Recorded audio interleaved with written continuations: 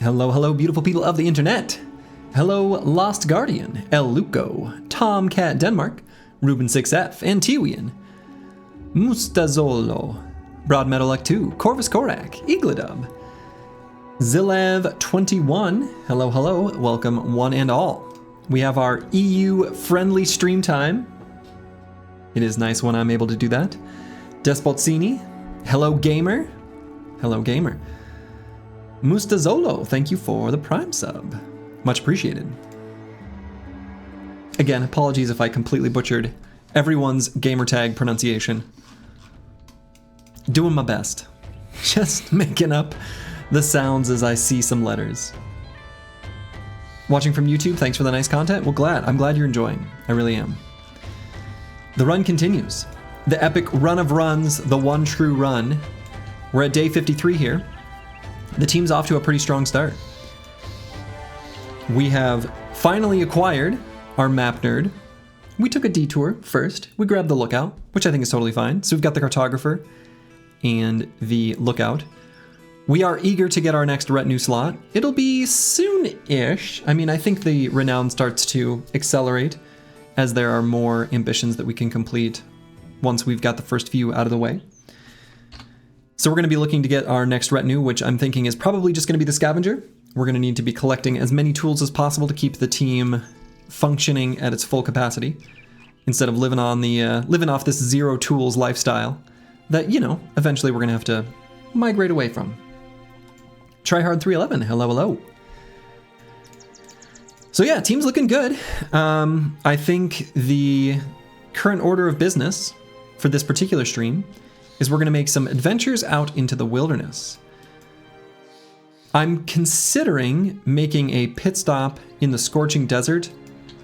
Honestly, kind of just for a whip for Misha Twitcher.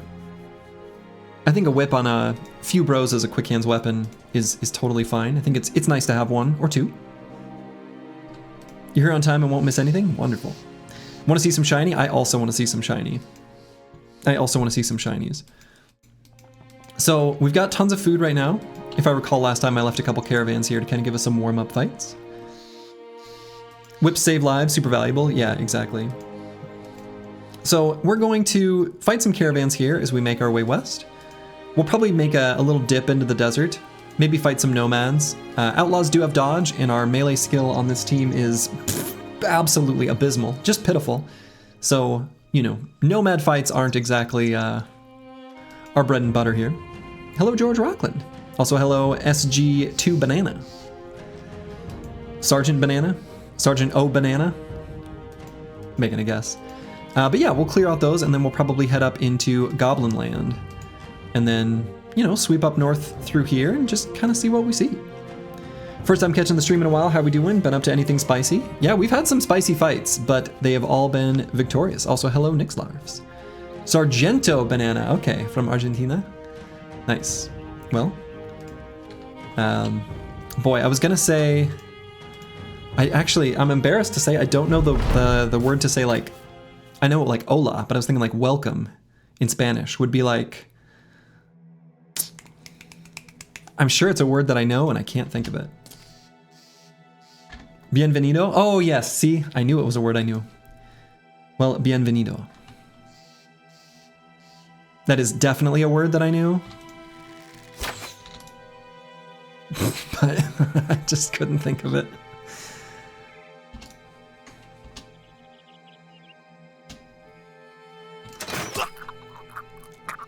Nice. So I think I'm gonna probably just conserve ammo at this point.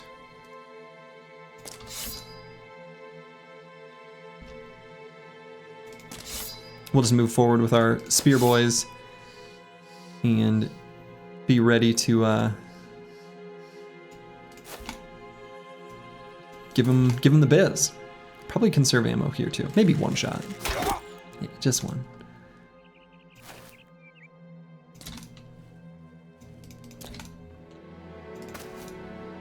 Can't believe I couldn't think of the word bienvenido. I do know that word.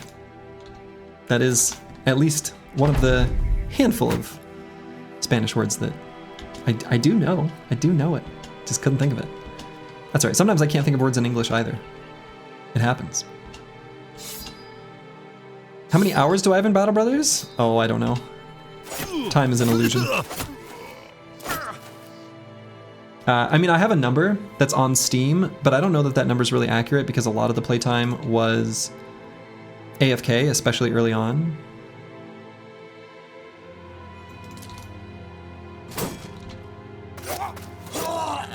So, unclear, to be honest, what exactly the number would be.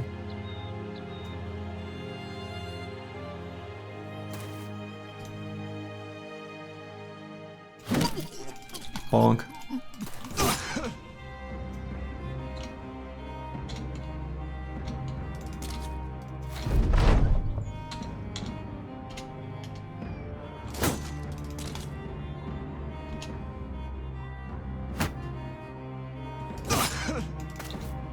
This poor guy. Doing his best.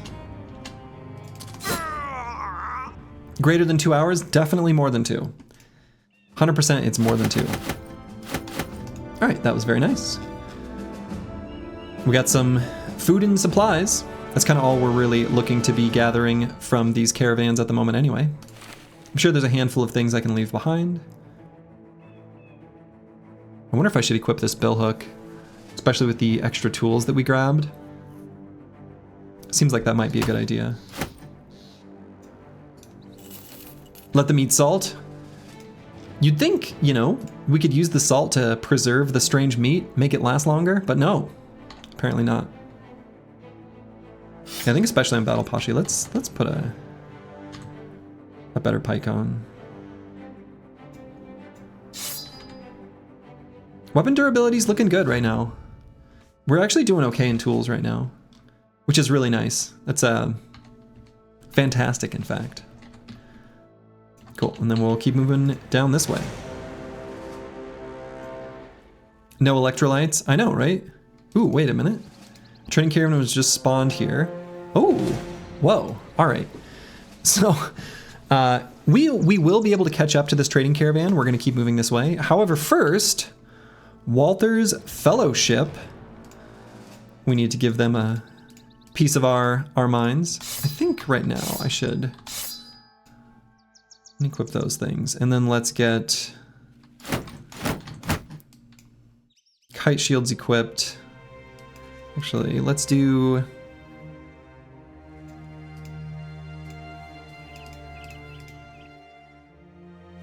Still heater shields here. We'll do like kite shields there and there. More mercs, time to get some goodies? That's what I'm thinking. That's what I'm thinking. So we'll come back for that trading caravan. But first things first. We'll take out this, and then we're gonna beat up those mercs, and then we'll make our way back. We've got some nice unethical terrain here.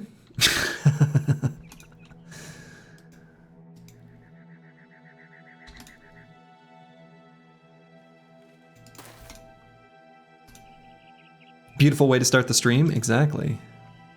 Exactly.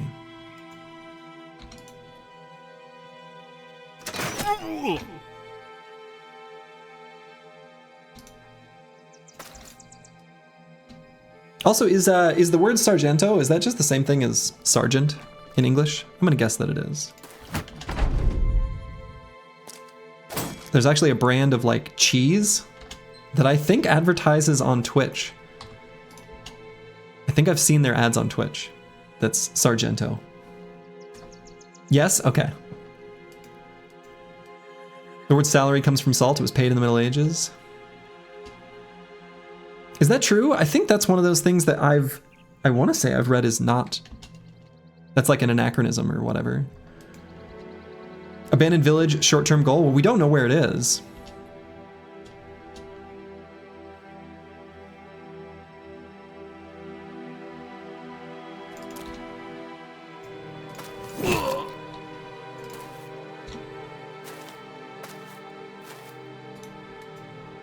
Middle English from Anglo-Norman French salari, from Latin salarium.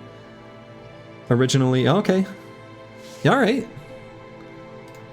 It probably is correct then. Undoubtedly is correct. I would say. Short-term goal is always don't die. Yes. Despite any other changes, not dying is our primary objective. And is there any world where I care about this guy's armor?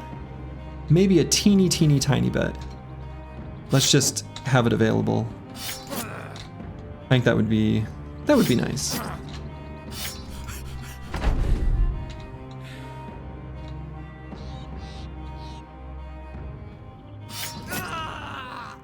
Cool.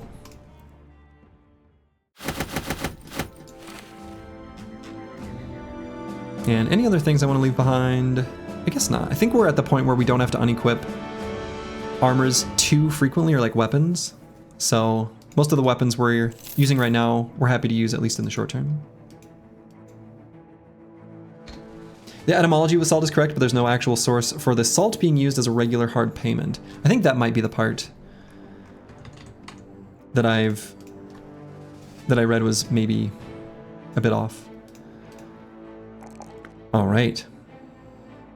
D and dice. Pretty nice level up here. Happy to see the hit points. And we're gonna grab Duelist.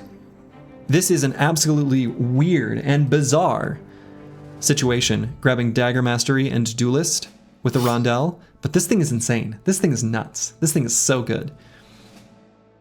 Very happy to have that.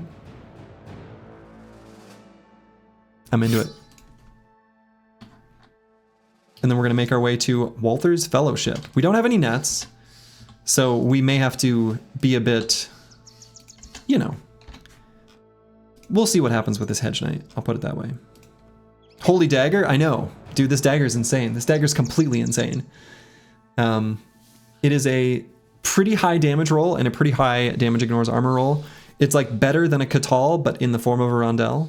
So it doesn't have, you know, death blow, but it's pretty crazy. Crazy how much food you have? Yeah, we've got a ton of food. We've been raiding caravans pretty much nonstop. All right, so here's our Hedgie. We don't actually really care about his armor at all. We don't need this. And he's pretty spooky, so we're gonna be just taking him down quick.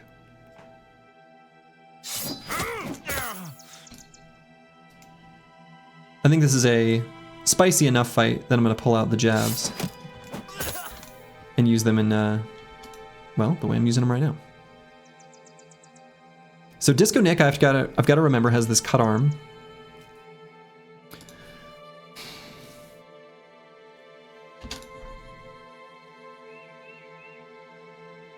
Give that Hedgie a wedgie? Will do.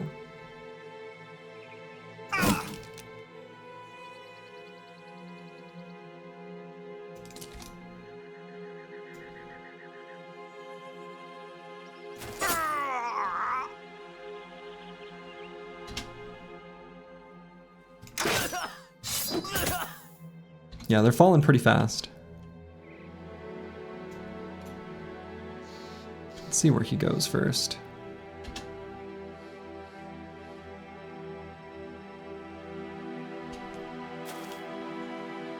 Okay, right up in there. Let's see.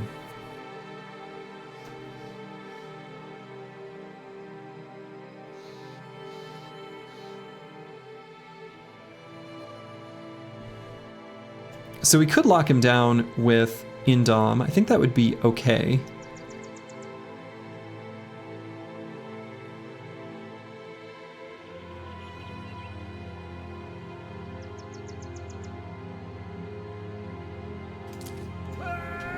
Yeah, I think that's good enough.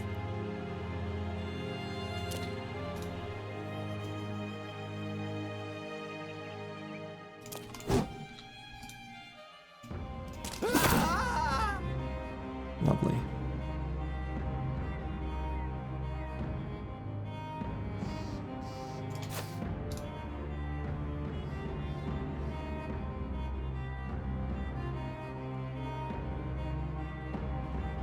Is it the infamous 16 Bardiche company? It is not.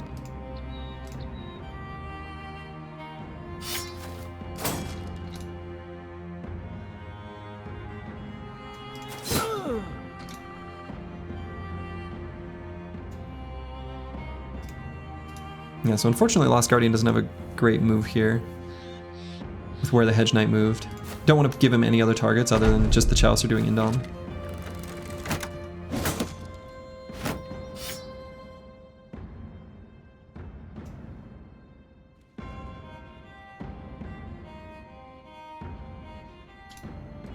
Let's see, we'll save ammo there a little bit. We'll go for a stun here. I think neutralizing the Hedge Knight is just as good as anything else. Got him. Is this the run? Yeah, always has been.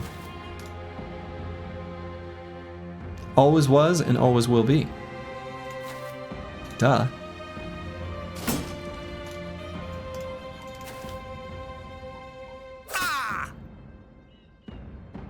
Cool. Got him. Oh. Dogs losing their mind up there. Sorry about that. Who knows what they're losing their minds over? Could be anything.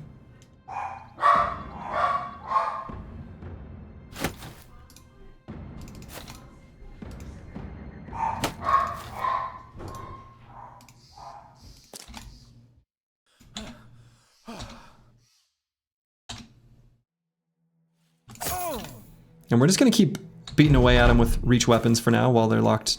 That was a choice, Mr. Mercenary. That was something. Okay. Weird, but all right.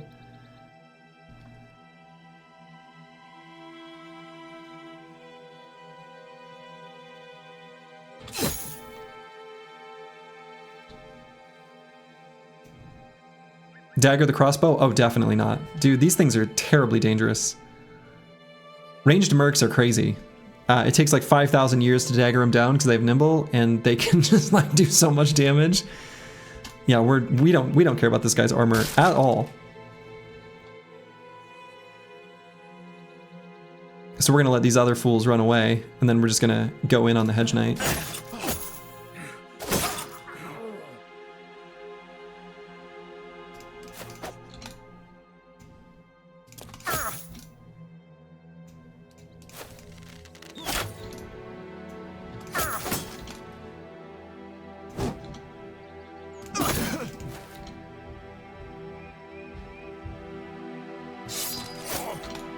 There we go.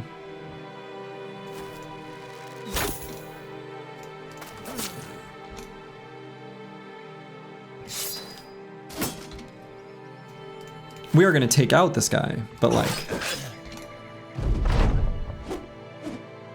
yeah. They're actually weirdly super dangerous. Disproportional to what you might originally believe, and to what you just saw there.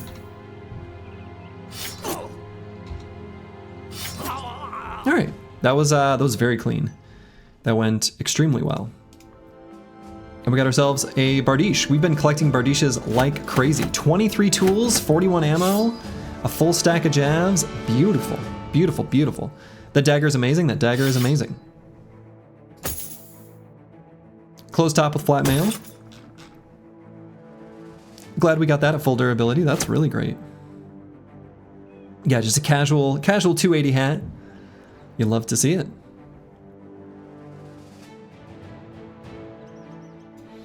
We weren't even necessarily going for that, it just happened.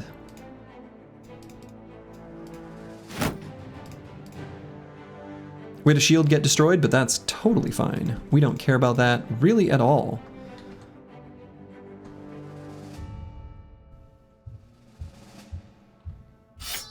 Before I forget, we're gonna go ahead and put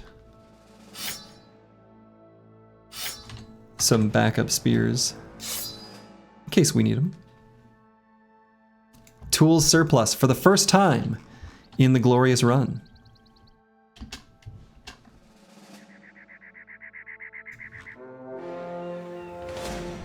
Some poor citizens making their way down the road.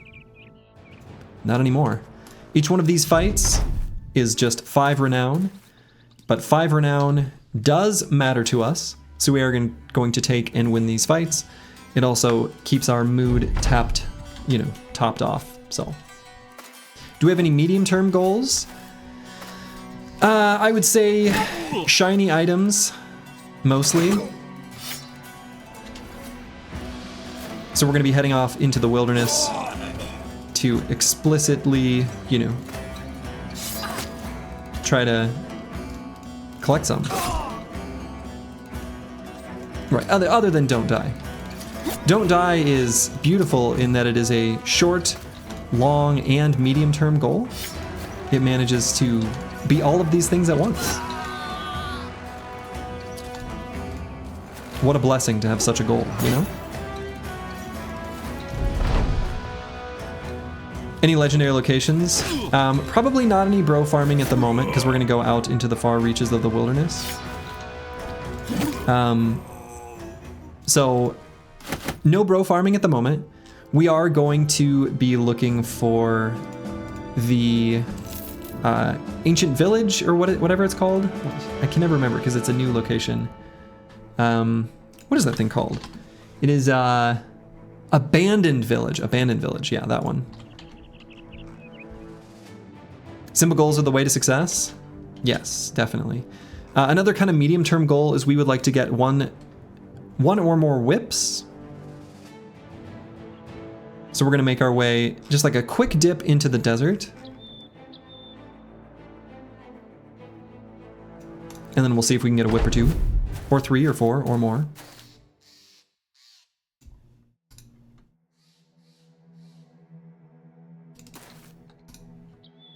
Hello, Bierver Kostiger.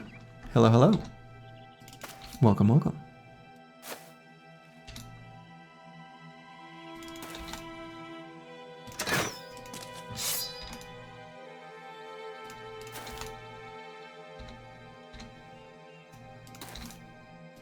That's the only downside for me, for the EU-friendly stream times. I have no idea how to say anyone's name.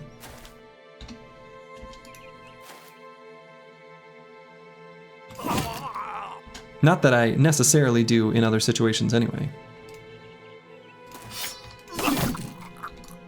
It was all right. Hey, that's better than I expected.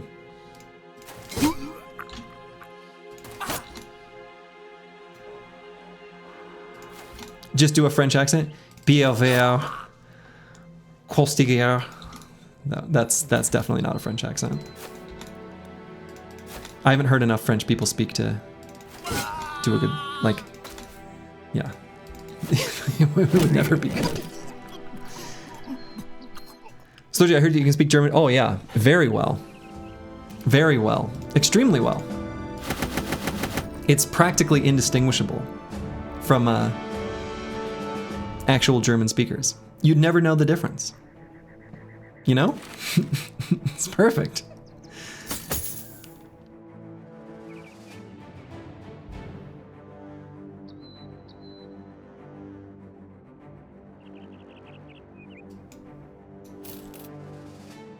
Might give you a taste, you're German too? Yeah. How'd I do?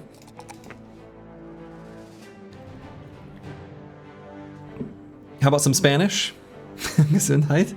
Wunderbar. I mean, Spain Spanish or Mexican Spanish? Or Argentinian Spanish? You know? It's not pollo, it's pollo. The Argentinian je is a very nice sound. Sergi speaks, yeah, I speak every language. I heard you're speaking German right now. It's just Twitch live translating to English for you. Yeah, exactly. So I'm speaking in German, and I've got a translation service that is turning it into English, and you'd never know. Yeah, my second language that I know better than any... My second language I know best would be Korean. Which even that is not great, but... Crazy what AI can do. Exactly, exactly. Yes, Slurgy's from Star Trek. You guys are figuring it out. Okay, so I think on all these throwers, we're gonna have a long way to go as far as swag levels to get their stats up to a nice level. However, they do have plenty of fatigue, so I'm gonna go Berserk and Killing Frenzy. These are gonna be our big damage dealers on the team. Could you hold up a conversation in Korean? These days, not very well, no. Mostly like, so I had a bunch of Korean friends where when we'd go out as like a big group, once it reached like a certain threshold of like maybe 3 to 4, you know, they all spoke English, but like 3 to 4 people who were Korean, like native Korean speakers, plus me, once it reached about that ratio, it would be like if we were out, you know, at a restaurant or whatever, the conversation would be in Korean, but I would mostly reply in English, but I could follow along. And they would speak English like if they were speaking directly to me, or if I were just doing like a little interjection, I would do it in Korean. But it was very, I think it was kind of a funny sight to see. And I definitely was lost in the conversation constantly. It was sort of just like I lived next to this guy, and they were just like a group of like college friends that were just like, I don't know, I was just like their, I don't know, like token foreigner that they brought out, and then we just had a great time, so we just kept going out together and formed like a genuine friendship, even though I think I was originally just a novelty. So it was pretty fun.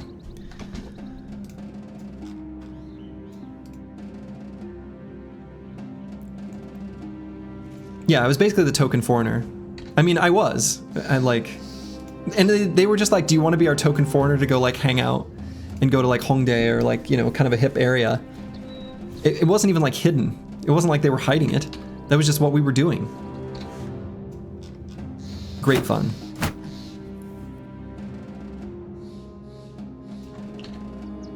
Token white giant. Well, I don't know. I had, so when I was teaching at the high school, there was one of my students who was taller than me. And he loved the fact that he was taller than me. I'm tall. I'm like 6'5"-ish, which I don't know. What is that in I gotta remember. Okay, that's almost 2 meters. That's like 195 centimeters. So I'm pretty tall. 195.5.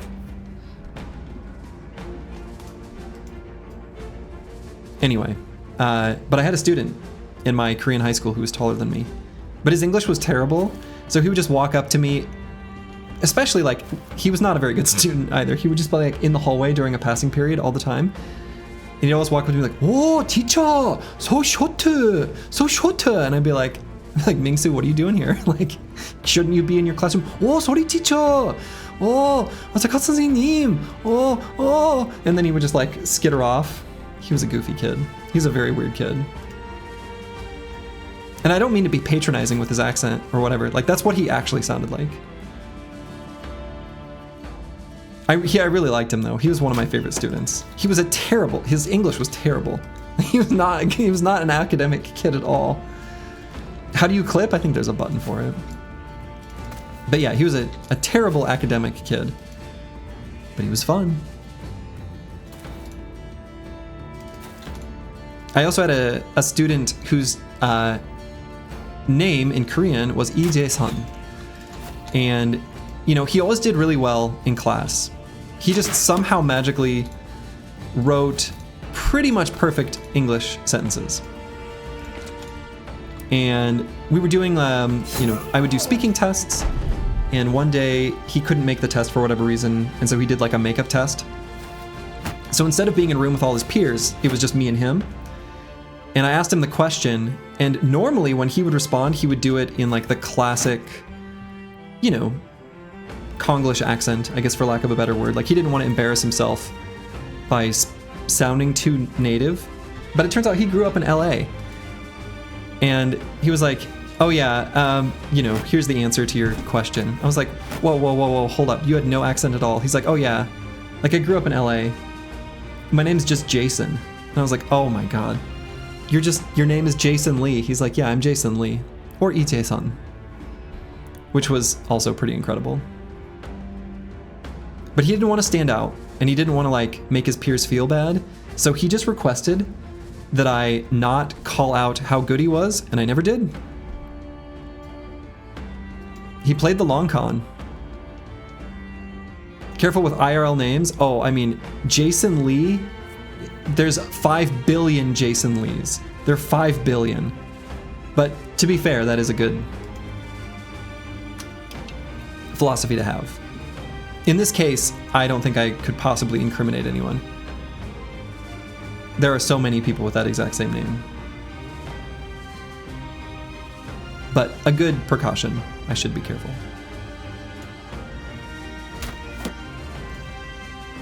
We're gonna keep scooting and shooting.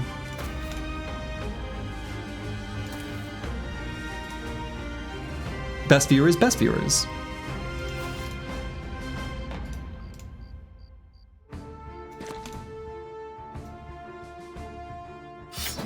I might throw a couple jabs.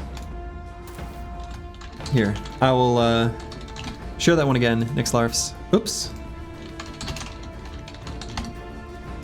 I've made it so that only VIPs can share links. Oh. This guy still had his turn, huh? That's awkward.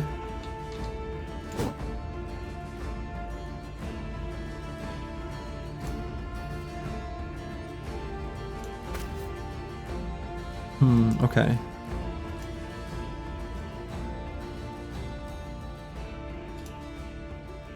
I mean, he'll be fine, but... So he's Korean accent. To be fair, I'm imitating one specific person. One specific person. Polehammer Chad, yeah, we're looking to pick up this Polehammer if we can.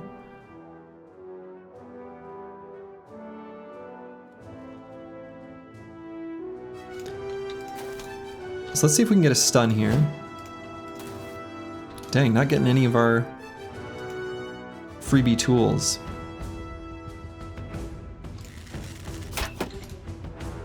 So let's push him off.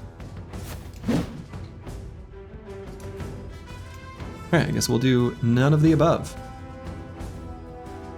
We've at least got a bro here.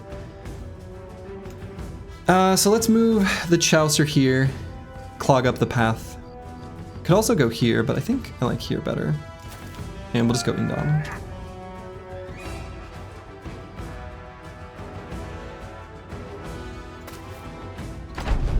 Yeah, I mean, Jason Lee is a extremely common name. In fact, I know a couple Jason Lees. Just personally. Do you want to know what's a Jason Lee? It's a person. Yeah, it really is like John Smith.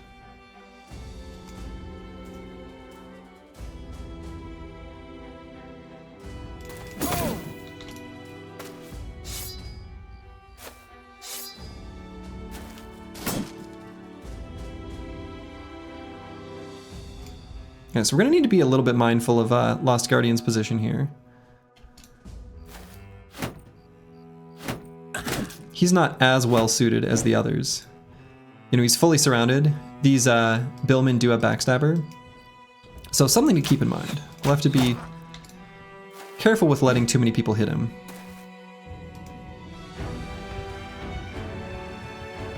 So like if we're able to take out this guy, that's great. Should be able to probably with D and Dice, so we're gonna wait.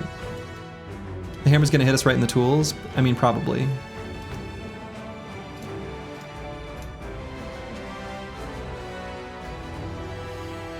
So I might have Aesthetic Gabe. Do like one attack there. Shield wall. I know he's, you know, riposting, but... There's Indom there. Boilerplate, I'm gonna have not go there because we're gonna leave that Hex for D and Dice, so we're gonna have him move around the side.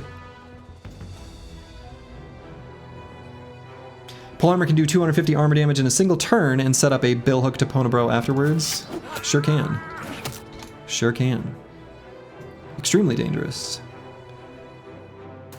Now, all our bros are like, you know, they have nimble and pretty good defenses, so I'm not terribly concerned about that actually taking out any of our bros. But the damage can be severe.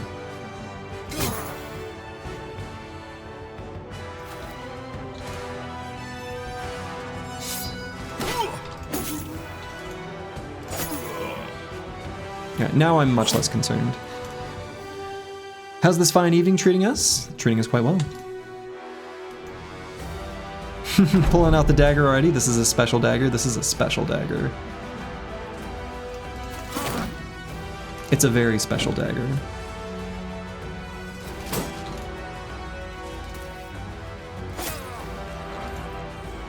In fact, we're going to show... Well, almost showed him how special the dagger is. They should add rarity items in Battle Brothers like unique, legendary, uncommon. Jason Lee.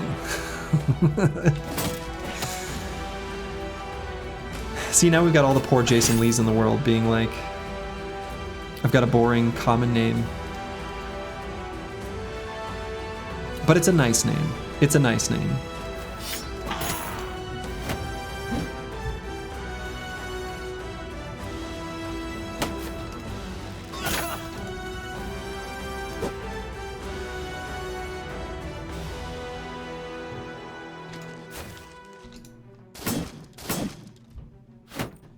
Yeah, it's uncommon because it's nice.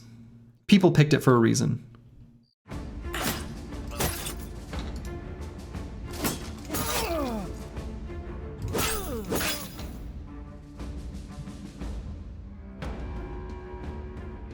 We can safely put a dog down. That'll be okay. They won't attack it.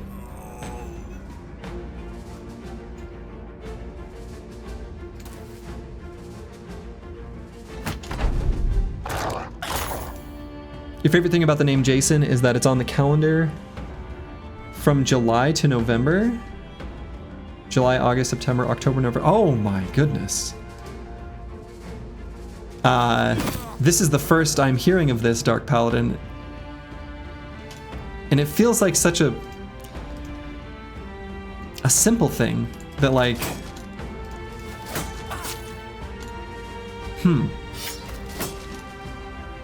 I like that. I'm surprised this is the first that I've heard of this.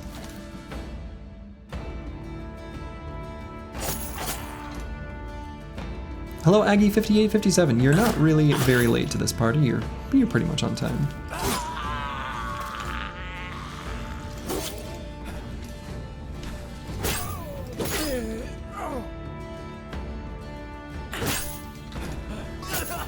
Jason.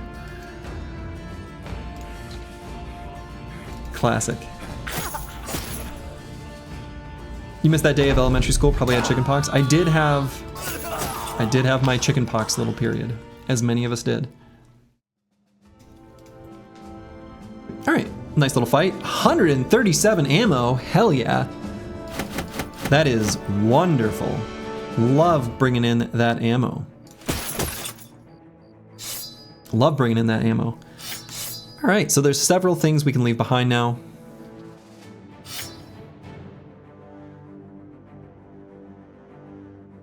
Let's leave behind the hunting bow. I don't think we're ever gonna want to use that. Probably never gonna use a half-broken mail shirt either.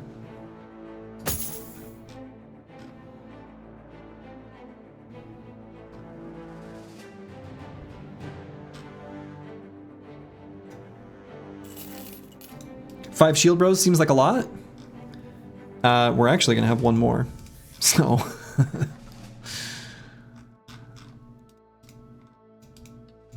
Shields are good, save lives.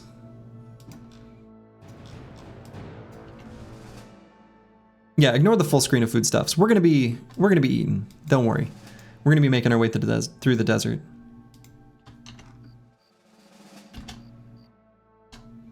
Okay, so we're going to make our way down there and try to get ourselves a whip. We don't want to get caught out by any northern armies, so we're just going to be moving slowly and carefully past the watchtower and the barracks. We can go full send on the throwers for a while. We're still going to conserve. We're not going to go full send on them. All right, perfect. This is the kind of ambition we're looking to get. Win a battle against 12 or more enemies? Easy peasy, lemon squeezy. You love to see it. Hopefully we'll be doing that actually pretty soon. Walking into the desert smelling like a grocery store.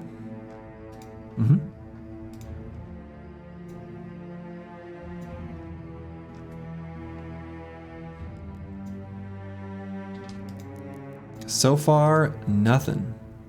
Absolutely nothing. What is this? Desert?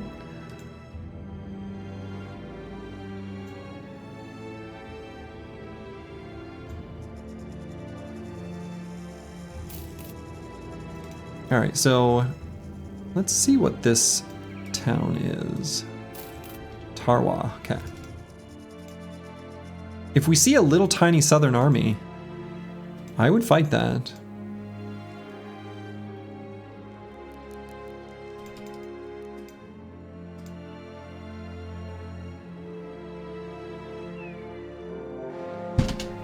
I will not fight this though, that's too many. What I was hoping is to find like a little teeny tiny one, maybe one that got damaged, and then we will be able to get some guns from that. What's the money upkeep? Not too bad, 232. Yeah, so we're just gonna dodge that. Do you plan on trying for the belly dancer while in the south? Not at the moment. Not at the moment. We do have one southern city, Quadim, that we've left non-hostile. So we can farm for the belly dancer, you know, but at some point. What's the event timer? We had one not too long ago. Might as well pop by. I actually don't know where Quadim is. We do have enough food. I guess it's probably not a bad idea. Let's see if Quadim is down here. Surprised we haven't seen a single footprint for nomads. Kingsguard would be nice to see again. Yeah. Sure would. Sure would. Right, will be. I like the optimism.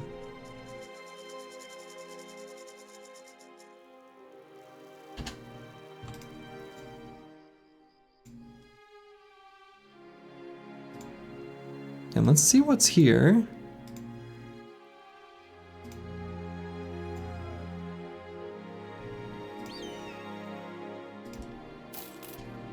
Ah, so we are also hostile here. So the other southern city must be down this way? Okay. Well, we're not gonna go over there right now.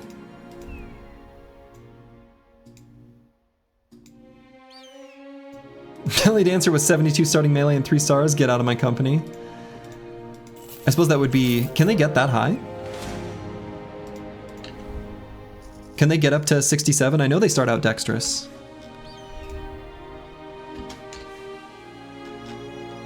All right, so we're gonna go ahead and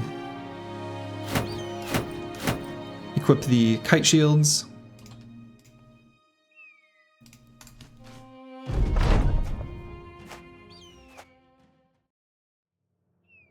You had that one of those Winstreak runs? Did I really? I don't remember.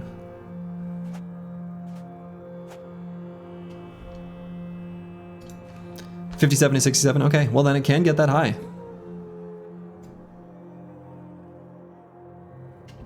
Because they always start out with dexterous, which gives +5 melee skill.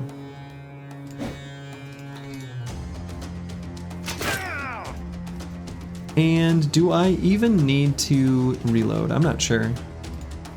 Realistically, we can blow these nerds up.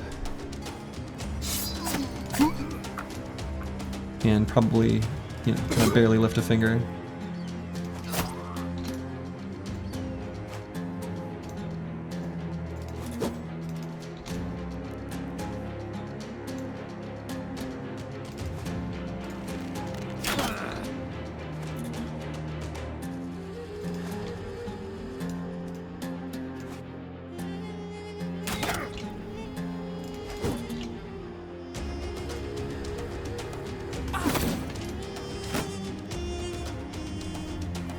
Yeah, I'm not even gonna reload. We're not gonna be too crazy on the ammo.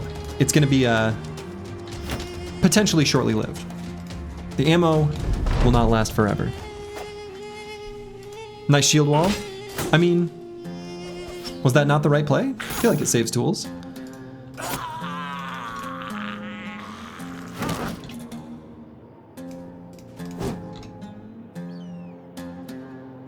Something you've got to keep in mind if you haven't been following this company from its original, you know, origins, Our starting brothers all had like melee skills in, I mean, not even exaggerating, mostly the upper 40s with no talent stars. And they had no other standout traits or stats. So our stats are terrible on this team. Just terrible. Oh, you meant the AI shield wall. Oh, okay, sure. The one back here, right. That one was questionable, agreed.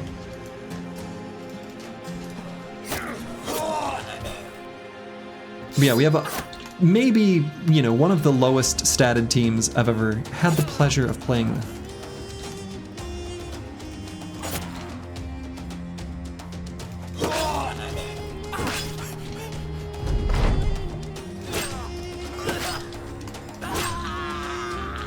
Doing work with that hooked blade. And they're going to beat every legendary location flawlessly? Exactly. That just makes the run even more impressive. It's what we've got to do.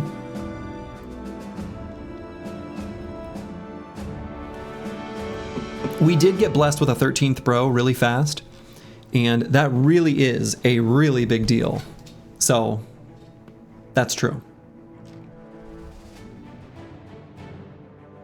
Yeah, our melee defense is not as bad as our melee attack across the board. And I will say, despite the low starting stats and the lack of talent stars, the level ups have been okay. We've had a decent number of +3s in melee skill, I think better than average. So, you know, when viewed through that lens, I think there's, you know, a lot to be thankful for. And the new bro was pretty good. Yeah, so like, I shouldn't talk trash too much. The new bro was good. Melee stats are okay. Great, let's play. Hey, free 25 crowns. I've had enough. Gambler wants to gamble. We'll take what we can get. Pure profit. Does the company eat strange meat? Yeah, so it'll always eat other food if those foods are available. So the strange meat is just simply going to go bad.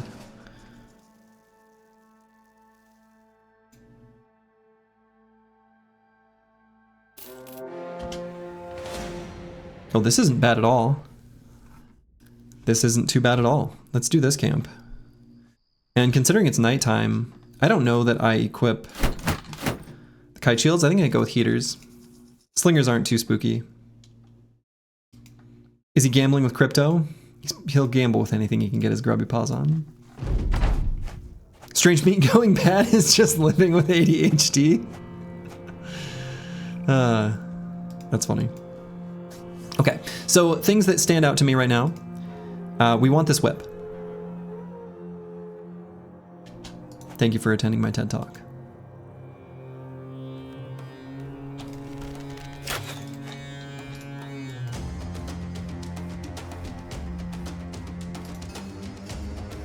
Peasant coin. Bro tokens. Shit, this writes itself.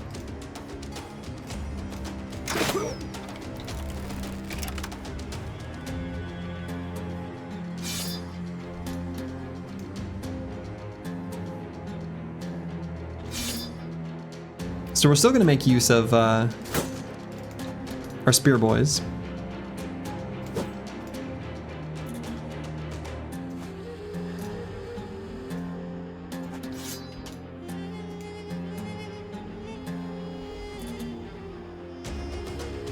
We'll have the Chaucer clog up this spot. He can just stay where he is. I don't think he needs to move or do anything special. Instead, Gabe can kind of hold the top. Maybe go like here. So did I see you took someone else's advice and ditched the shirts with too many colors? Oh, I mean, I changed clothing. So I guess yes. I'm wearing a different shirt from yesterday. Though I think I wore that shirt 2 days in a row. The flannels or like overshirts, I will do that. I just put on a different undershirt.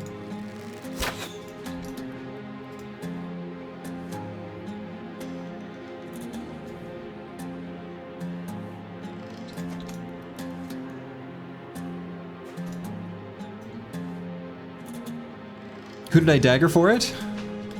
You don't want to know.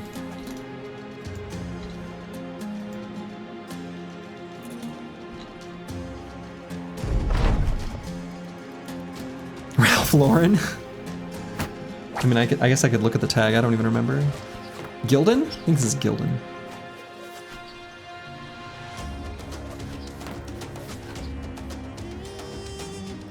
Yeah, someone was saying yesterday that the colorful shirt was affecting the quality of the stream on YouTube, which I did not take the opportunity to look at the bitrate in YouTube. I did say I was going to do that, but I didn't. I still can.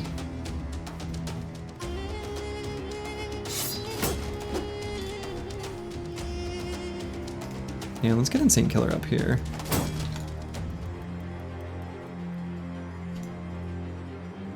But I mean, I believe him. I don't think that person is making it up. I mean, I think that with a lowered bitrate, I could see where something really colorful, especially with that kind of patterning,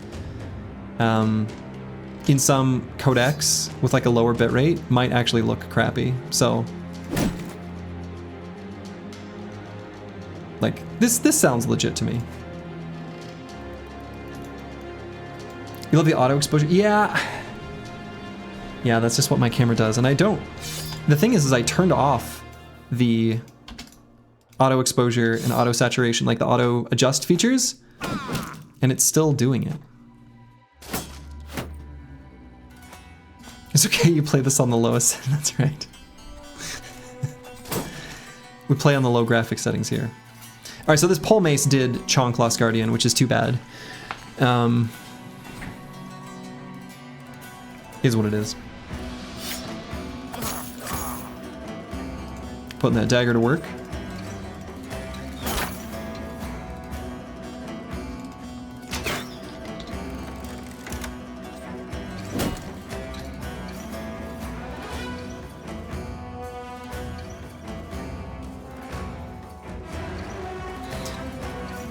Let's see, so here on the bottom, we actually don't need to shield wall at all anymore. We can actually just push and push forward. We've done all we need to in that regard. That a gate will just adjust to there.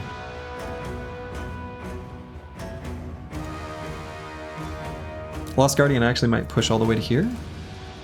The spear walls look a little dumb now, but they did what we needed them to. Oh, that's rude. We actually kind of care about this weapon being engaged there.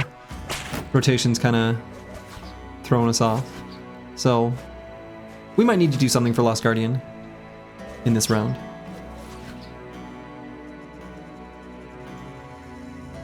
Right, it's a Battle Brothers stream, not a Slurgy in 4K stream. Right.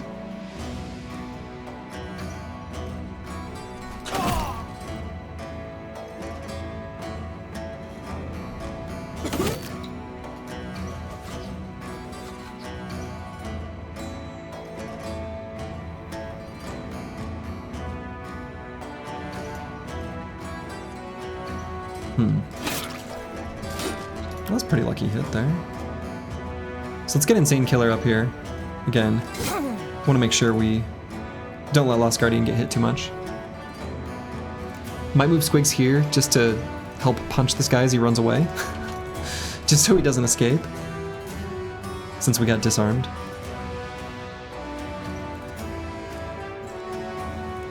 And do I use ammo? Probably can use some.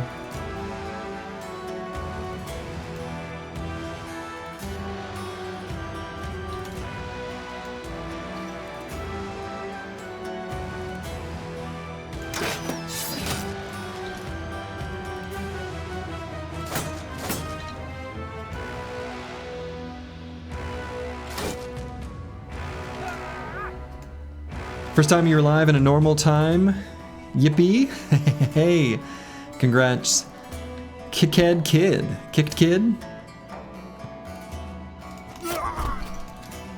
Actually, this would be an abnormal time. At least from my perspective.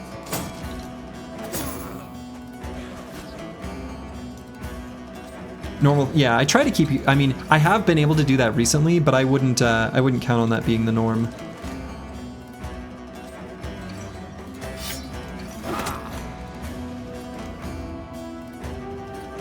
Unfortunately.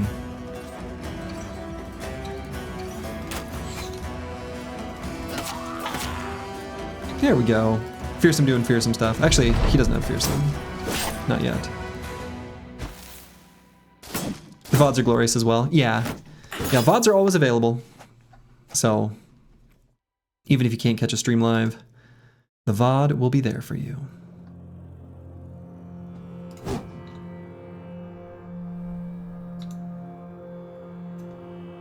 Whatever keeps your mind, yeah, at your A game is important. Yes, absolutely.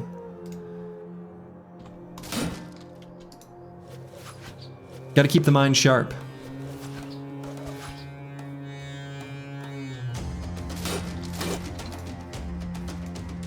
Es muy importante.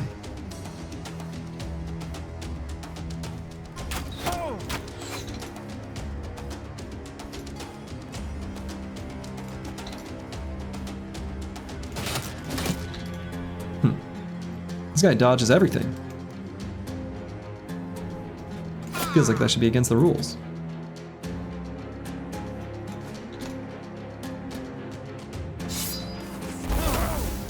Can't dodge a fire blast though.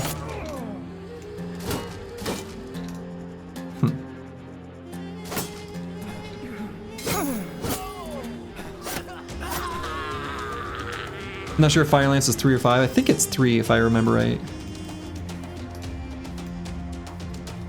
I think the Fire Lance is 3.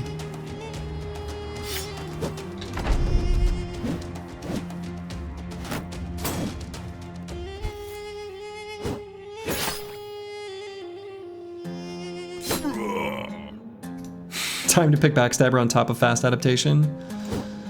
Or just pick up some veteran levels. How about that one?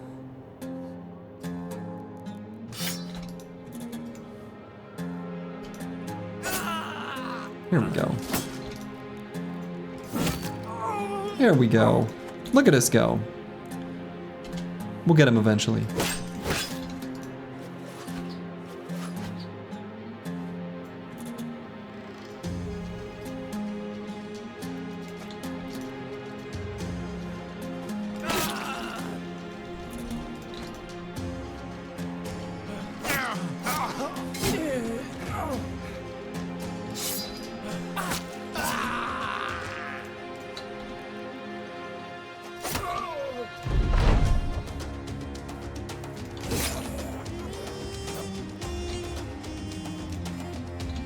Okay. Pretty clean fight. Reasonably so anyway. We took a little bit of damage. And maybe I try to dagger this guy down. I guess it's free. We may as well do so.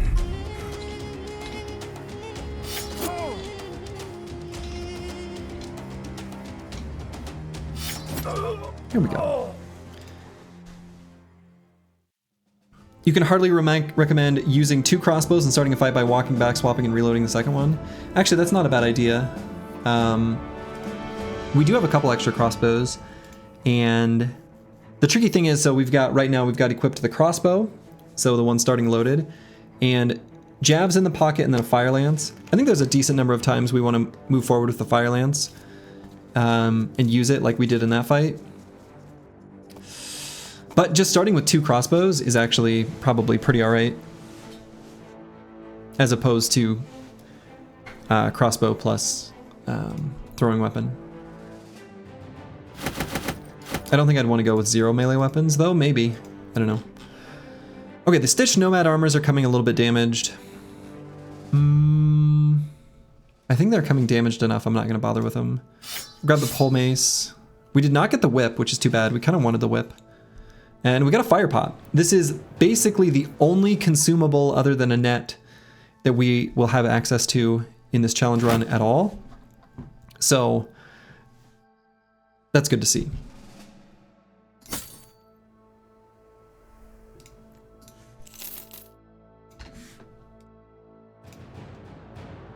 All right, so let's swap out this armor. We can put on... Honestly, a basic mail shirt would be just fine.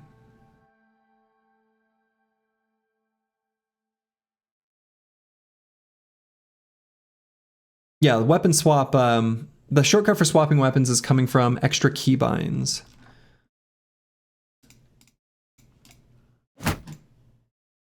Okay, I think I'm just going to give the Chaucer a Sipar, a general purpose high durability shield for most fights. I think is going to make the most sense.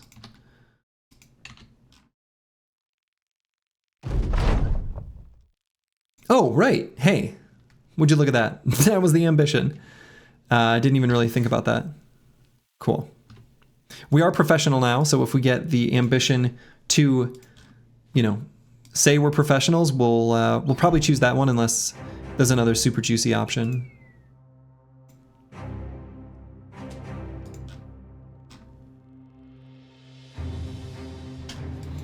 Yeah, so this is a pretty disappointing section of desert. I guess we can maybe make our way up here to the ancestral remains, which we do know is Ancient Dead, because we've seen that camp.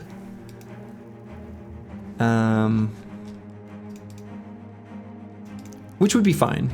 We should be able to do that fight, like, okay. We're not very well suited to fight Ancient Dead, realistically. We're, like, kind of bad at it, but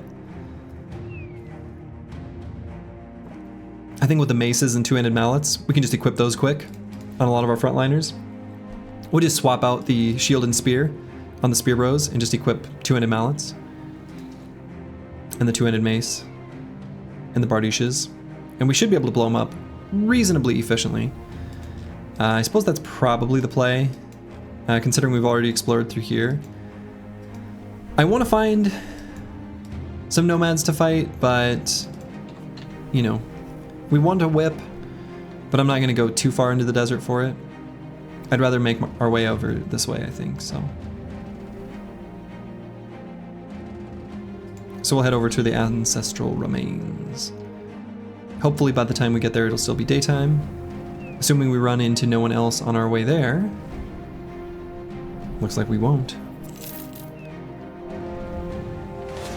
Hyenas don't really do anything for us. Alright, so we're going to equip throwing axes. Probably just one stack each, I think is totally fine.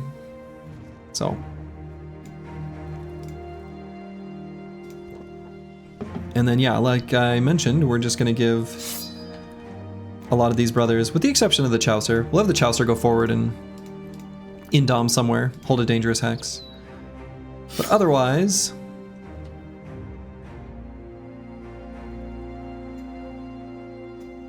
we're just going to equip some of these weapons.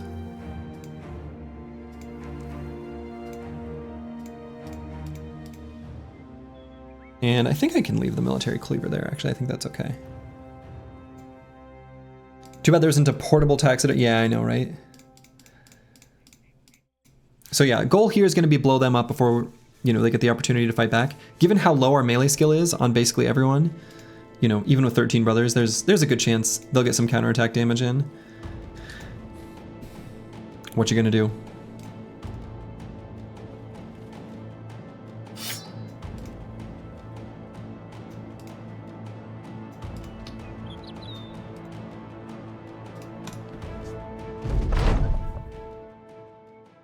All right. So once upon a time, there was some Ancient Honor Guard here. Ancient Honor Guard are no longer here.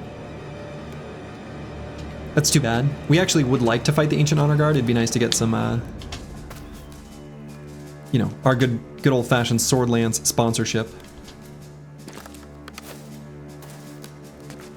But alas, no Sword Lance is available to us. A sad day. So we're just going to attack and back up 2 hexes. El Clásico.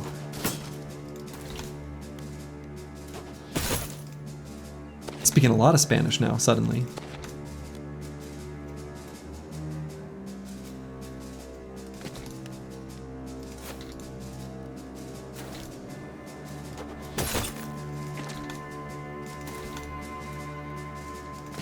Hope nobody finds that patronizing. I don't mean it that way. And let's see. Yeah, we'll move the Chaucer all the way back there. I think that's fine.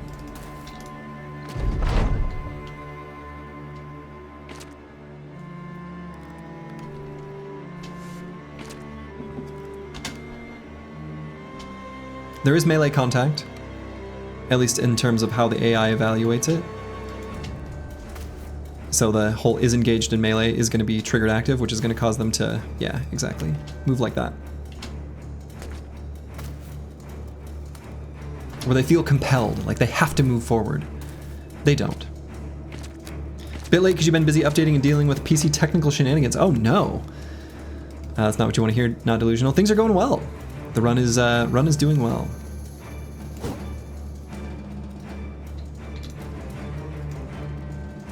Yeah, let's try to get a kill here. Ah, hit him in the head. That's a shame.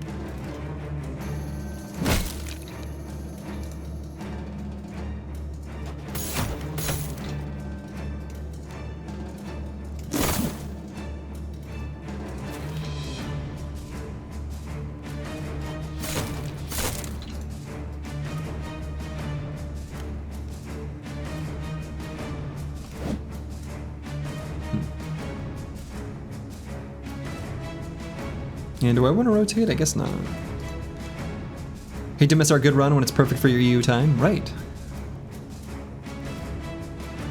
Is it still worth using the dagger against the ancient legionaries? I think it might be.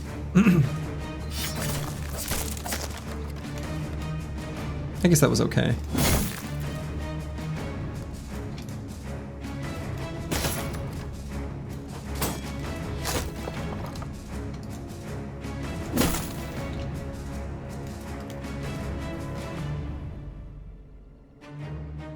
Let's send the Chaucer here, and really the only way to guarantee he's the one attacked is to do that. That way this Ancient Legionary hits him, and I think this Ancient Auxiliary will go here now too.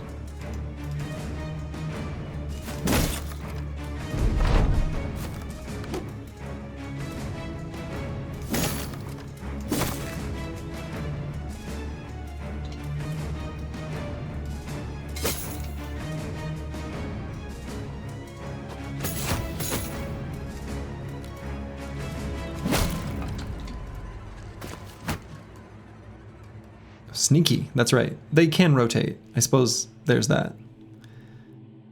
I knew he could do that, and I was ready for it.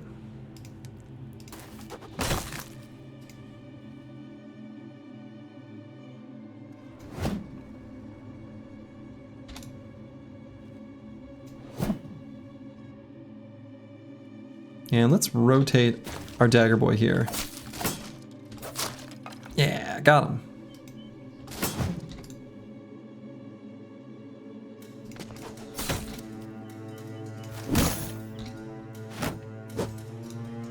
All right, we were able to take them out basically completely. Put the dog down. Dog can help us out.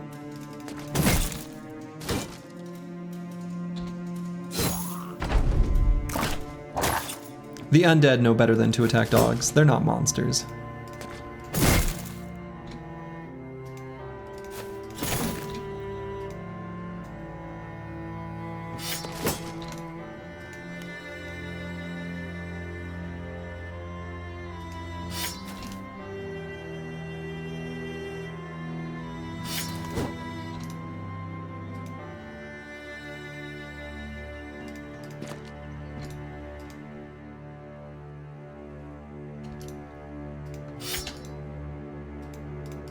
They are obnoxiously going to get another round of attacks in here.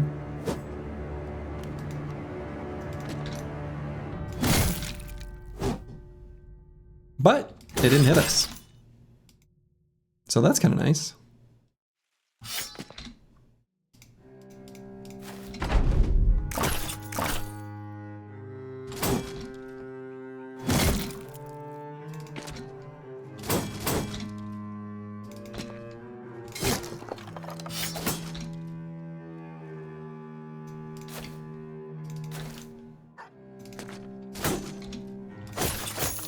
All right, very nice. So that actually ended up pretty clean in the end. We were able to get more two-handed weapons compared to the last time we were at this camp, which really helped just like plow through them. An ancient tower shield can sometimes be a nice option for kind of mixed damage type armies. So we'll go ahead and grab the high durability one.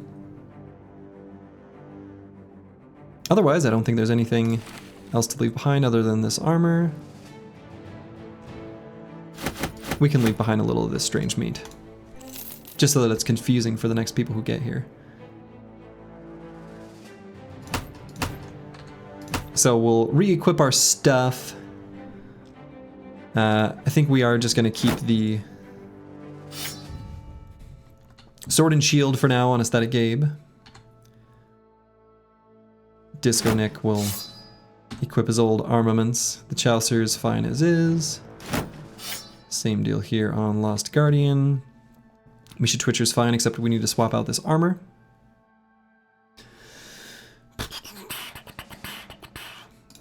I guess we'll just put on this.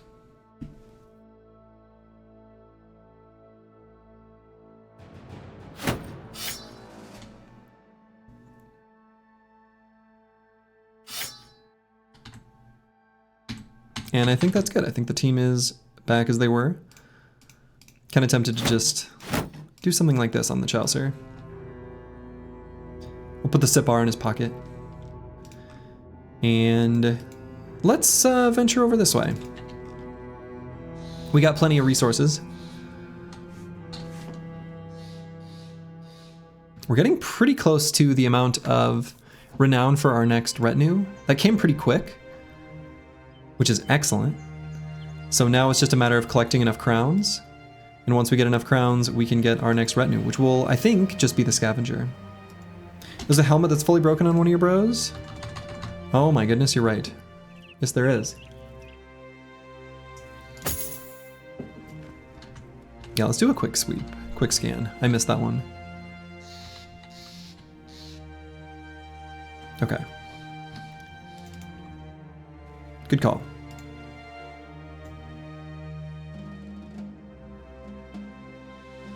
Thank you, Tryhard311.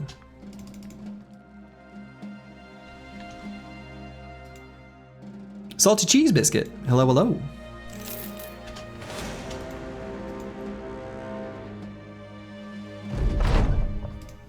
Okay. Ugh. These options all suck. This one is possible, of course. Defeating 5 groups of roaming beasts is something we can do.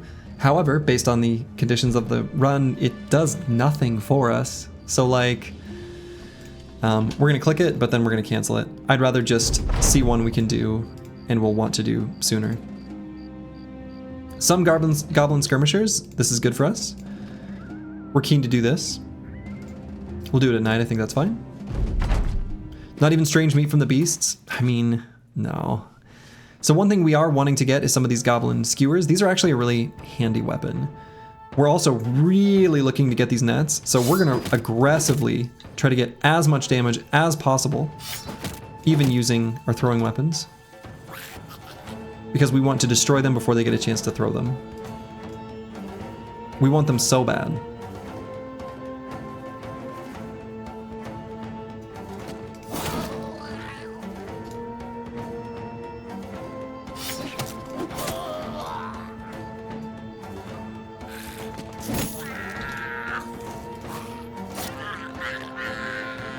Damn, that one didn't drop.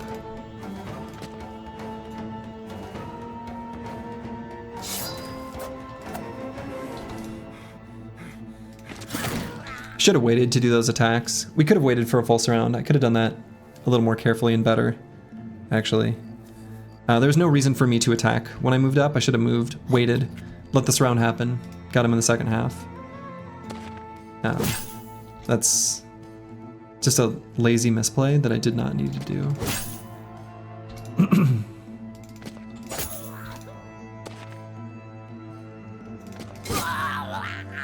But we got that net, which is good.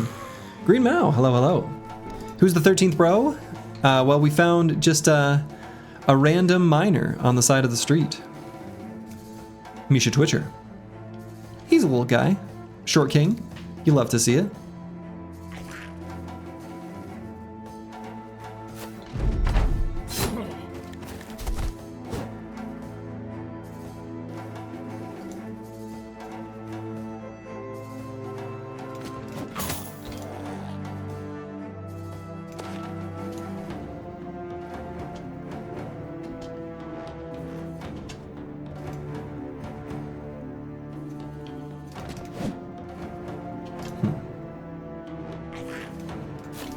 Here I am surrounding on purpose because I want more dudes in melee with them when this guy tries to run and dies.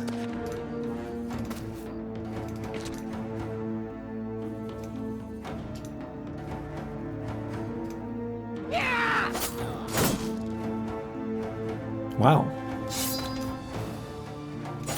Evasive little buggers.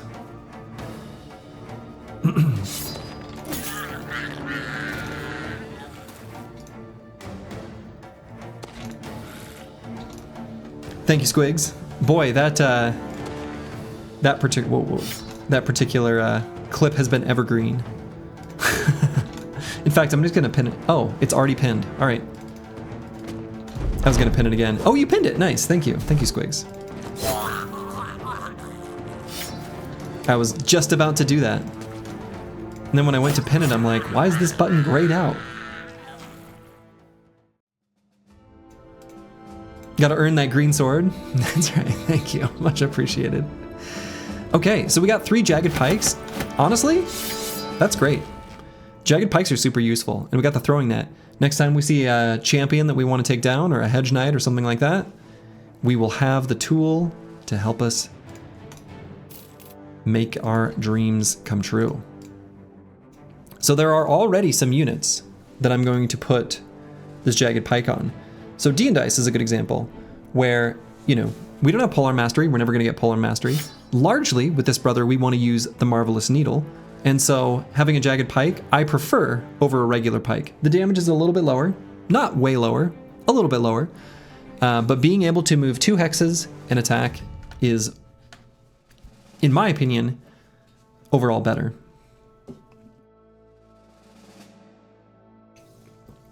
It's a win streak now? Yes. I mean, the current streak is 0.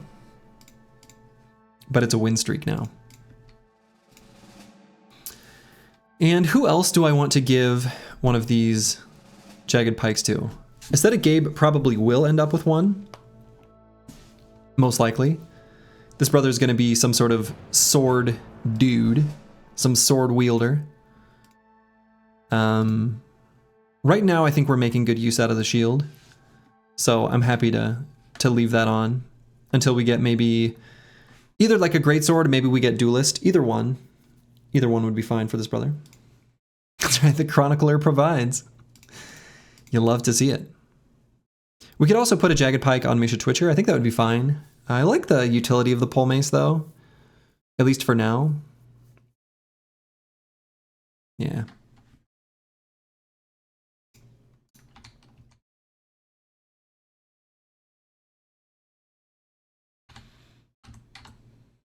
We could, of course, also use the jagged pikes on our throwers, sometimes just as a ammo saving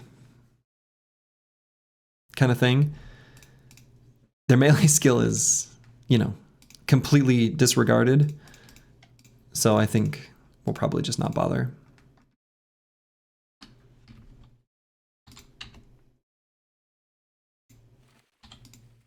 The utility of a 95% chance to have a 75% chance to stun. Yeah, basically.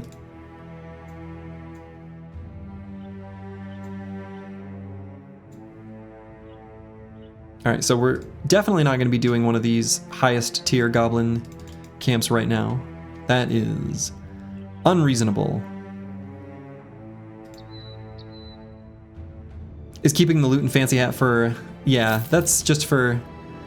Oh. That's just for funsies. So the stone pillars are here. What? That's crazy that I did not discover them before. When I was sweeping for legendary locations, we were like half a pixel away. All right, we are gonna go here to get the, you know, the quest unlocked. So we'll go ahead and I'll update our legendary locations command. Stone pillars found, but incomplete. We'll have a look. Who are you? So what do you blah blah blah? You full on nut bar. How can I help? She gives us a signet ring, which we're gonna leave behind at our first opportunity. But we're gonna bring her 3 unhold hides as our first little mini quest, which will unlock the Kraken. Honestly, you say we need a clips channel in the Discord, both for Battle Brothers and any other game we might do, and also to gather all the excerpts Father Falsers offers us. Because just tossing them on the general channel, they get lost in the conversations. Not delusional, that is a great idea. And I will create that channel right now. Boom. That is a great idea. I agree with you. They do get lost in the conversations, and they are worth chronicling and having them be an official record, and I think that's a great idea. So, no, thank you.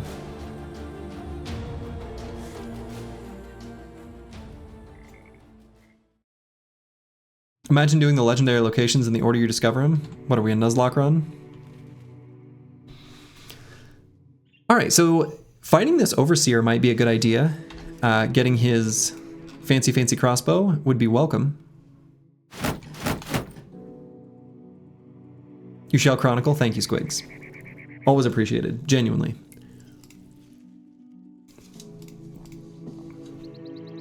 And I think these brothers having heater shields is fine.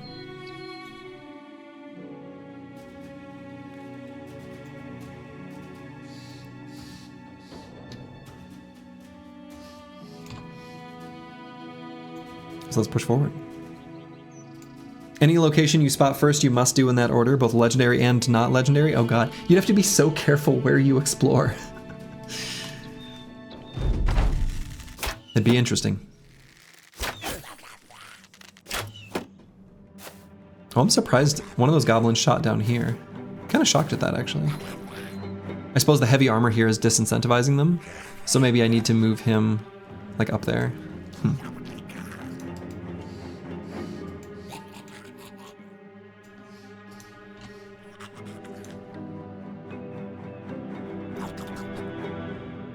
Alright, so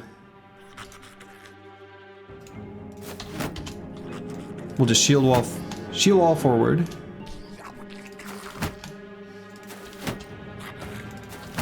Eat up the rest of their projectiles. Nice spear wall.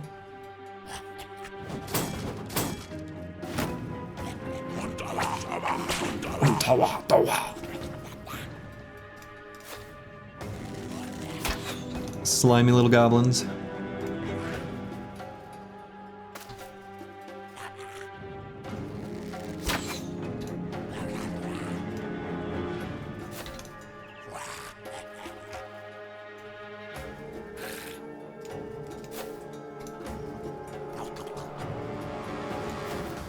D and Dice can hide in the bushes.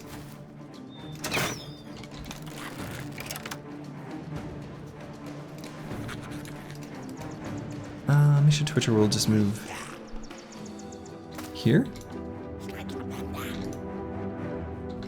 So we'll push forward a little bit, you know, slowly, passively.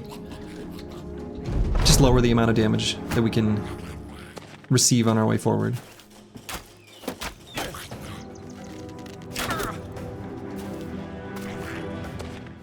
Final Overdrive, hello, hello. Good luck on the run, thank you. Much appreciated.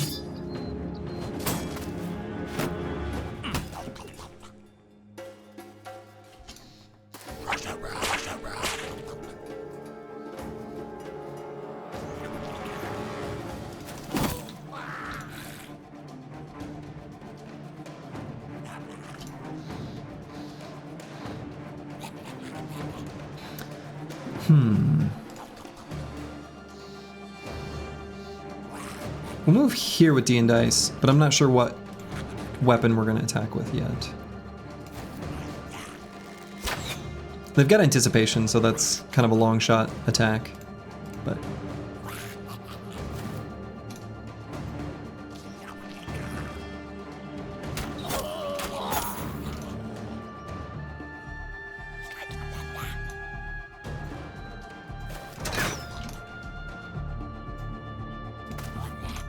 And we're gonna push the squad forward.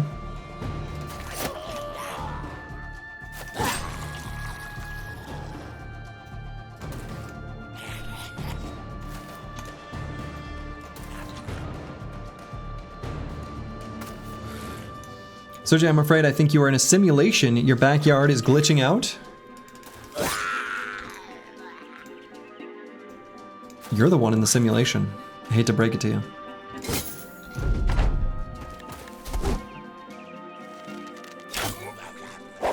That is simply the simulation bugging out for you. Alright, so the Chaucer did get goblin stabbed. So he can only get stabbed 2 more times this turn. Will this be enough damage to be lethal? I think it could be. Lovely.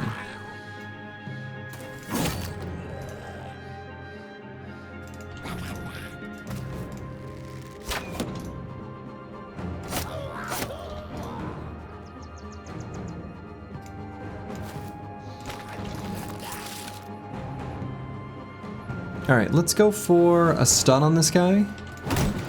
There, okay. That just guarantees the Chaucer's safety, that way we don't have to do a rotation. Just to prevent like a unlikely but technically possible death.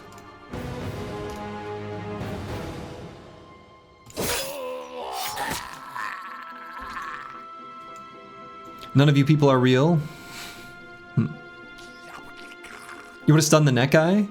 I mean, we could stun the net guy to get the net, or we could stun this guy to make 100% certain that we don't run into a situation where we could have an unexpected, but unlikely, but extremely unexpected death. I didn't know if we'd have enough to indom there, actually.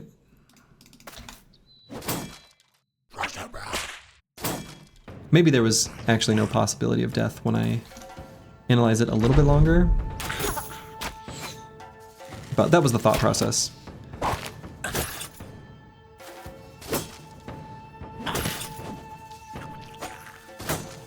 Imagine having such a loser attitude. I know. Imagine. Damn, we didn't get his weapon. That's too bad.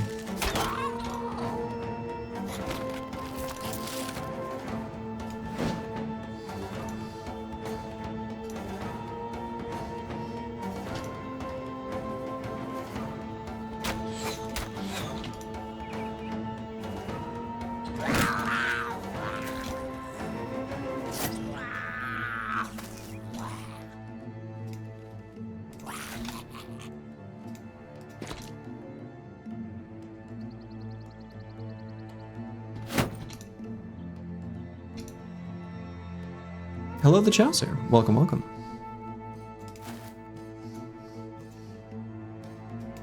You help out moths and other cool little insects when they're in troubled positions. There's nothing wrong with that. Nothing wrong with that at all.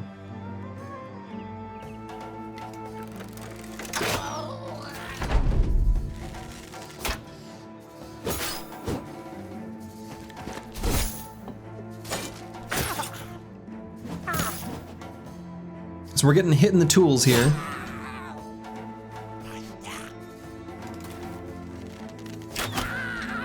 Goblins will do that.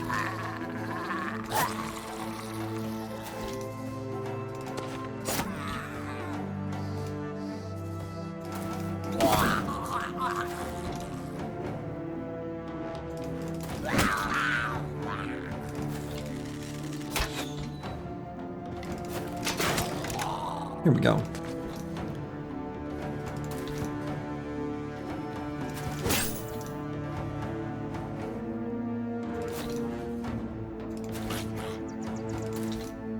Okay, run them down. Right, I too put mosquitoes, ticks, and other such things in troubled positions. Ooh, baby, would you look at that? That's why we travel out this far into the wilderness. We're not even that far out. But we've got the illustrious protector. Now this helmet is not super exciting. It's not like this is great or incredible, but it is pretty nice. Yeah, nice nimble forged. It's reasonably light. I should have got that mod where I can see the ranges of legendary items, but I didn't. So, this particular one, the lightest it can roll is -14. So hey, we actually got the lowest durability possible, but also the lowest fatigue penalty possible. Okay. You keep telling me to do it. I know. I know. and I agree with you. And I don't think there's anything else here we want. Cool. So like, for example, Aesthetic Gabe technically has both right now. And we are going to be doing Nimble Forged on a decent number of brothers. Like, how light of armor would we need to get any Nimble? Like this light? We'll keep the coat of scales on. But we will put this helmet on him. You're amazed at what I managed to pull off with the starting team. Hope the run reaches the end this time. Hey, thanks, Tomaok. I hope so too. All right, so we'll take a minute to replace armors. Let's see, what's our tools situation? 10, yeah. So what I might do on some of these brothers, like this brother's got so much hit points, I think this is a totally fine and reasonable thing to do, is give him a setup like this. Disco Nick, similarly, he can be like this and it's totally fine.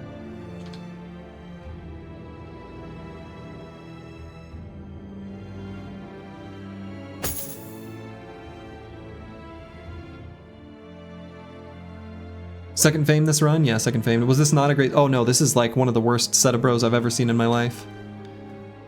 They were terrible. But we're making it work. You don't need good bros, only good strats. Too bad we didn't get that goblin bow. It's disappointing.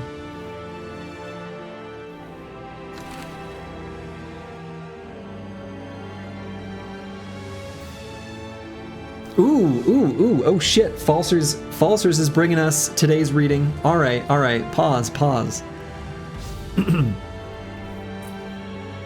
Brothers, please rise for today's reading. An excerpt from the Litany of the Lindworm. Verily, a brother did doubt and waver, and from his doubt a voice came. Brother, was I not a shield for you? Did I not clothe thee in links of chain? When ye were lost and wandering, did I not provide unto thee a village most abandoned? The brother wept, for the words in his soul were an elixir to his resolve. Beautiful. The Litany of the Lindworm is easily one of my favorite chapters from the Run1. The voice of Dovcool is a welcome addition in any chapter of our holy book. Slurgy ASMR, hell yeah. You'll love to see it. Falsers, when I was out just like running errands this morning, and I told my wife about your wife's comment about what you're doing is very normal and cool and not some nerd shit. And she very much got a kick out of that. She's like, yeah, you nerds and your weird nerd shit. It's like, yeah. Need to get Slurgy a robe. So I did have how I recycled it. During the Winstreak series, I had like a paper grocery bag that I cut out holes for that I was gonna wear. And I totally forgot. Like I forgot to put it on. But I made one. One of those paper sacks you get at like Trader Joe's or whatever. That tracks, yeah.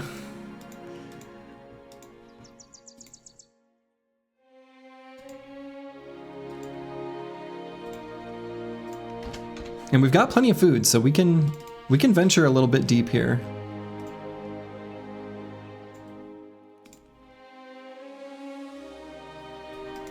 I don't know that I want to travel through the forest at night still. That might be asking for danger. I'm not sure.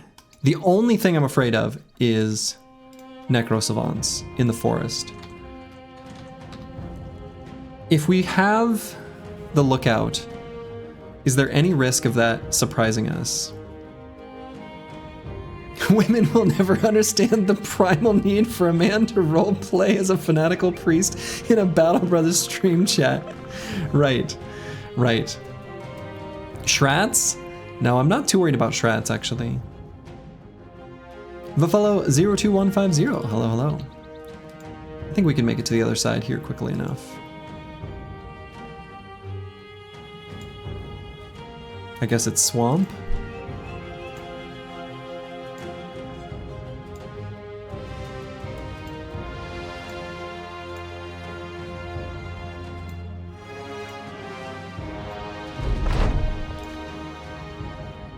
What is this? What? Game? Why can't you give us the one to be a professional now? Enter each village, city, fortification, and castle? No.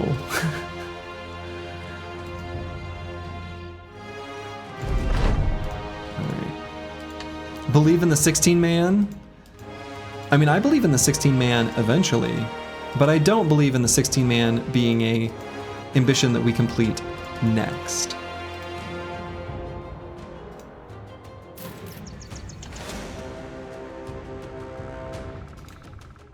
A defensible outpost erected by goblins on a hill over there.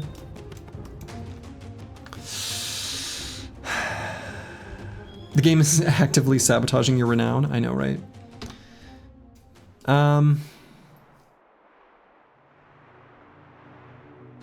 Let's see, what was here? Oh, I guess that's not too bad. On a hill is the painful part, since we've got to walk up the old Lego staircase. But I suppose it isn't unreasonable for us to do this.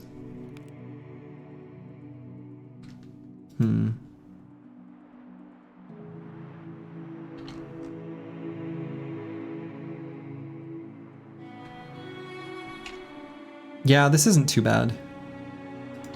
Reasonably high famed chance with these types of camps, especially this far from civilization. Let's do it.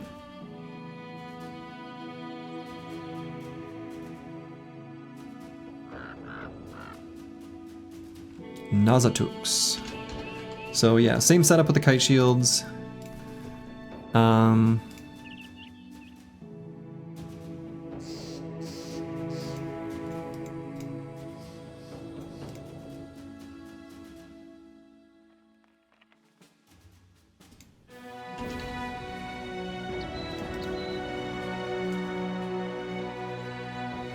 Engage. Goblins make you nervous? So they're on a hill, but I guess so are we? Interesting. There's like a trench here.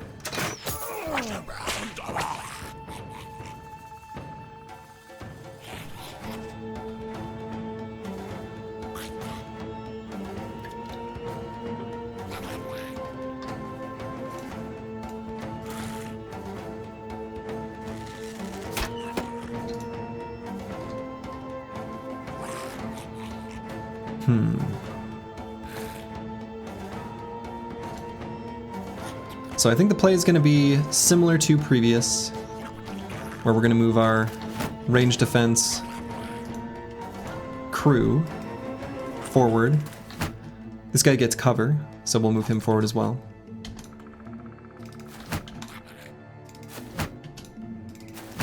So arrows will go here, bolas kind of scattered around. Could have waited for nighttime for this, but I didn't want to sit around with the extra time.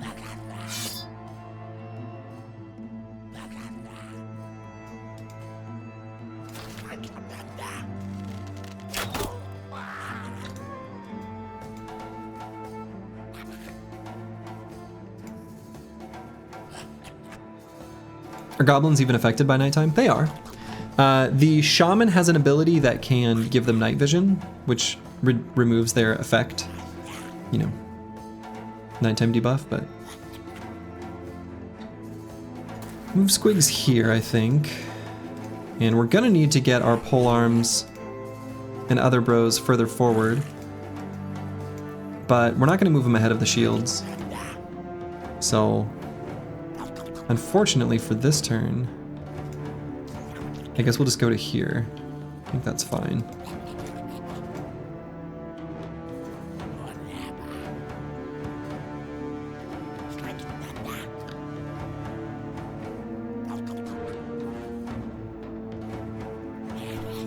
And we'll move D and dice just to...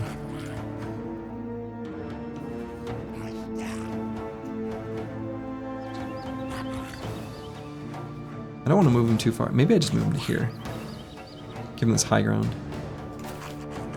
He did get hit after all. And I'm not going to move curse word forward. I don't want this to be the new ranged attack spot. Misha Twitcher, I think we'll just move to here.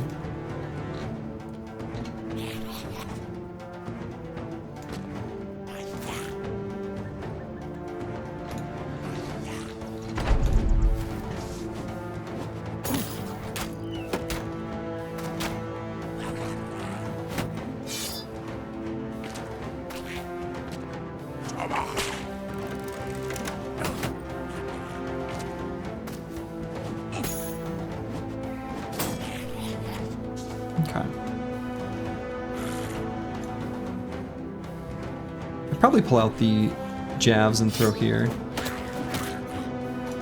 Not bad.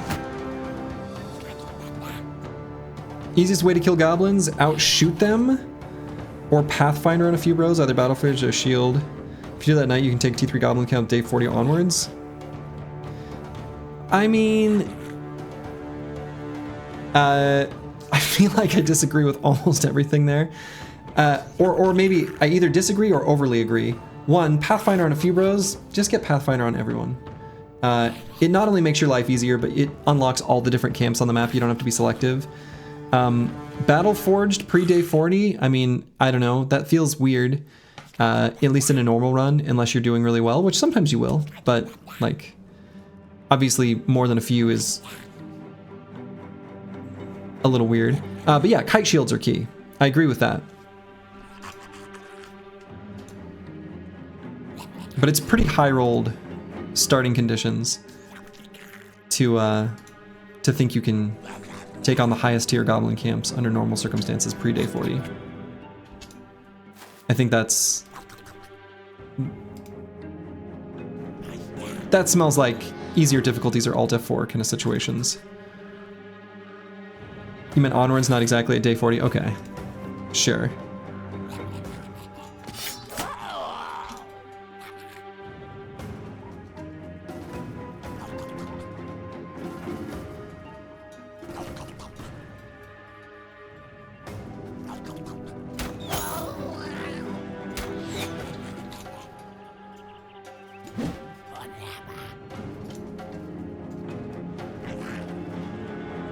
Goblins make you wish you had mustard gas.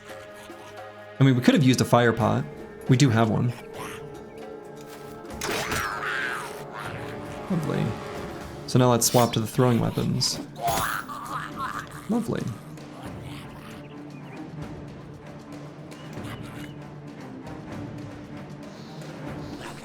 And I think boilerplate's okay here.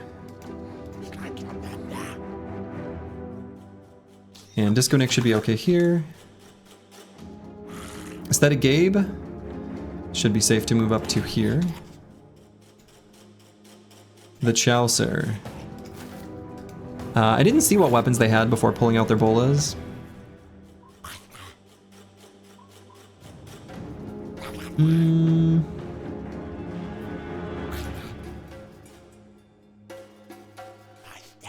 That's just shield wall, I guess.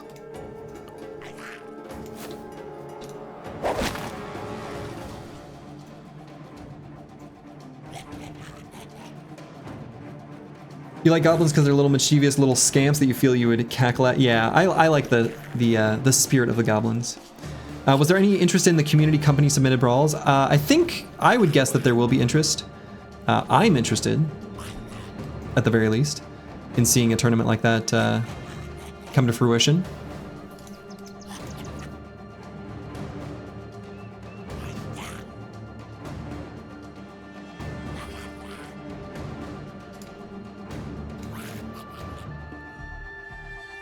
think I'll just move Squigs just to here, which feels a little goofy. But I'd rather have their ranged attacks focused over here.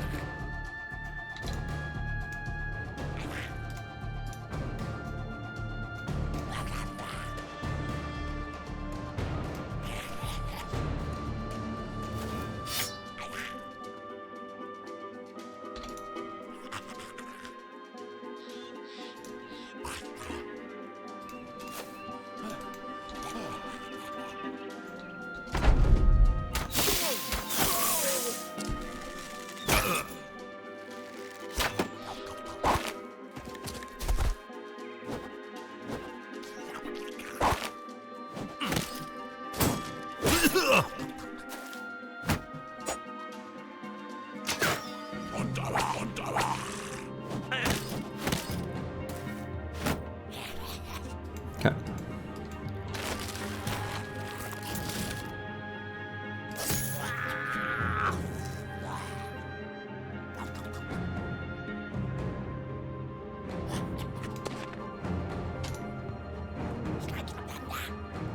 Banner aggro too strong.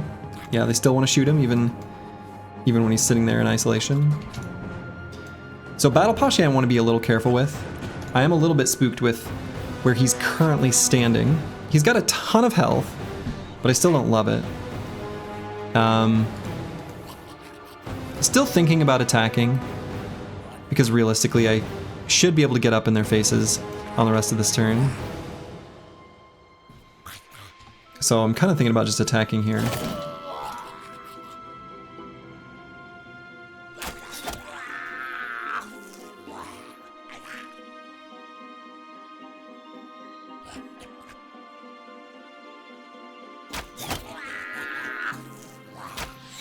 Well, Furious Sheep had a good turn there. Holy buckets. That was unexpected, but not unwelcome. I think Insane Killer up here is totally safe.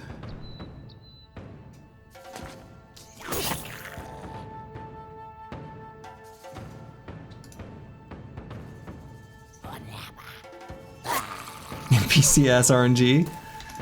Yes.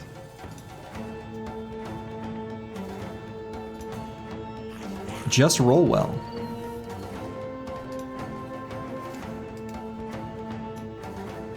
We'll wait for a moment on Curse Word.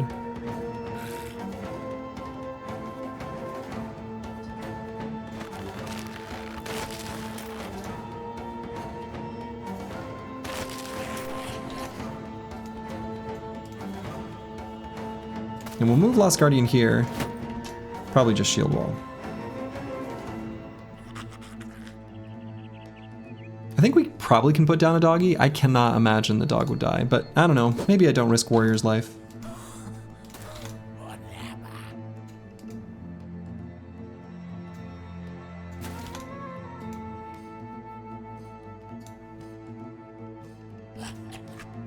And we can put Curse Word down here. He'll just throw that guy.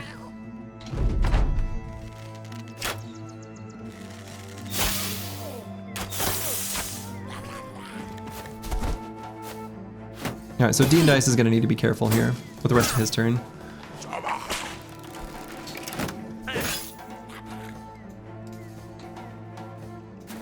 We probably, with D and Dice, we'll probably just end up attacking with the skewer. How are the goblins not piling on that Bannerman? Because he's standing alone, so he's not in cover under a net. Yeah, they're never going to attack him, and I knew that. So they're always going to attack into clumps. They can't help it. The ambushers are going to attack into clumps. With throwing weapons, their target selection is largely driven by just the proximity of the unit. So, yeah, I wouldn't have expected that they would attack him, which is why I wasn't too worried about him. They just don't do that.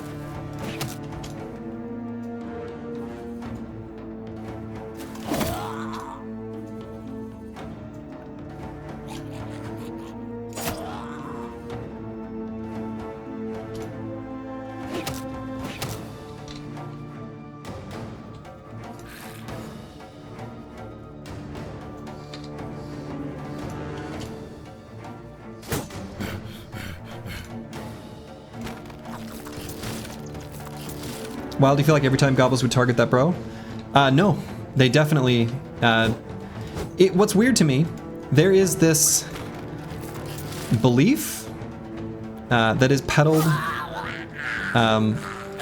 Largely, it's like considered almost common knowledge on Reddit that enemy units will seek out the bro with the lowest range defense, or all these like magical mythos around enemy target selection.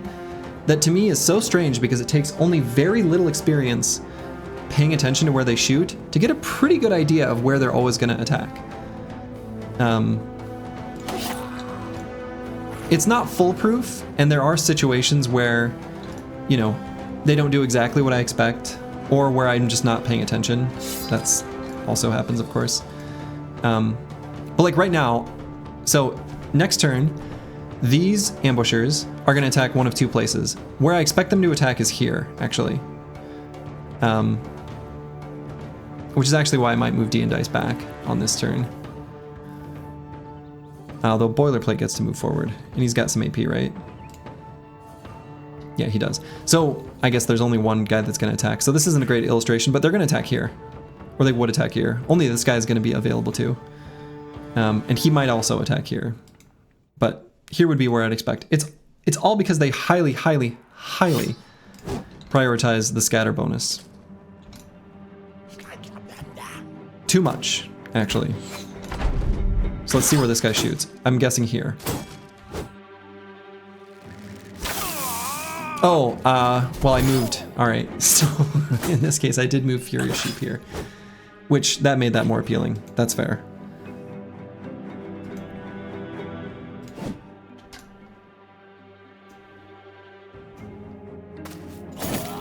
I did kind of change the calculus there by moving Furious Sheep.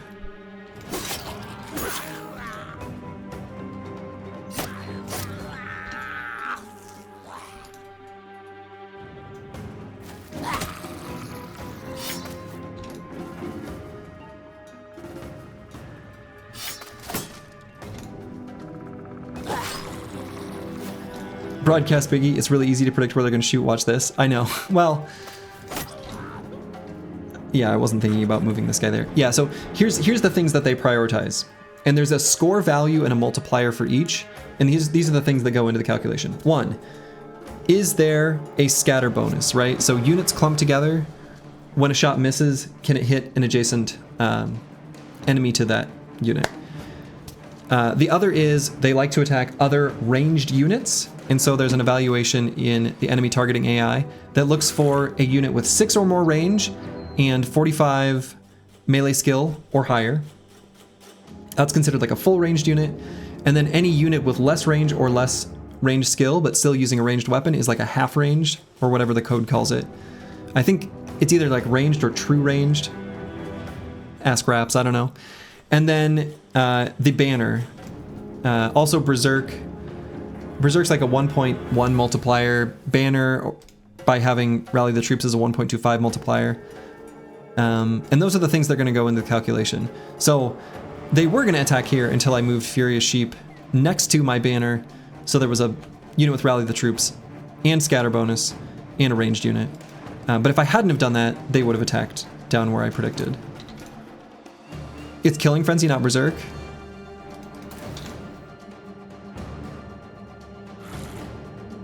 Are you sure?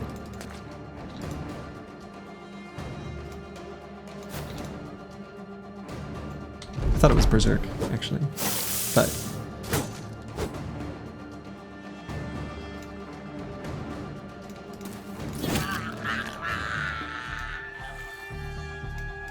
I thought it was Berserk, but I could be wrong. Oh, no, now that I think about it, so I think it is Killing Frenzy, and I think it's actually having the buff active. I think it's a attribute of the buff, not of having the perk. I'd need to look. I don't remember for sure. So, anyway, that fight was a little bit rough.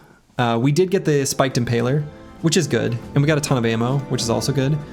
But we took a lot of tools damage. A lot of tools damage. Isn't there something for low HP units? Yeah, if they believe they can finish a unit off, And there's like a specific range. So if they think they can kill someone, and this is true for melee or ranged units, they're going to do that. There's also, they're going to look at how much damage they believe they can do. And so, oddly enough, it does not take Nimble or Battleforged into account, but they look at the total damage output and also put that into their score evaluation. It's both? Oh, okay. All right. But it's the Killing Frenzy effect. Yeah, okay. Berserk perk or Killing Frenzy active. Okay, that sounds right. So I was... Okay. So anyway, yeah, you can somewhat predict where they're going to fire. Like I said, and there's some randomness to the scoring, right? It's not like literal randomness, like as in random numbers.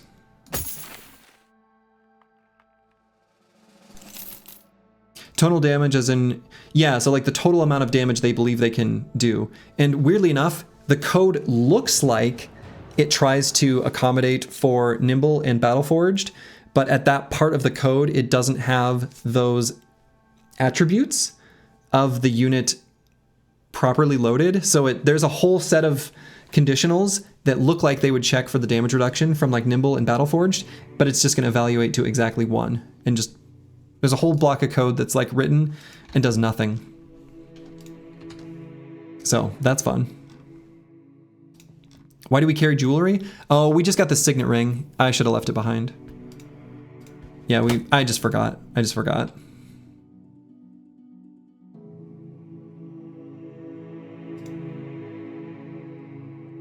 Would it be interesting to try playing with that patched or toggled? I mean, it'd be interesting. It would totally change enemy targeting. I don't know that it would necessarily be for the better, but I don't know.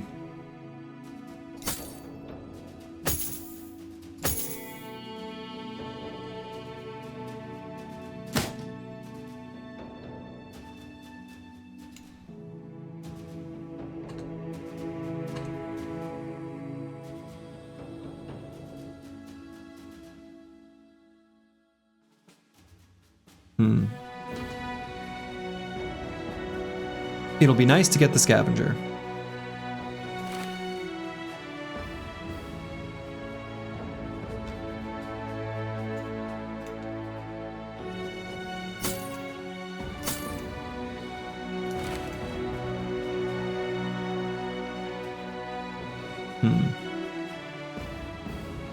You know what, let's just throw something heavy and chunky on Squigs. I think that's okay. Might very well be a mistake testing game AI isn't hard. Yeah, and you can tell just by looking at the code for AI target selection that there was a lot of like play testing. It was very iterative. You could tell that they tested something, kind of found an exploit in the AI, and then hard-coded a fix. Tested the game combat, found a hard-coded little thing, you know. And so you can see the giant spaghetti mess of AI code, and it's beautiful. And I mean that genuinely. It's a mess, and it's a mess in a good way. One of the things that makes this game so good is the AI's mix of unpredictability / different personalities per unit / like quirks, I guess. So, made a clip with the AI range explanation, can be useful for people. Oh, thank you, Not Delusional. When's the next Battle Brawl? Is it every month? It's irregular. It's an irregular event. Did he say code? Yeah, if you just Google Atom something something. If you Google Battle Brothers modding, you'll find a way to decompile the code.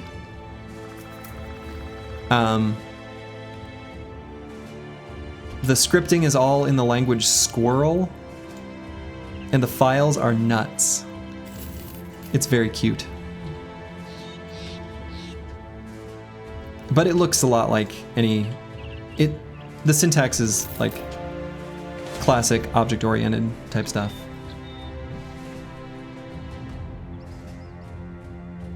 Yeah, I genuinely think, yeah, thoughts aren't clean. We always make jumps in logic or weird decisions, so it's nice when coding AI to stop thinking, Yeah, exactly. Just go by vibes. You're super hyped for next week's release of the Slurgy Builds video? Sure. Okay, so we've got Rule Gozix here. We have been bit by them spawning a patrol before.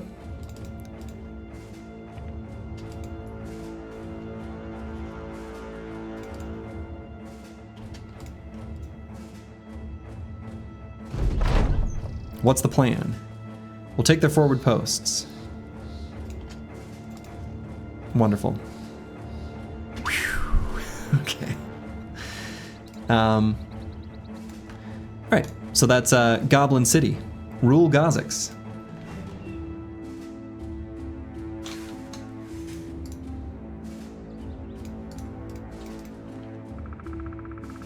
You really enjoyed the Battle Brawl? Good. Yeah, they're really fun. They're really fun events. Mana and Rufin were kind of collaborating a little bit in the Discord, making for a potential way to do player-submitted teams, which I think could be really interesting. Rushing Goblin City at day 58? No. Alright, so this one on the plains, it's a bit more units. It has an Overseer and a Shaman. If anything, we would do it at night, but I don't think we're quite strong enough. This looks like a little bit too much.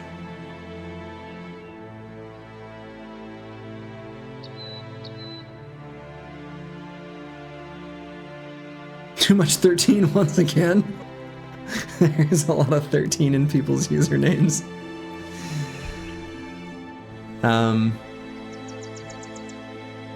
Risk is too high for the payout. Yeah, I think I'm inclined to agree, Mana. I'm inclined to agree. We've got a lot of scuffed armors, so I kind of want to not do a camp like this with damaged armors. Yeah, plains is good, right? So we're not on a hill, but I think the Goblin Shaman and the Goblin Overseer make this a little bit too much for us to do safely in a no-loss run. So we'll pass on by.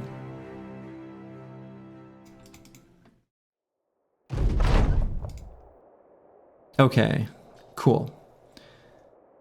Become known as professional. Easy. We're already professionals. What retinues do we have? Oh yeah, so we've got the lookout and the cartographer. Next we're gonna get the scavenger. It'll help us out with our tools problems.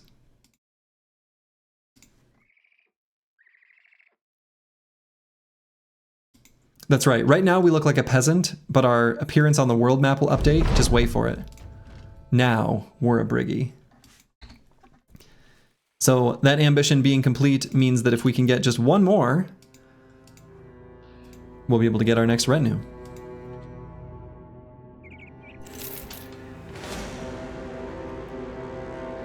All right, Forsaken Ruins. We can check that out. You never noticed the map change? Yeah, almost every origin has like 2 different sprites. Not all of them, but just about all of them. Yeah, what tools problem? We don't have any? It's not a problem. All right, so we're gonna leave the kite shields equipped. We don't know what's gonna be in this camp. It could be briggies. It could also just be undead.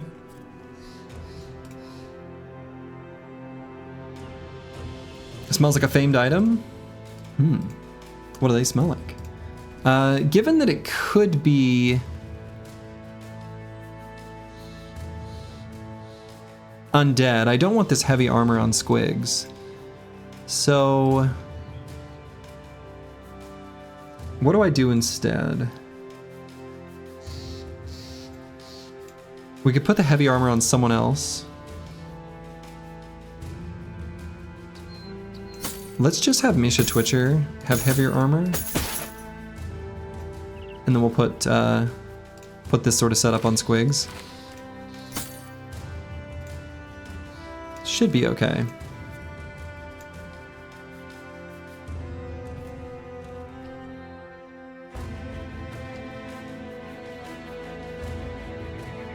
let's see what's here. And some unholds over there. 22 enemies. I saw 2 things go fast, so that must have been 2 ghosts. Could have been a ghost and a necromancer. It could have also just been 2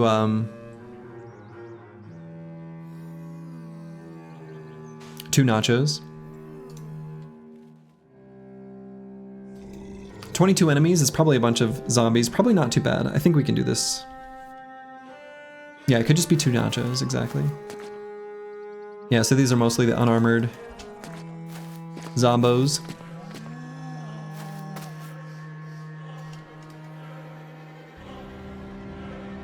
So we'll just stand at the ready. I think we can do this fight. This is the type of fight, again, if we had the scavenger here, all of these armors that we're gonna like basically fully destroy are really gonna add up. And we're gonna get hit in the tools here, largely just from our spears. We're still gonna use them, it's just too clean, and will save us tools in the end from not getting hit. But might shank some nimble armors and helmets. Probably not gonna shank them, realistically, but we are going to get some.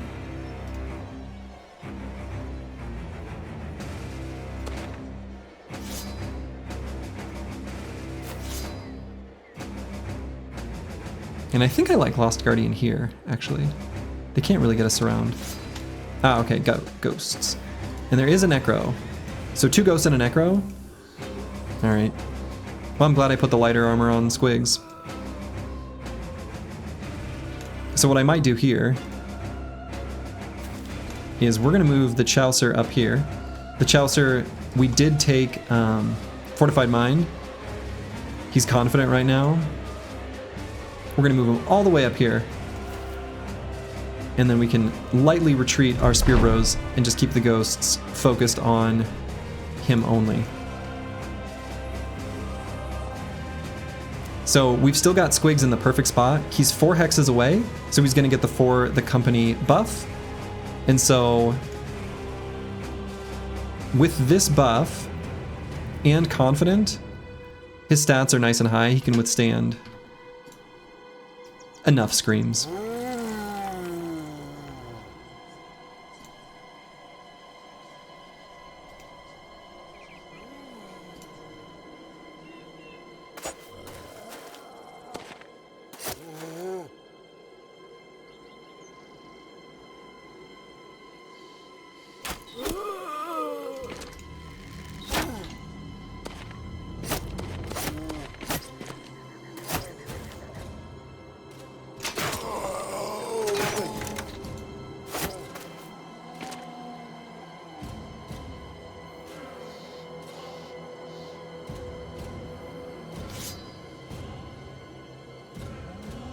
So I'm gonna back the Spear Bros up a tiny bit. Again, just so the screams are all focused on the Chaucer. So we'll move Disco Nick just to like here. And I could consider trying to get Aesthetic Gabe over towards the Necromancer. I think that actually would be pretty okay.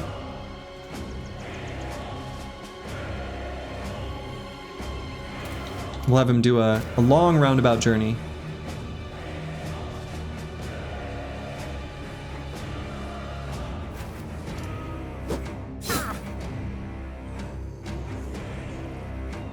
So yeah, we'll back up Lost Guardian.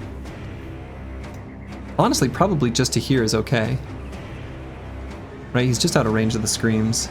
This guy might move forward, so maybe to here instead?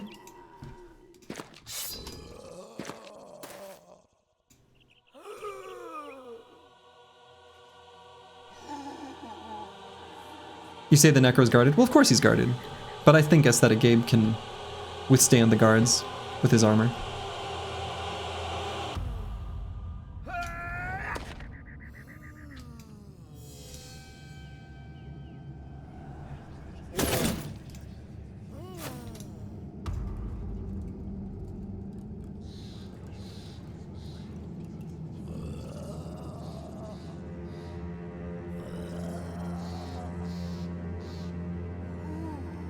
And yeah, I think actually the play is not to attack here.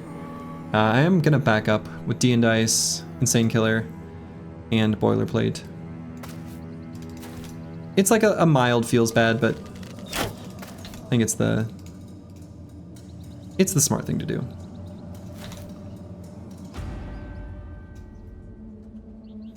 Maybe to here. If anyone wants to run through these like channels, that's okay. Zombies largely won't do that anyway.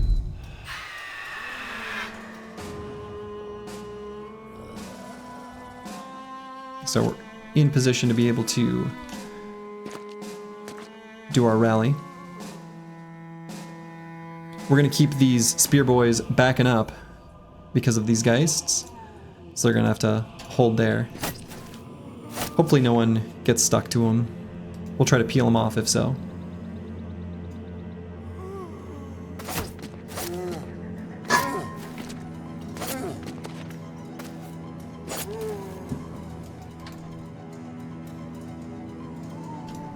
So we're mostly gonna wait with all these boys, though I might back Furious Sheep up just in case that goes into this zombie's decision making in a way we don't expect or want.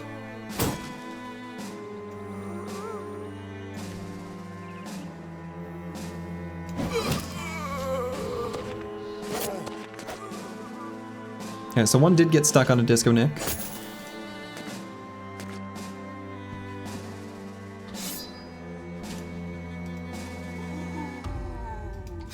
Let's see what we need to do there. Okay.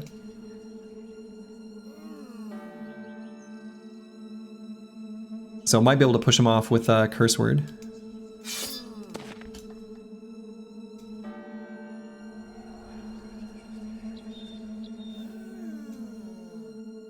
Weirdly enough, I have a button I'm going to press here that I did not expect to press, but I think it's okay. Ugh. That guy being possessed, that's not what we want.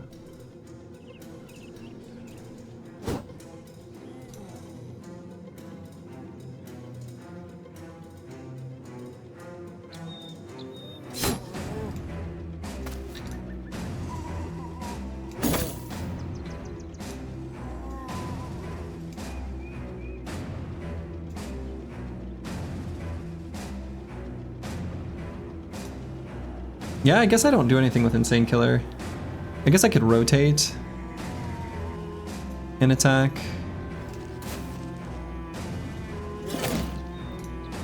Ooh, since we hit him in the head. Alright, cool. That actually ended up really good, but pretty much just luck.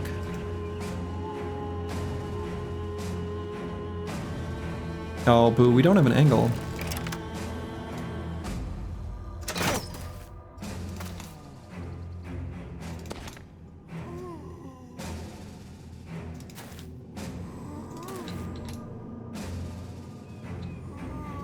Alright, so we do have to use our fatigue to push. I was hoping to save that.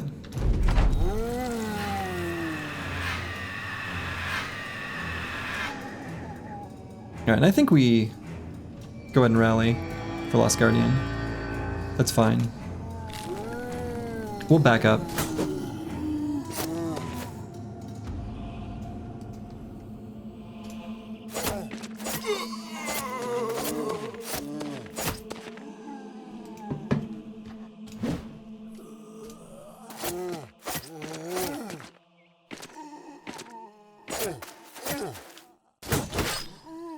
Yeah, get him.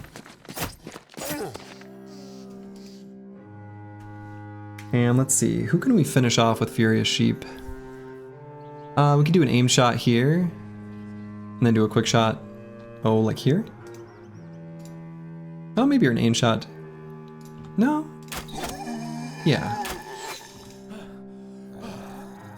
Out of fatigue. That's fine.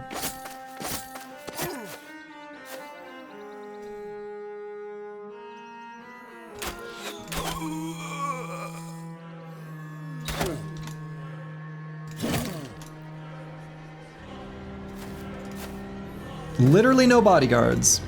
Cool. Smart guy. What a joker. Question, can you spear wall and shield wall at the same time? No, you can do them both at the same time. That's not against the rules. And should I back Lost Guardian up just so he's not subject to both Geist Screams? I guess it's just this one anyway. I still might.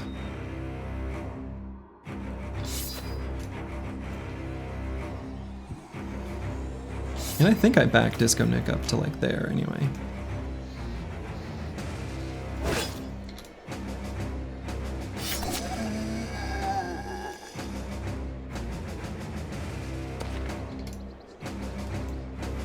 You thought Necros always had 2 bodyguards?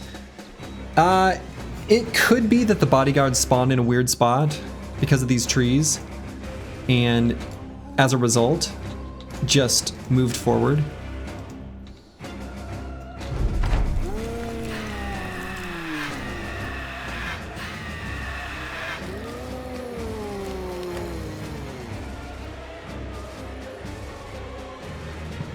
Alright, so we're gonna Furious Sheep move off of this hex. That's where Squigs is gonna go to rally when the time comes.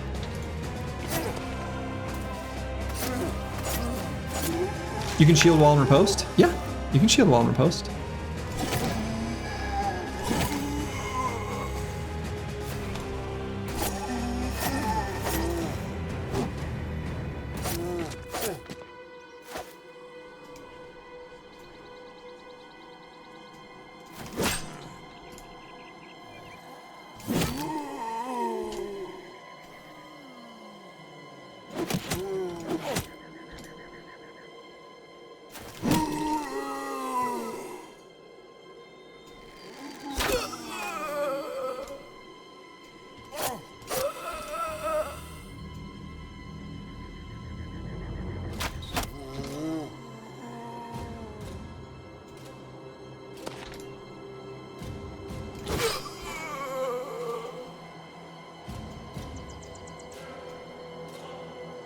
Yeah, let's still shield wall, or spear wall rather.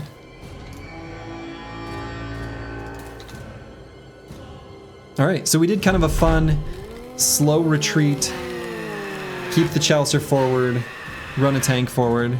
This was a fun little tactical fight. I liked this. This is a fun one.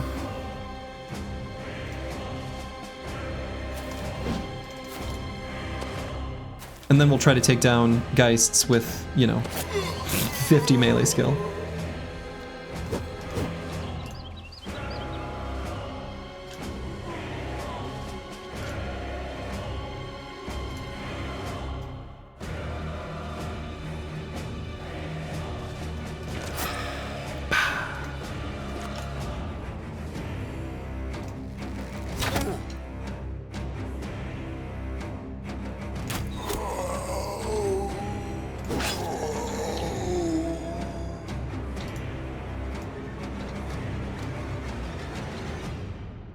So we're just gonna chill back here. They mostly don't have attacks next turn anyway.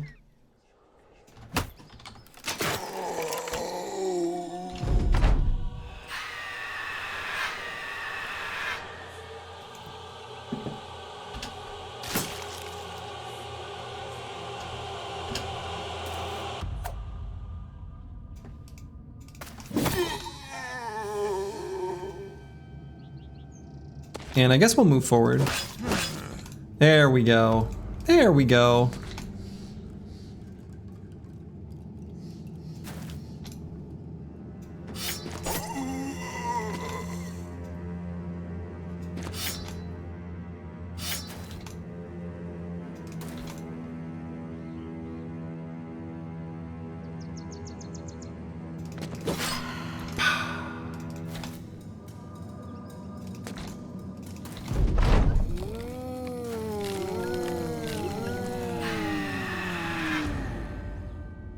Totally different way of looking at this fight. Before you were just trying to get fencers to the guy. Oh my goodness.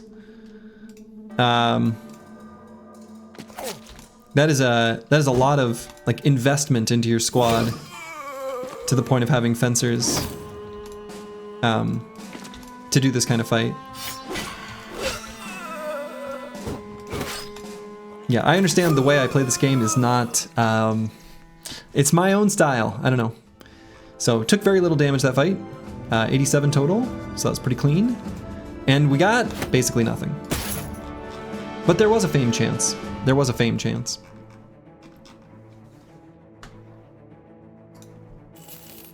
Was it a can of Sprite? No, it was a black raspberry LaCroix. Have we obtained the map nerd? We sure have, apples and fruits. Oh, I need to close out the prediction from last stream. Will Warrior survive? Warrior did survive. I forgot about that. I need to do a better job.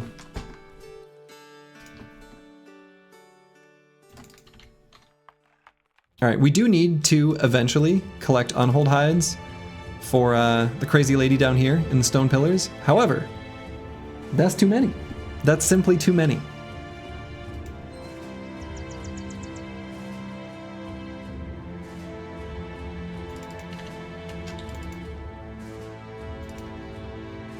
Did Warrior... Yeah, Warrior's been used a little bit. We've used him here and there.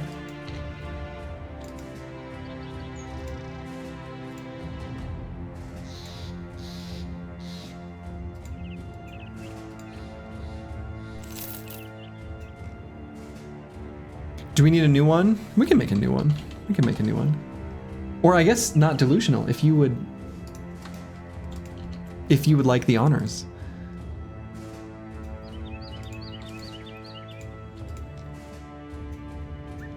But yeah, I think a new one would be good. Hence asking, right, I realized when you were asking, I was like, wait a minute. Yeah, let's do it. Will Warrior survive this stream? Warrior is our warhound, who's chilling right here. He's fierce. He's a strong and loyal northern hound, bred for war. He don't mess around. Oh, and we got a level up on Battle Pashi. Yeah, +1. +1 kind of sucks. And let's grab the resolve here. This brother could use some resolve. And we're just gonna keep pumping these hit points. Nice and extreme. And we're gonna grab Killing Frenzy on this brother. You've learned not to gamble against Big War Dog. Big War Dog is strong.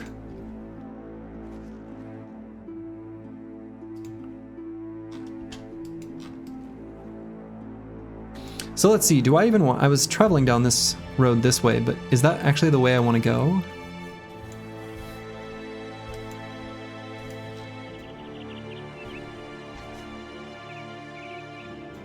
Yeah, let's collect some more food. A lot of this is going to go bad soon. We can go in this area of the map. I could maybe make another pass at the south for a whip. Maybe that's a good idea. Which event bro did we get? We got a miner. It was from the Runaway Laborers event.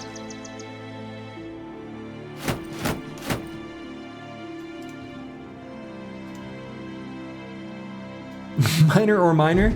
ER. We did not ask their age. I think I save ammo here. We should be able to just take them out without issue as soon as they make their way forward. Yeah, it could be a child laborer, for all we know. Times are harsh. Miners can't be miners. I think in the Battle Brothers universe, it's a rough world. I think miners probably can and possibly even often are miners.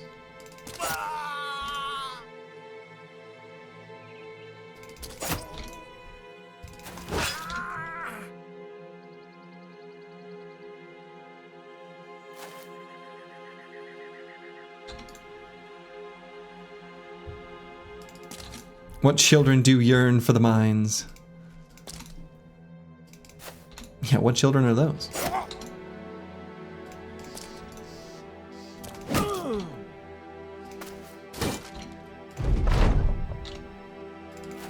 All right. Clean little fights.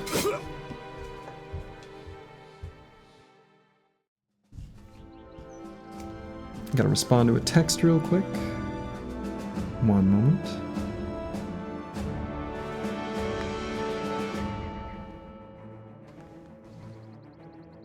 Okay.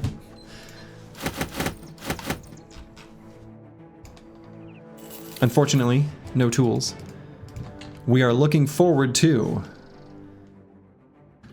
unlocking our next retinue. So you get 5 renown for winning a fight.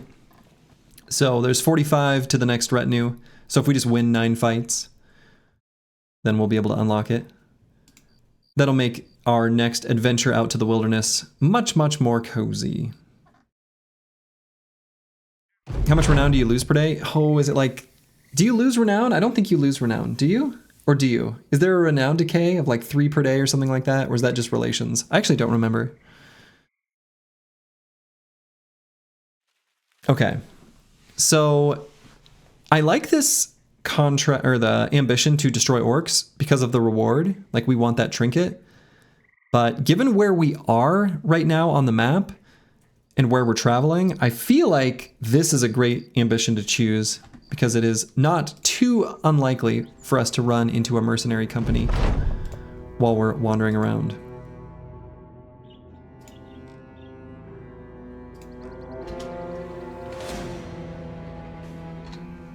Okay, so we've got a southern caravan.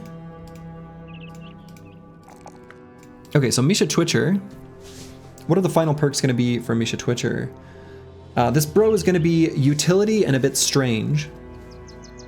I think we're going to make this a sort of frontline whipping boy, kind of in the literal sense. He's very defensive.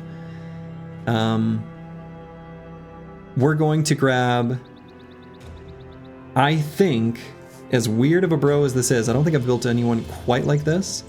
We're going to do Cleaver Mastery, Shield Mastery, and again, for a lot of these brothers, for certain fights and situations, we're going to end up with a lot of named gear. I might just grab Battleforged. Maybe not, though. This brother could maybe just grab Dodge, and it would be better.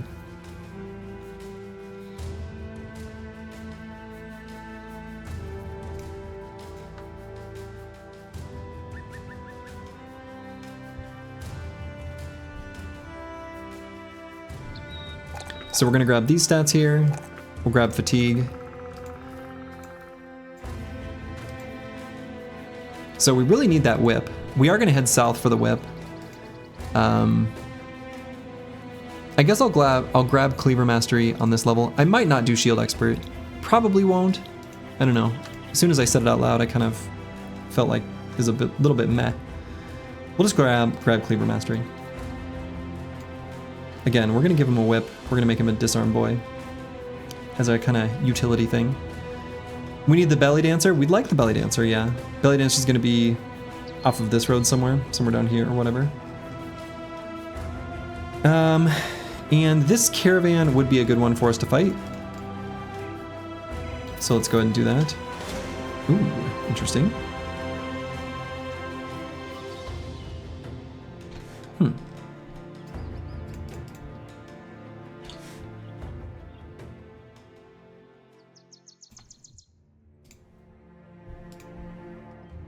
You think it's the road to the far right? I'd have to look again. I think it didn't really, I don't think there was much of a choice, actually. Leaders are fun, leaders are fun. Okay, so, sword lances. Sword lances are here. Get yours today. Sometimes if you get enough conscripts, you can clog up the front line where the sword lances can't attack your spear bros, and they like have to jump over top and still bounce off the spear. They're not going to be in that kind of situation. So the spear bros aren't going to be great offensively here. They're not going to be using the spear to the fullest extent, though it's a nice accuracy weapon against them. Probably largely we're going to be using them just as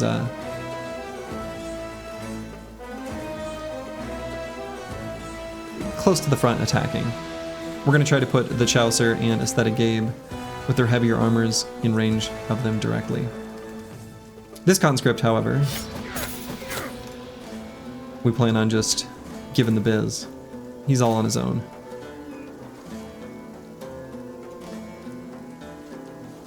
I think we can go ahead and put our ranged bros on high ground hexes.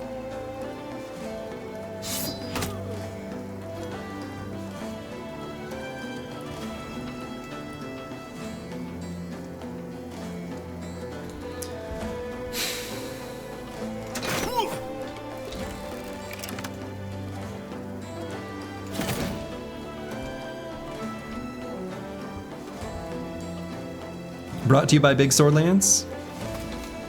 Big Sword Lance provides.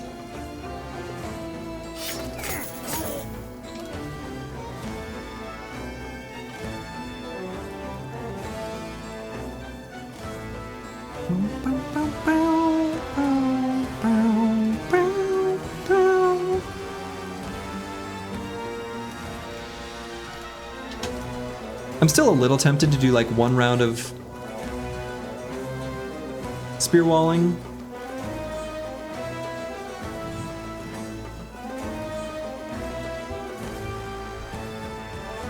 I think we can back up to like where they can't quite attack us.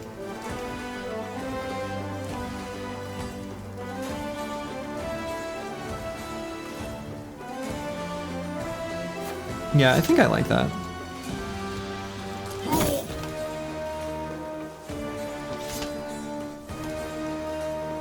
So we'll just move Aesthetic Gabe to like here. If they both jump him, that's fine. And then we'll put Boilerplate here. This guy can attack, but I think that's okay.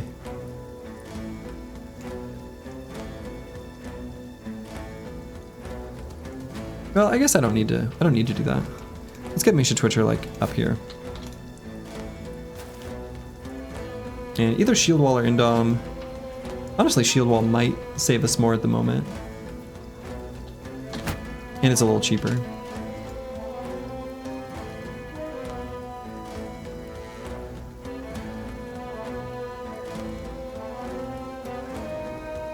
Let's move Squigs all the way up here. Boilerplate similarly, and I don't think I need to bother spear walling or shield walling or anything there. I guess we could go here, contribute to adjacency here for the Chaucer. We're not going to be able to shield wall this turn, but that seems like an okay hex.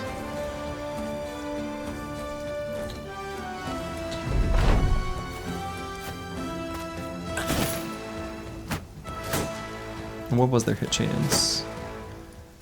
15 on the guy that hit. Wavering. Wow, disrespecting zone of control succeeds on. That was so funny. So disrespecting zone of control. I guess he does have the pierce hand and he's wavering. So only 5% chance to hit. But Disco Nick hit him both times. Okay, that's really funny.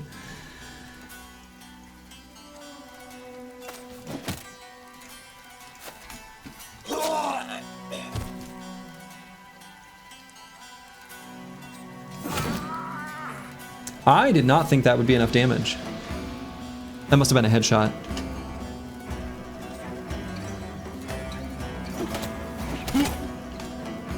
That made it so we don't need to rally. That made the Chaucer believe.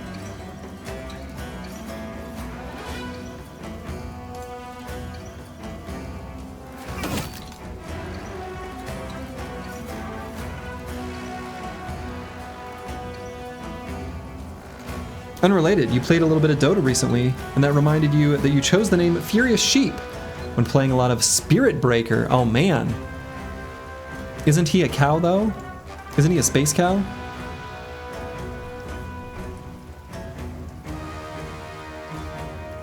Alright, I think I will shield wall on Boilerplate. The idea there is let's be a shield wall adjacency bonus for the Chaucer. And then we're going to get a similar looking setup up there with those two. So just a bunch of adjacency bonuses on the shield walls. It's kind of the plan.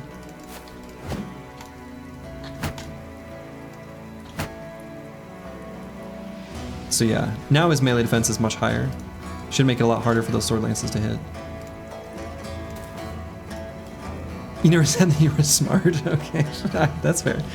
Big sword lance has long been understood to have a hand in trying to undermine the religious truths of the Run. They see it as a deep ideological threat to their efforts to consolidate power in the southern cities, notorious for waging holy wars against their northern peasant neighbors. Yes, it is known.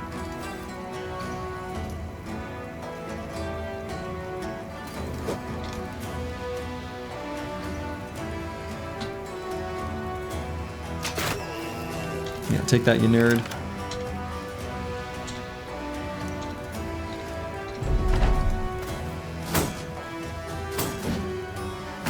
Yeah, hit chances against all these shields should be... Yeah, now we've brought them down to 5%. Where they should be. So let's focus damage maybe on this. Well, or... I guess we have a fast adaptation stack. Maybe I do an aim shot here. That might be better. That's pretty good.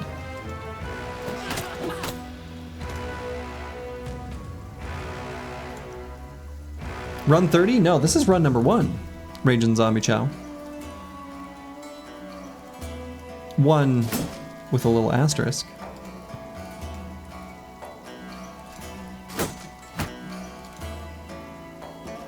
There are many different counting systems out there, you know?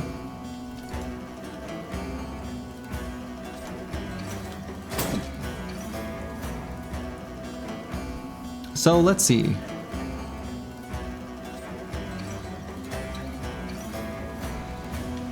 Complete shield wall. Again, purely for adjacency there.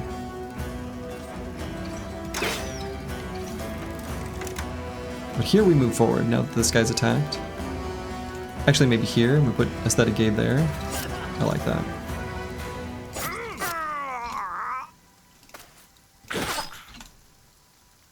It's 30 if you use the metric system. Yeah, but we would never.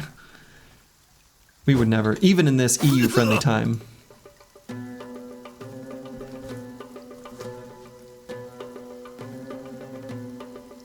Quick question, you were just got an event to fight a champion instead of the camp in the barbs. Is the champ a chosen or a reaver? It's a champ. It's a chosen. Barbarian chosen.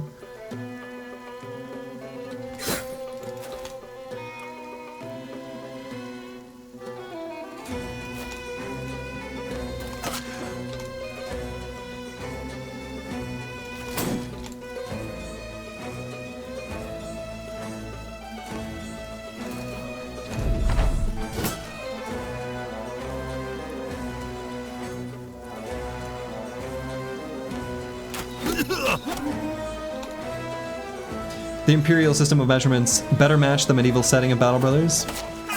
There we go.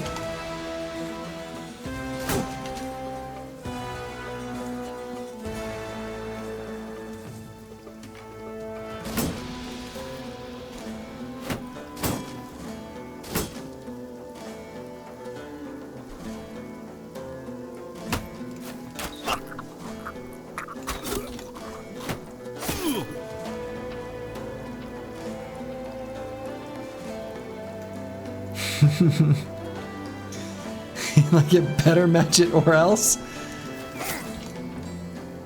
Much fervor. I should have moved there first. And we could try to dagger down this guy for the Linothorax. Linothorax is kind of nice. All his friends are running away.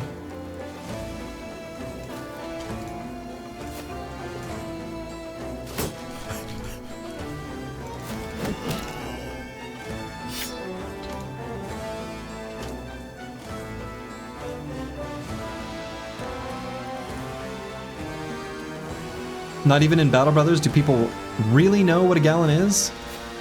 I mean, so I will say this. One of the things about most of the, you know, units of volume in particular are really a mess. However, a gallon being 4 quarts is at least reasonably intuitive. Court, quarter, court. That one's pretty easy.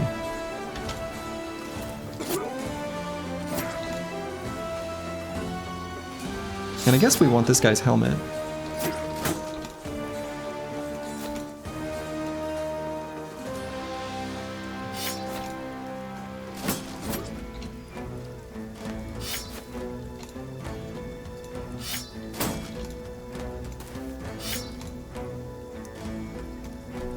How many pints in a quart? Oh, it's like...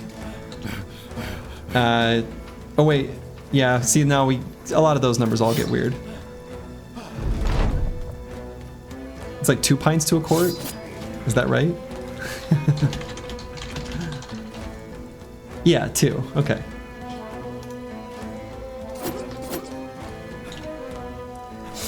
I didn't say they were all good. Teaspoons, etc., etc., that's all a mess.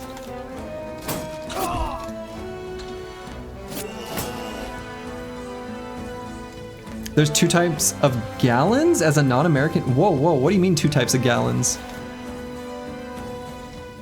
2 types of gallons? What is 2 types of gallons? What's the other type?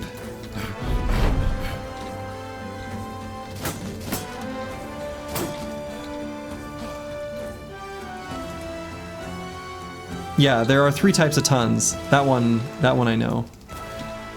What are the multiple types of gallons, though? Uh-oh. Alright, we got 2 sword lances from that fight. A mile is 10 kilometers. Whoa. This is some really long miles.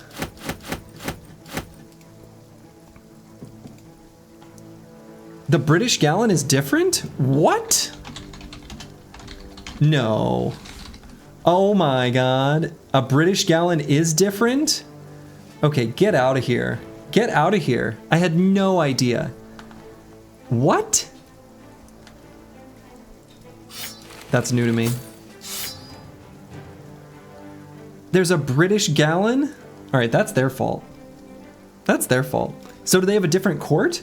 Hold up. This is blowing my mind. Wow, they have a different quart. They have a whole different... What is a British cup? Is a British cup different? Do they use the cup? Or do they just use milk? Like, whoa. They do use a different amount for a cup. This is crazy. Wow, all right. I had no idea British used different measurements. I had no idea. This is new to me.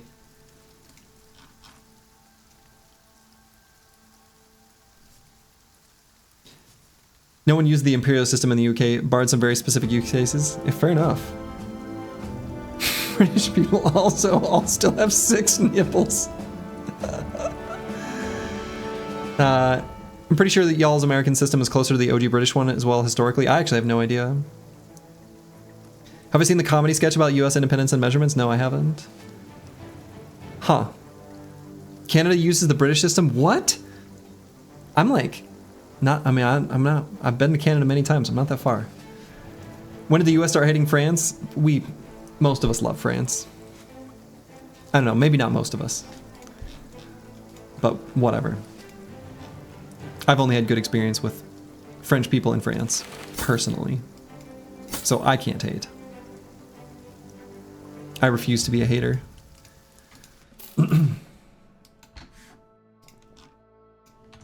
I refuse to be a hater. Maybe not love France. That's extreme.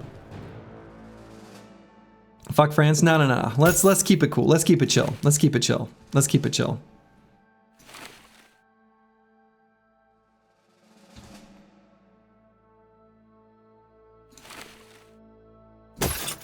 It's an SNL sketch, Washington's Dream. Okay.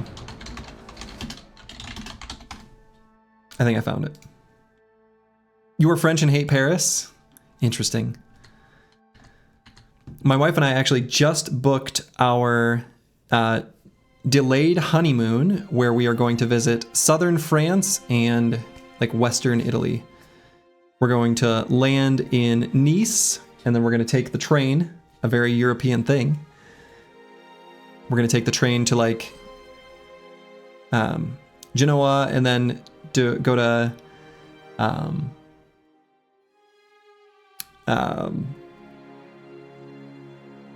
do some stuff in that area, basically, and then go all the way down to Rome. So, should be a good trip. You're German, we hate the French only the way friends can. Yeah, we'll be very far from Paris. You will love Rome? I hope so. I hope so. Alright, we got some sword lances here. Big sword lance has arrived. Real pizza? Hey now. American pizza's pretty good. Yeah, Cinque Terre is...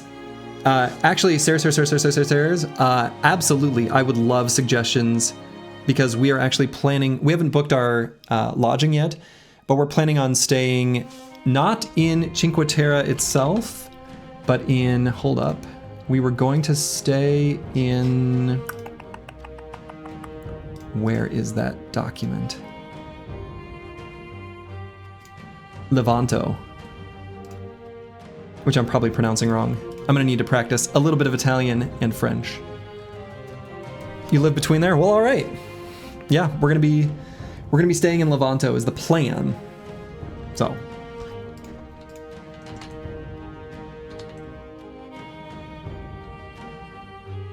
Yeah, American pizza is from the Italian diaspora, and you know I've made this statement before, but.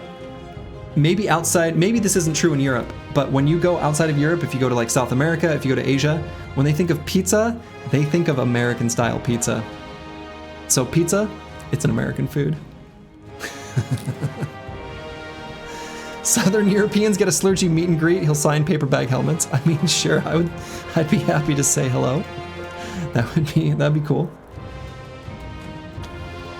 We doing odds on if you run into your German doppelganger again? Oh man, that would be wild if so. There was a German doppelganger, Jakob, at a Mexican resort that I was at, not this most recent winter, but the one before. It's the Cinque Terre that was left out of the national park? Yeah, right. Your suggestion for vacation is not Italy, since after pizza statement you won't be coming back? I mean, I don't have to tell him that I said that. I know that for a lot of people in general, and this is of course true of Italians, food is a big part of their culture, and it's very important to them, as it should be, and that's okay. So I'll keep my opinions to myself.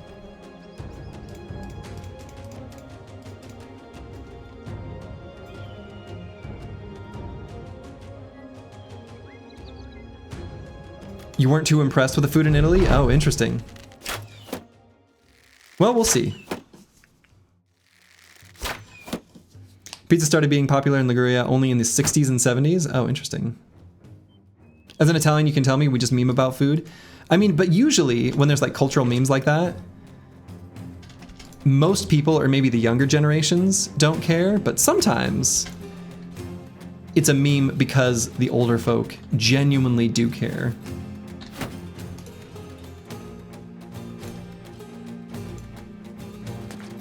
And they are sensitive about it. Maybe that's not true in Italy, but...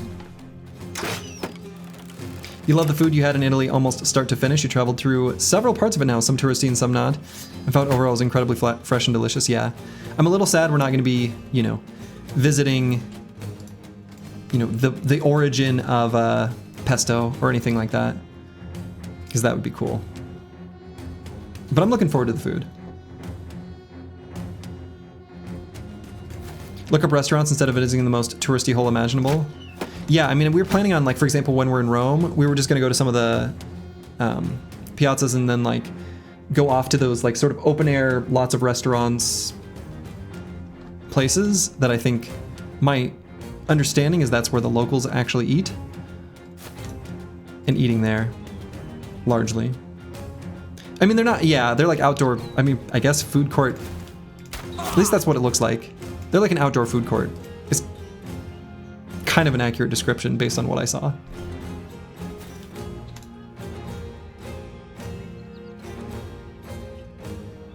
In Rome nowadays, everything in the city is tailored to tourists. Yeah. Which, you know, that makes me feel a little bit bad for like the people who grew up there and whatever, but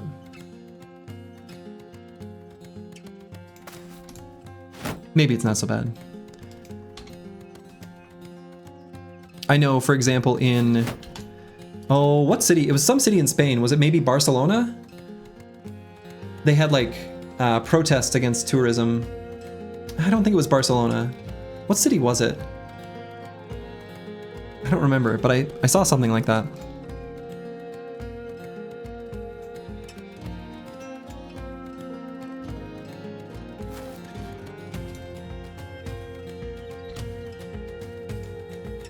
Best arancini ever this way, and also the best cannelloni?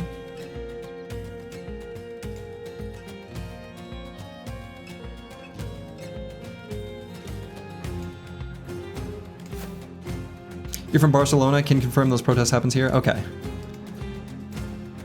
I thought it was Barcelona, so that's good to confirm, I guess.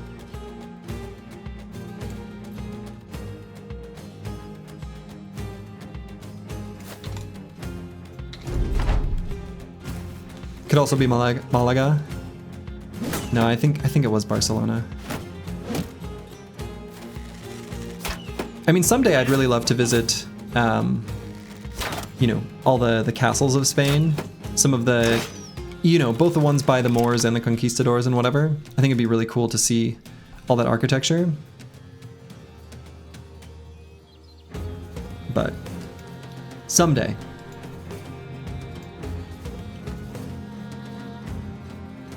Alright, so Battle Pashi actually kind of has his work cut out for him up there. We're gonna have to be a little bit careful. We're gonna have to help him out. Nobody expects the Spanish Inquisition? Right. Our boy Urban Goodman has a fighting spear.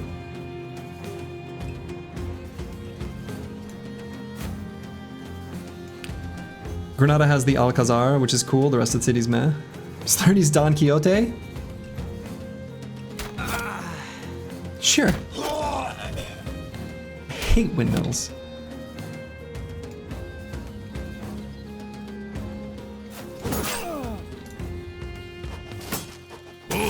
Alright, now that we blew up their archer line, we're actually going to completely spread out our spear squad and range defense battery.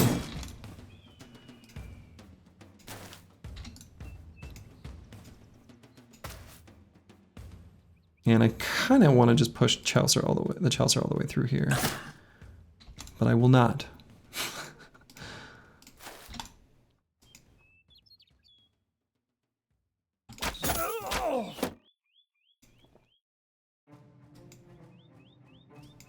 You just need to look for the right streets and places.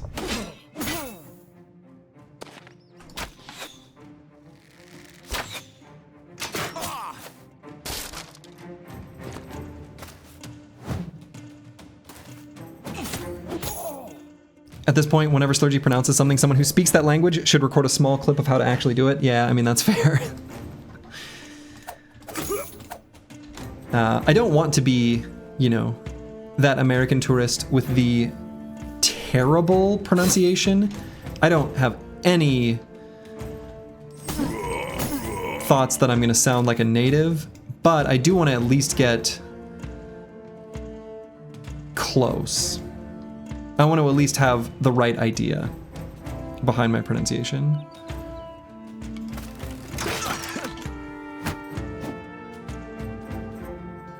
In your experience, most European cultures really appreciate the effort of trying to speak the language and engage in the culture. Yeah, and understandably so, as they should. They have every right to. I'd like to be a good guest.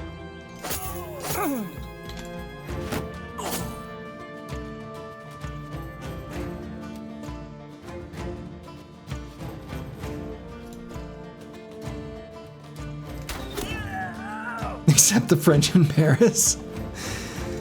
A lot of Parisian hate. We would be able to get a good sword lance hit if it weren't for this bush. Instead, we'll only get 2.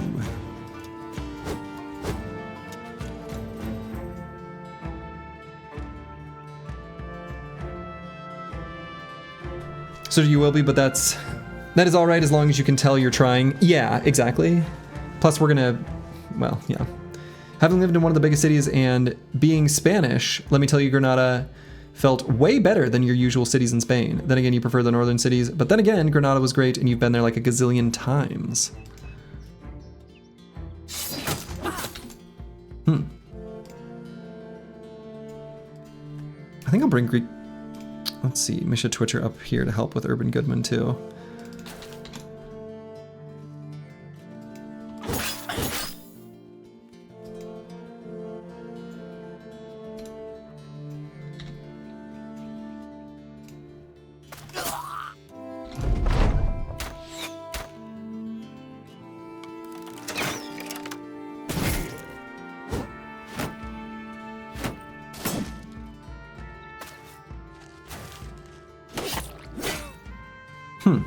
These briggies up top here are causing some problems.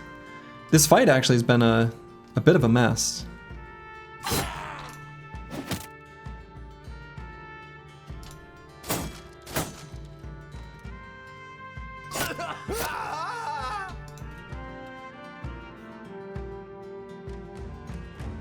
Yeah, let's see what Battle Pashi does first here with the head hits.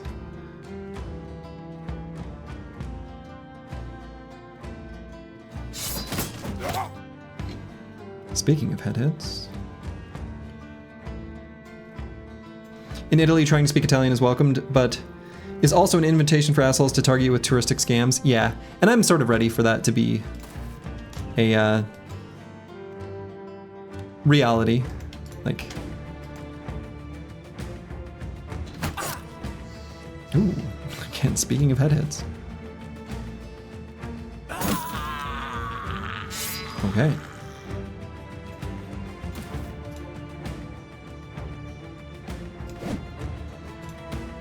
Especially in Rome and Naples, yeah. Which is what I expected, for what it's worth.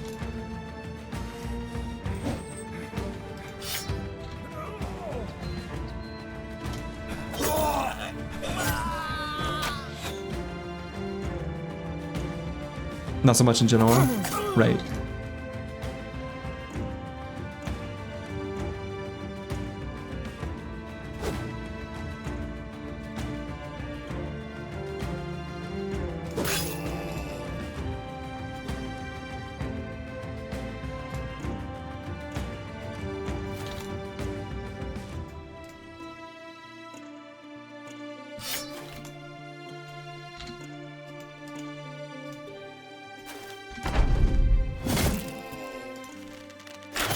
And I assume that, you know, our plan is to take the train from Nice to, like, Genoa to get to Cinque Terre and then to get to Rome. I assume that is the best way of doing it. This is something that, like, as a European might sound obvious, but I don't actually know. Expect Cinque Terre to be packed? Yeah, so we actually are planning the trip specifically around the shoulder season, so we're not going to go there till basically the 30th of September until October, like 14th. So it'll be early October.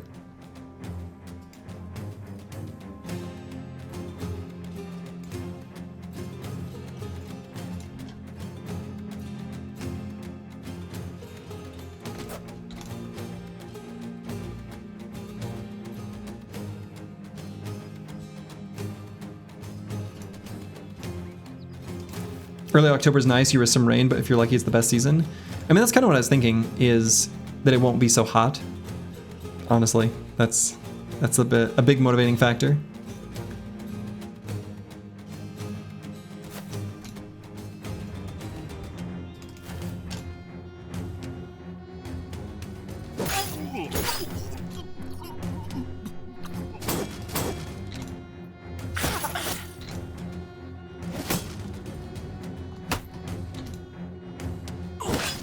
We have terrible weapons for Urban Goodman there.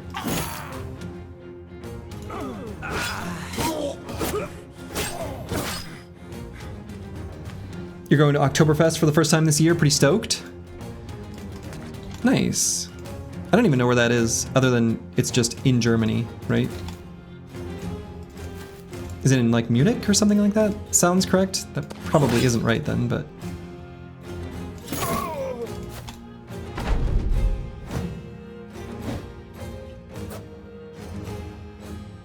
Genoa weather has pretty moderate climate compared to the south, yeah.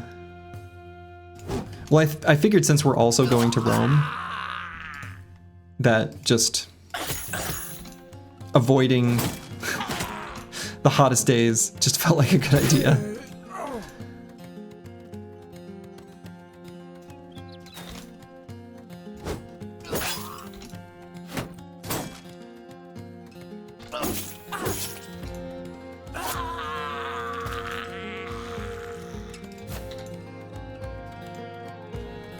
It's in Germany. Oh, okay. Oktoberfest is... Alright, I didn't realize.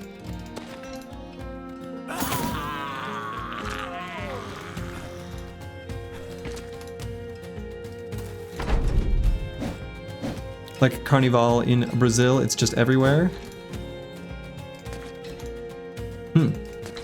Cool. Cool. But yeah, it should be a fun trip. It'll be my first time in Europe.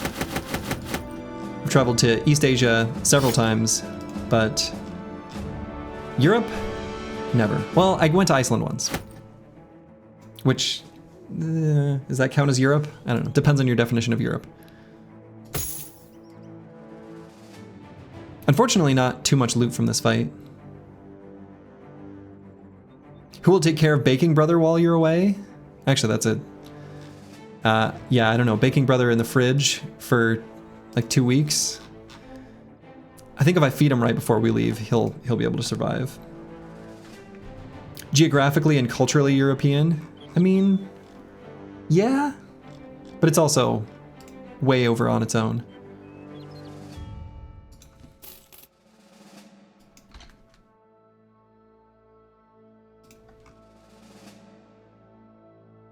It's a barren rock with a hot dog as its national dish. I mean, this is true. This is true. Boy, we took a lot of tools damage. We took a lot of armor damage in that fight, like a lot. Do you know why there's almost no subway in Rome? I do not.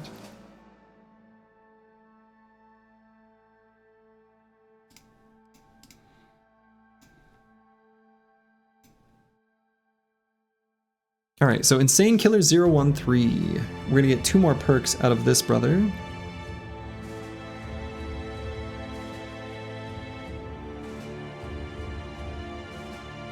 Each time they dug, they found old civilization stuff, so they stopped. Oh, fair enough. That makes sense.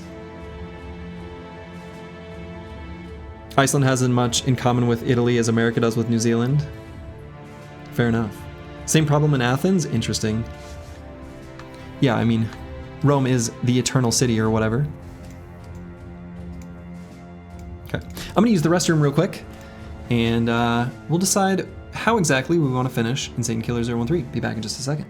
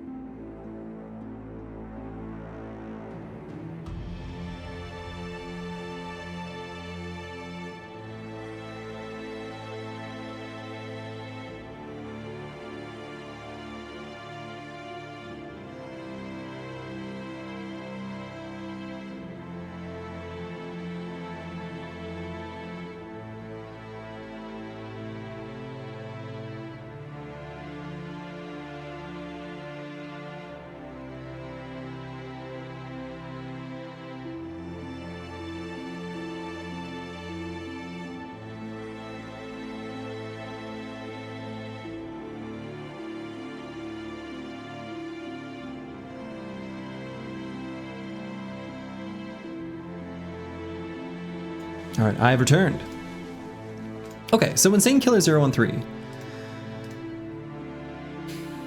So we could do something like Berserk and Killing Frenzy, but this brother low rolled on melee skill so much for so long. I'm kind of thinking what I might do instead is again, a lot of this is in preparation for gear that we don't have and won't have for a while, but will definitely have eventually and will serve us well eventually. You know, as previously mentioned, a lot of our brothers, we are going to take we're going to take Battleforged at a time where it's not really all that relevant. Yeah, Sword Lancer with this much melee attack hurts. It hurts a lot, right? So I don't think I'm going to take Berserk and Killing Frenzy, because to proc those, you have to kill the enemy, and to kill the enemy, you have to hit the enemy, and to hit the enemy, well, you probably better have more melee skill than this. Spear Duelist is the only thing you can do? No, I mean, we're going to make use of the polearm. I mean, polearms have accuracy buffs, you know, intrinsically, so I think that's fine. And he'll still be able to do some good reap attacks, and like, it'll be okay. What I'm thinking actually is finishing him up, yeah, with like Backstabber and Battleforged. Which sounds goofy, but again, we're gonna make him sort of a frontline, use the Sword Lance until he runs out of fatigue, and then he'll just use a big bonk. Maybe, honestly, just like a two-handed sword or something. And he will hit eventually with fast adaptation, right? Yeah, but regardless, I don't think we're going to get the value out of Zerk Frenzy. Again, eventually, given this is a really long campaign, and these are our forever brothers, we are going to take Battleforged. And look, he's got a ton of secondaries. So, we are actually going to do a level up like this. How does the Reap interact with fast adaptation? So you can gain and expend a fast adaptation stack within a single attack. However, if you miss 2 enemies, then you'll only gain at most 1 fast adaptation stack per attack. Yeah, we're not going to do Overwhelm either. He's not that fast. He's never going to be that fast. And we're going to eventually put heavy armor on him. And when he stams out, Overwhelm will do nothing. So we're definitely not going to do Overwhelm. I think Overwhelm is kind of a dead perk for us. I actually think probably the play is just going to be Backstabber Battleforged, and I think that's fine. Again, eventually he's kind of going to be like I've got, you know, a bit of utility fatigue beyond a fatigue neutral, but he's kind of going to perform like a fatigue neutral, if that makes sense. It might be nice to give him quick hands, so an option instead of the Backstabber would be quick hands. I think that would be okay. And then quick hands could be useful for like a 4 AP weapon, if he also had one of those. I think there's a handful of 4 AP weapons that like he could use pretty well.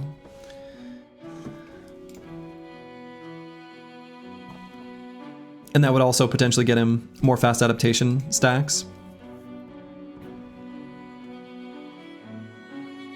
Now, we're not going to skip back Battleforged. Battleforged is going to be the long-term benefit that he provides to the team, among others. Like, again, I've never done a campaign that long, but given, even in my 150-day campaigns, how many forged armors I ended up with, I think for a no-loss run where we want to take those fights against like the hardest camps in the game, by the time the game scales to that point, we are going to want to have a decent number of forged brothers.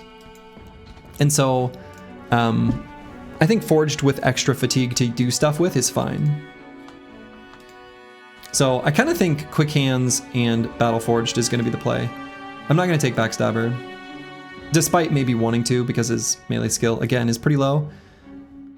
Backstabber doesn't play well with spear-based strategies anyway, in the fights where we're using spear bros. So I think quick hands into Battleforged is totally fine. And in fact, I could grab Battleforged on this level, and then these two could swap armors.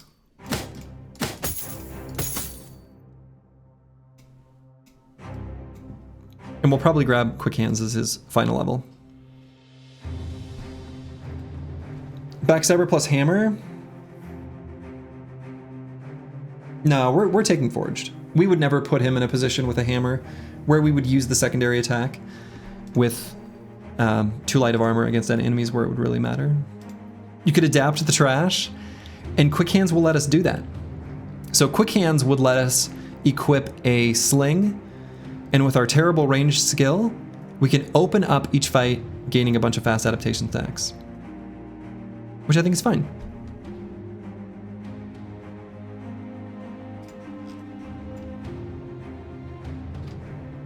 So it's a bit of a goofy build, for sure. All right, so we're gonna swap some of these armors. We've got some armors in just garbage condition.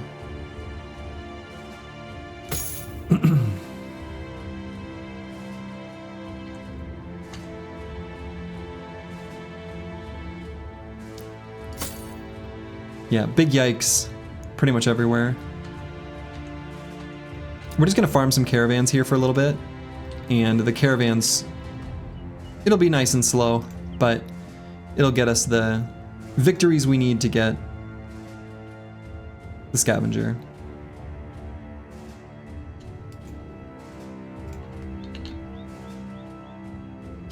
Missing on purpose sure is a strat. Yeah, it's fine though.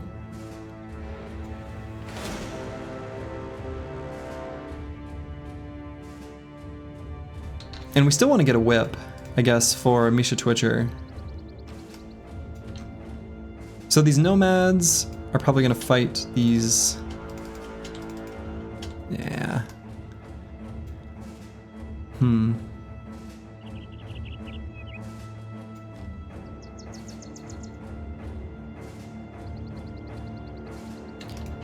Yeah, let's see if we can get a whip before making another pass on this road. Go north? You just want to hear that sweet barb music? I mean, I do want to go north. Like in general?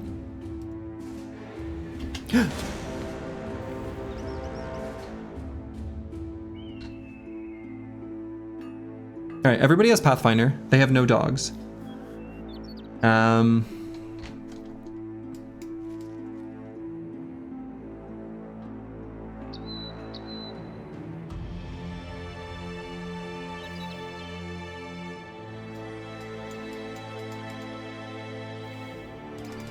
Oh yeah, they're definitely probably gonna be able to catch me, maybe not. No.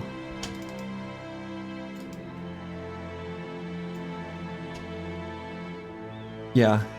All right.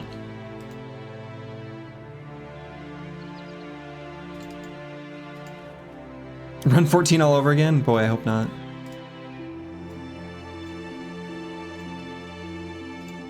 Yeah, that was very spooky.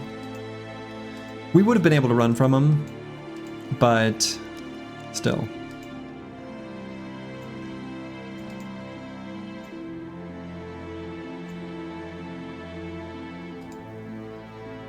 That's right. We give thanks to Dovcool. Dovcool, who has stayed his hand.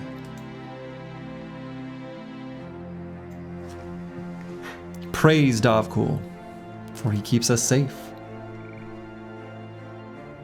We shall give Dovcool many, many, many more gifts.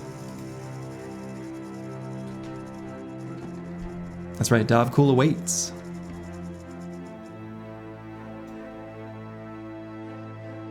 So let's see if we can find some nomads. We also could make our way to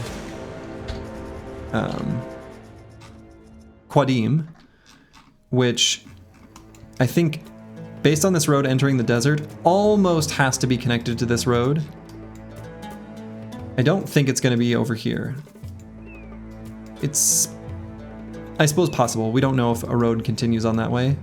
But almost for sure, a road entering the desert means it's going to go all the way to a southern city, so I suspect this connects it. Anyway, we could go there and look for the belly dancer.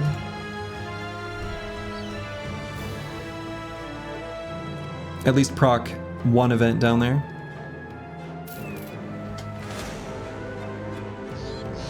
Alright, so the nomads spawned from there.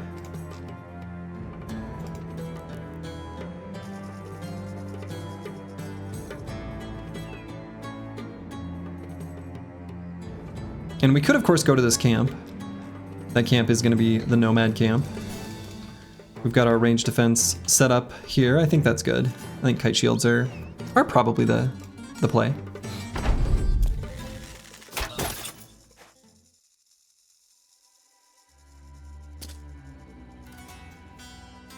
Yeah, pole maces. First arrow immediately hits. Yeah. They're pretty accurate. And like...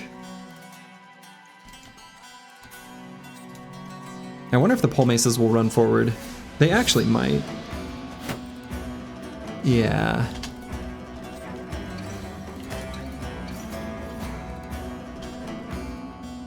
I think they might. Let's see if they do.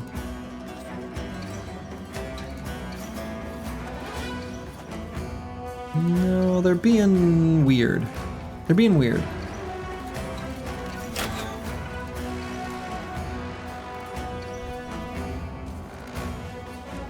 I wouldn't be surprised if they move forward next turn, though.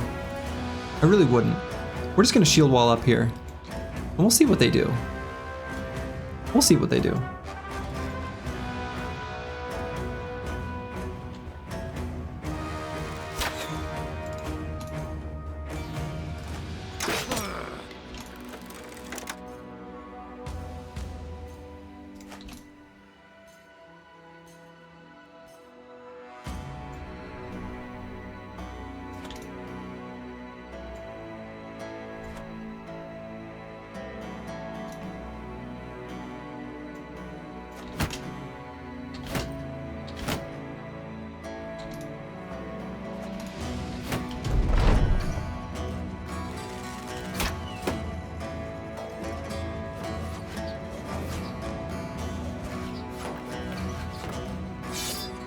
You're playing about 15 minutes ago when you missed 2 95s in a row and then the enemy followed up with hitting 2 sub 20% in a row. Yep. Yes.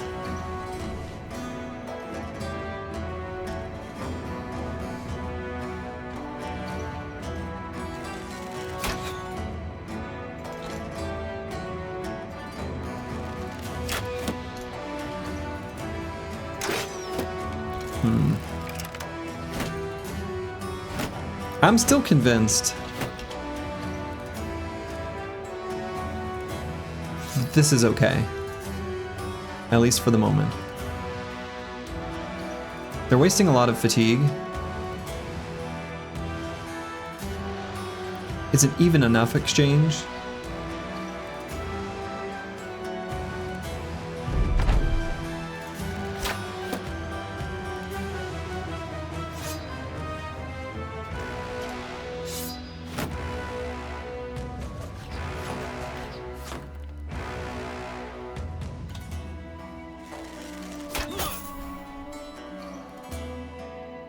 Okay.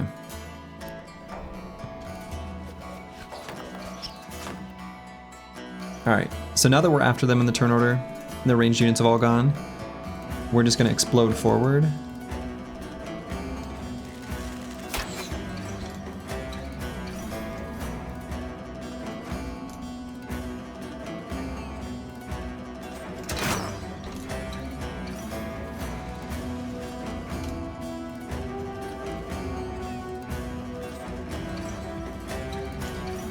On the bottom, we're going to wait until these guys with the pole maces end their turn. You know, I guess the Chaucer is... his body armor's a little bit low. Maybe don't push him that far forward. Maybe here is safer. You started streaming way earlier today? Yes, it is the weekend, and I am thus available to do so. Yeah, when will the Battle Bros invent pocket sand? When will the bros finally figure out the way of the Nomad?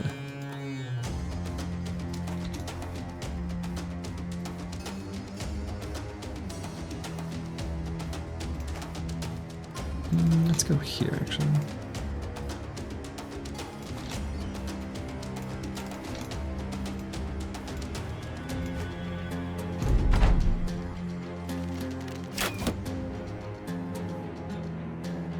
Good night from France. You're going to bed? Well, have a good night. Tome Oak.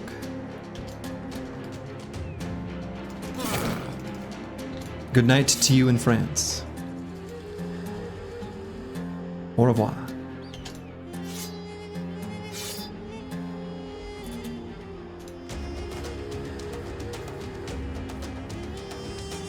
This Nomad Outlaw's in pretty rough shape.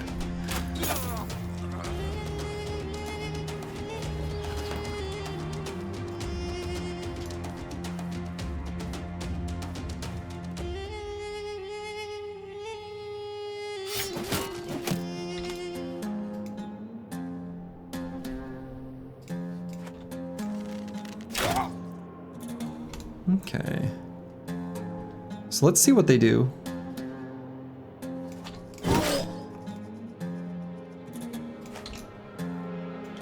See how they decide to approach this. Or if they'll just remain passive still, which is a little bit wild. Huh. I guess they know we can't hit them. Like, yeah. These mercs, they're never gonna figure this whole accuracy thing out.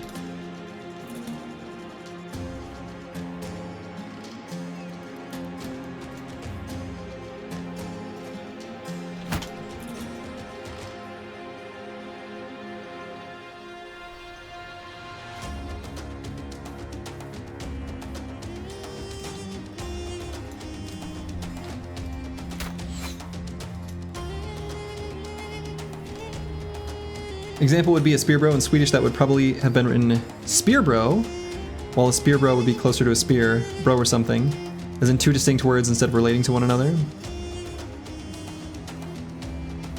Yeah, it's true. You know, it's one of those things where I know in German, a lot of words are just the construction of like two similar words, among them together. There's your new word. And sometimes we do that in English and sometimes we don't.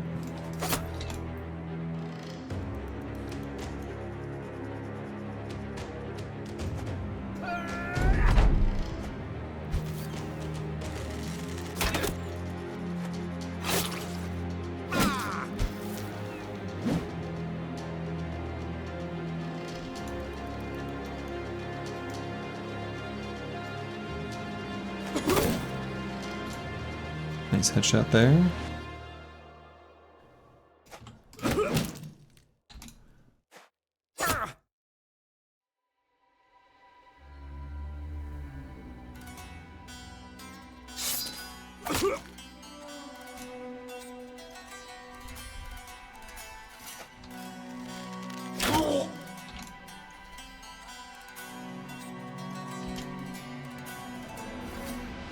But yeah, English is like, it's a very weird language. It's such a, it's like naturally a mess.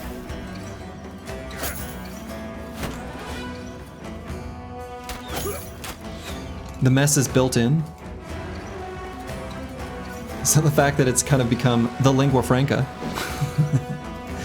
is, well, I'm glad I'm a native speaker. I'll say that.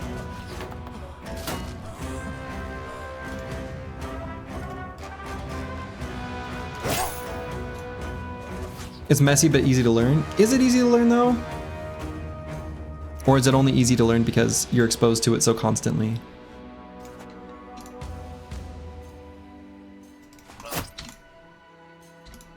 Obviously with like most European languages, there's tons of cognates, there's tons of like, you know, cultural exchange, things like that, which helps a ton, but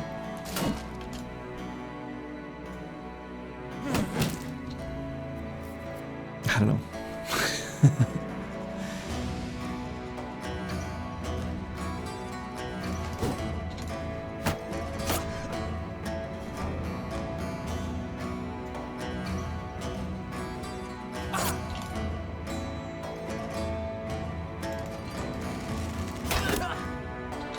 Linguistically, English is recognized as a very easy language to learn. Interesting.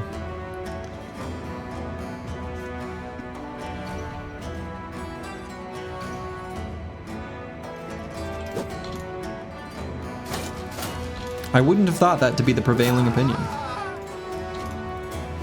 Shows what I know.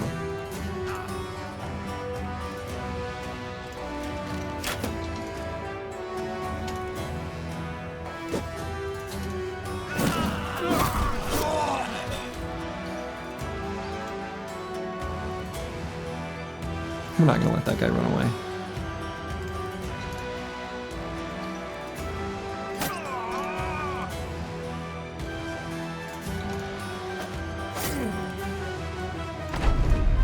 Yeah, the scale's based on Romance language speakers. I had a lot of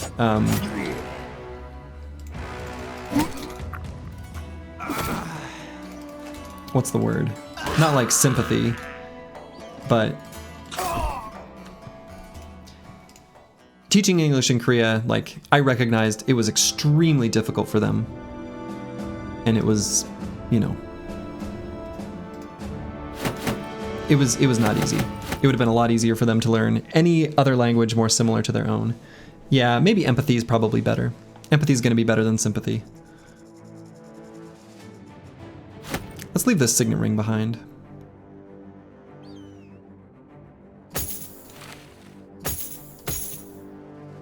The way you spell things is not... yeah, I mean, so the invention of the typewriter really screwed up the spelling of English, just in general. Yeah. Yeah, basically... yeah, English, yeah, Mana's basically kind of outlining the story of English coming to be is definitely, at the same time as the printing press and things getting formalized, made spelling a complete and utter mess. So, this just sort of sucks. Speaking Spanish, French, and English, neither of those three felt difficult, but then again, French and the absurd amount of accent words can have, that is annoying. I mean, obviously, at least in the case of those three, there are so many cognates, and that's gonna be a huge help.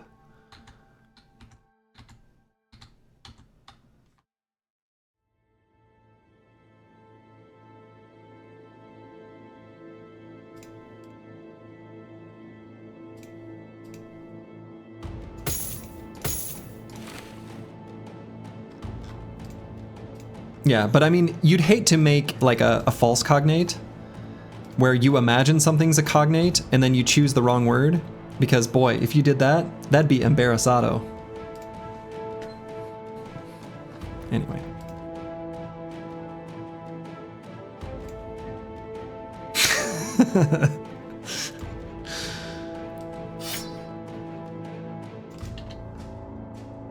Right? Right?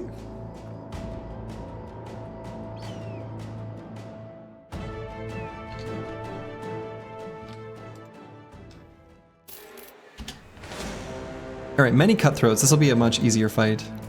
Yep, no, but yep. Right. Very embarazado, right? Right.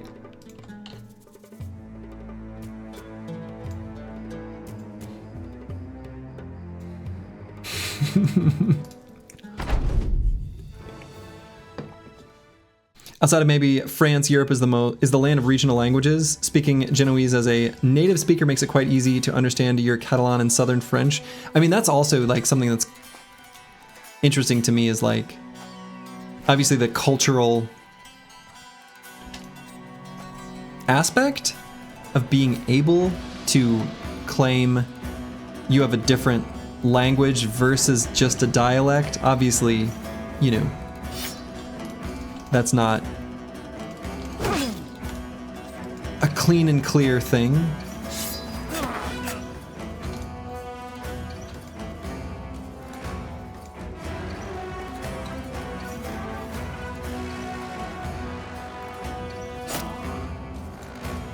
TV is the reason most people in North America speak similar English. Makes sense. Makes sense to me.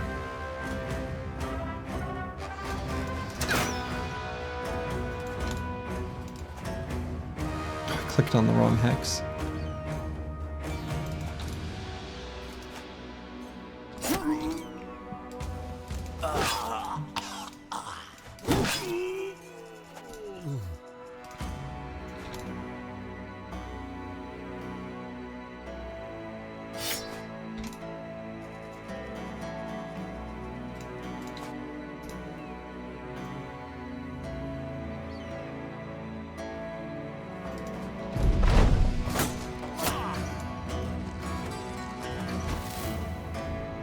Journeys has 5 additional letters. Oh, interesting. I did not notice. I mean, so if I go there and I speak broken Italian, that will be at least understood, right? Like if I ask how to get to the bathroom, obviously everyone's gonna know, you know, what I'm saying. Assuming I at least pronounce it somewhat close to correct, which I've done literally nothing in learning any Italian or French yet. We just booked the trip, though. Everyone speaks standard Italian as a native language? Okay, cool. That's good to know. Also, we did get some tools from that fight, so that's nice. Not too many. They'll go fast. We're so close to unlocking our scavenger.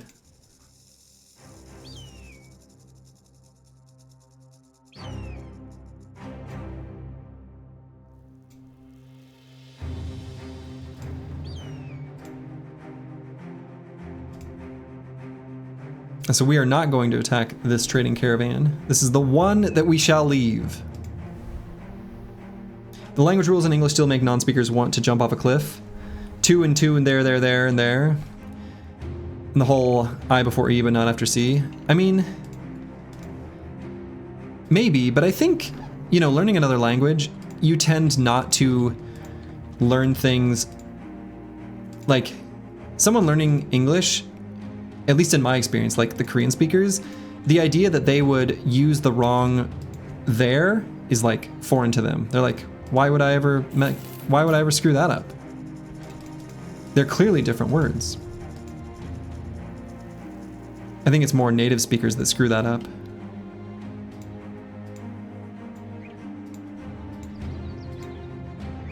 All right, so we're gonna chill here near Quadim and let the next event fire. We're gonna see if we can get the belly dancer. If you stay in Nice, you rather find a place in Old Nice way nicer. Yeah, we haven't figured out yet exactly where we're gonna stay in Nice, and also we were planning on maybe renting a car and going up to Parc National du Mercantour. Maybe doing some hiking.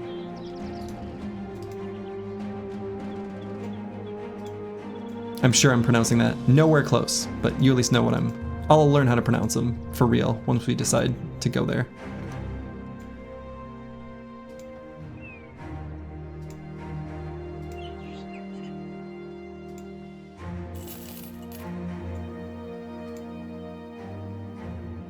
As a native Spanish, you can confirm what I said about there. Yeah.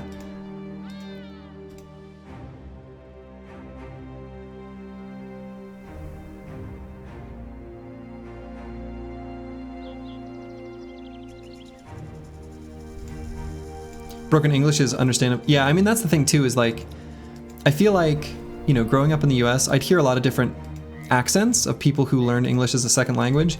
And so I got really accustomed to the specific idiosyncrasies of that. So I know a ton of, for example, Indian people who learned English as a second language through like my engineering discipline. And so at first, when I first heard those accents, it was difficult to understand the quirks, the mistakes, the things like that.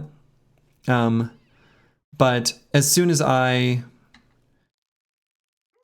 learned to spend more time with it, I then had no problems understanding it.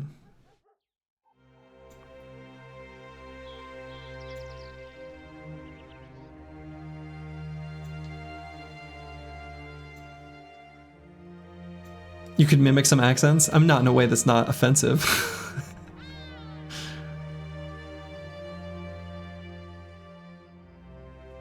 Yeah, English is like uniting language for India, yeah. Ooh, Necro Savant's moving around. Have you heard of Pidgin English? Yeah, I mean, there's various Pidgin Englishes.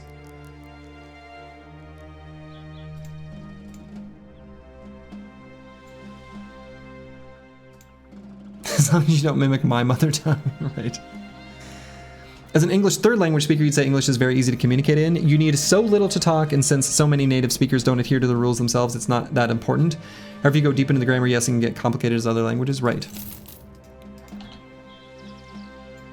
Right, I mean, so if we were to talk like, for example, like a really weird specific English rule that most native speakers, maybe not most, but many will break, is if we're talking about hypothetical situations, I should use the subjunctive mood and use a different verb conjugation. For example, if I were king. However, most native English speakers are actually just going to say, well, if I was the king, at least in my area of the Midwest. All right, we're not going to be able to stick around for much longer waiting for an event here. So, you know, that's one that if you did it wrong or right or whatever, most people would understand you and genuinely not care, as long as they can understand you. If I were king feels more natural? Not to me. I know that it's correct, but most people, you know, also like, there's a lot of class built into it as well. Like, I grew up poor.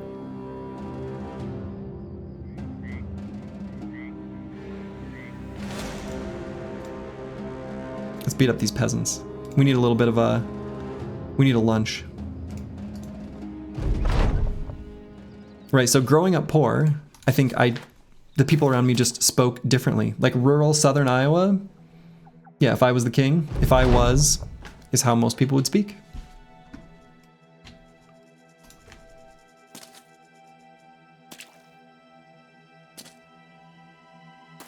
Someone who studied English as the third language, if I were, was beaten into you. Yeah, exactly. But that's kind of what I'm saying. That's kind of my point. Native speakers, that is not going to be important.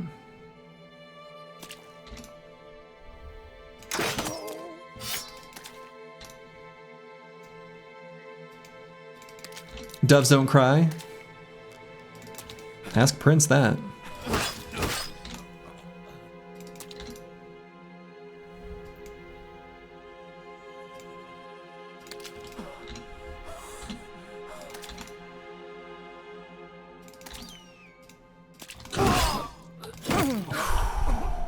Beautiful. Your dad beat the Queen's English into you. Your mother spoke using words like it ain't and talkin'. Yeah. If I were does feel natural to you, it's the same sentence structure of that sentence in German. Oh, interesting. Huh. Something so sad about not only shooting the peasant with the crossbow, but knocking him back. Sad? Nah, it's happy. That gave us just a little bit of food to hang out here a little bit longer, waiting for the next event to fire.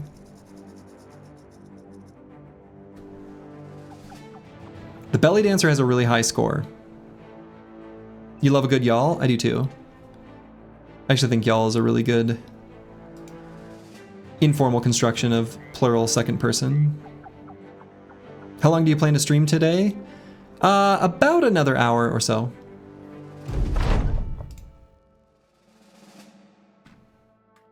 What the hell is this? What event even is this? Hanged Man?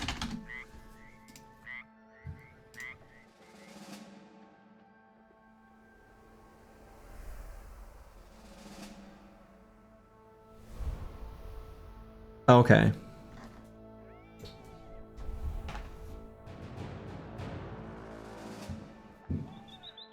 Okay. It's the creepy guy event. Yeah, I see that. So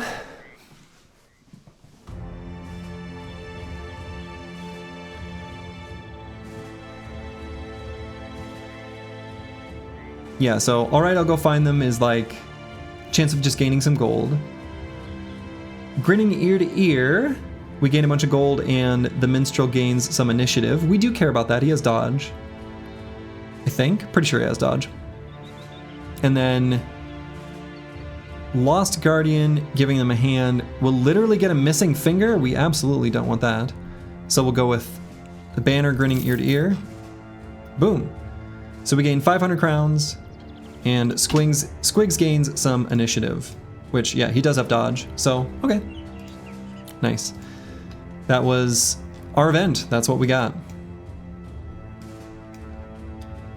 I'm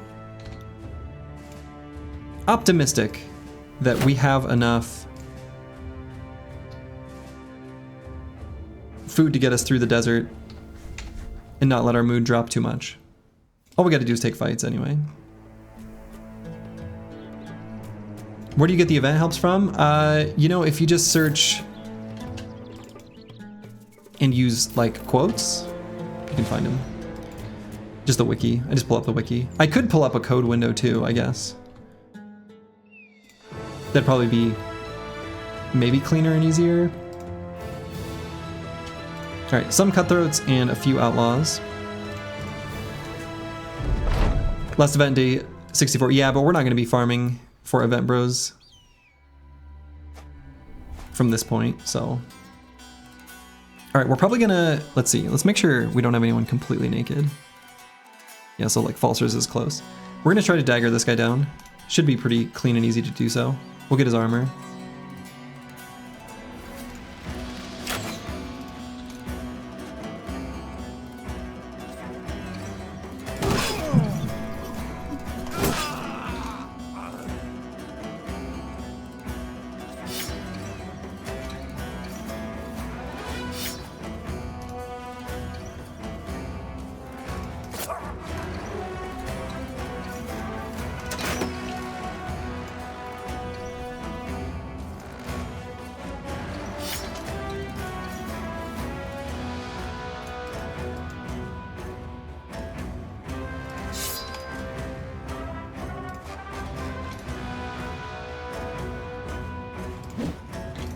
Alright, he's already fleeing.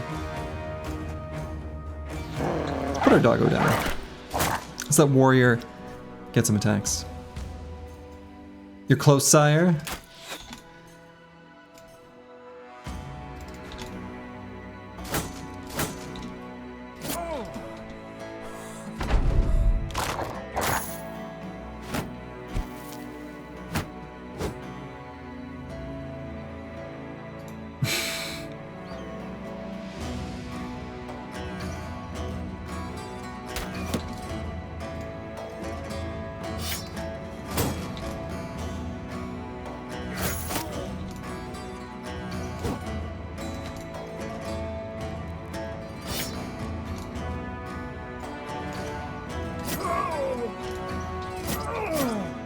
There we go.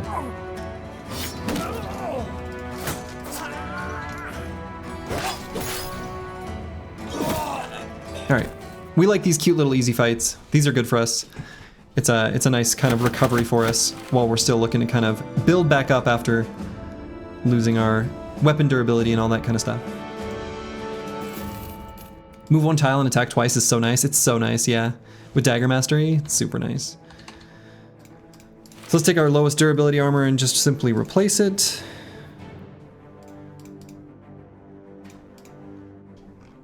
Duchess, what if Jar Jar Binks started speaking German? Oh shit. Oh man. Danish is already just Swedish with a potato in your mouth.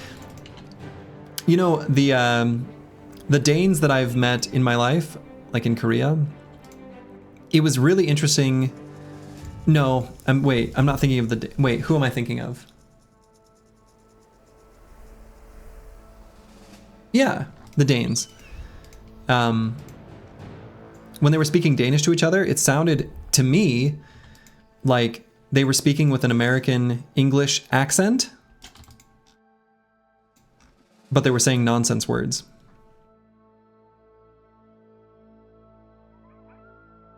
Quebecois is just French from 400 years ago, spoken by drunk hillbillies.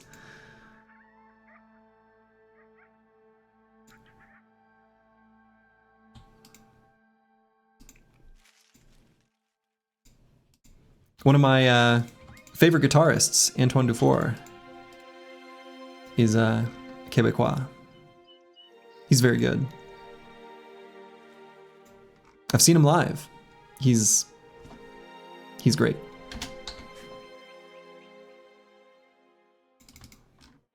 We're very close to being able to get the scavenger. Very close. Let's just go beat on some caravans to get there. The way they stress their words feels very American. Right, yeah. Yeah, the stress felt very American. I think that's, which I think is kind of the, I don't know, whatever auditory equivalent to glance value. Like first impression. Whoop, nope.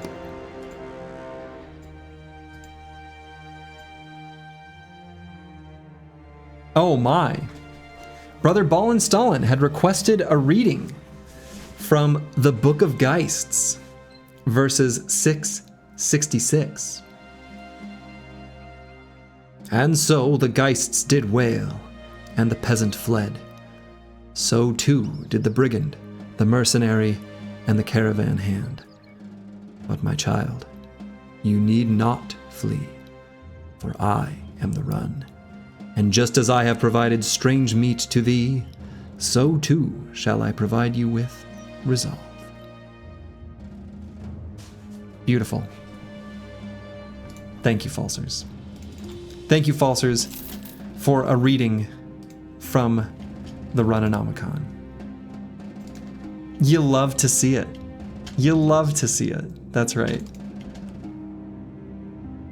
All right, let's chase these Briggy footprints.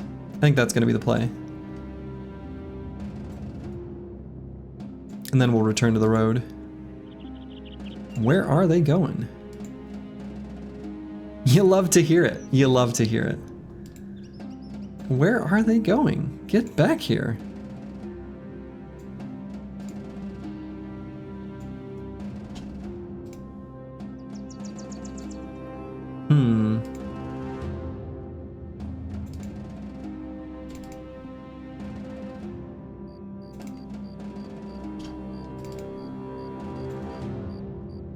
We're chasing these brigand footprints for an awfully long time.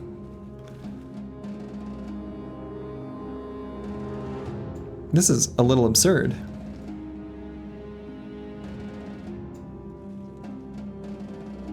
How fast are they moving? What is this?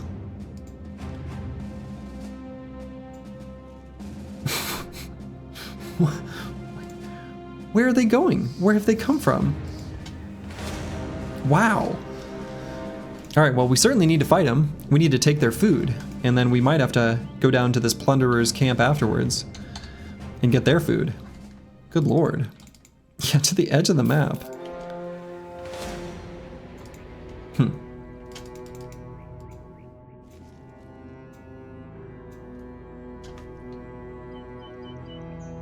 All right, so a few poachers and a marksman. We're gonna leave the kite shields here. And we'll attack. They're leading you to the monolith? Well, we're not ready for that yet. We're not ready.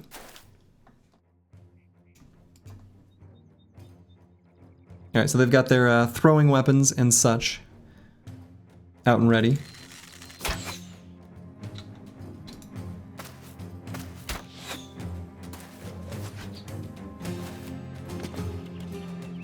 We're just gonna run forward and get as much damage on this turn as we possibly can.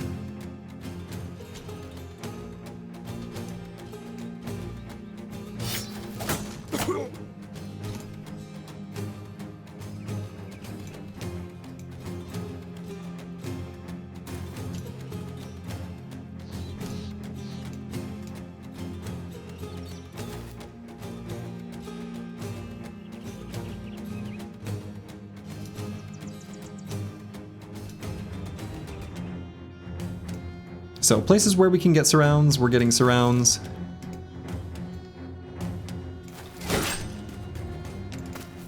Just to help with future hit chance.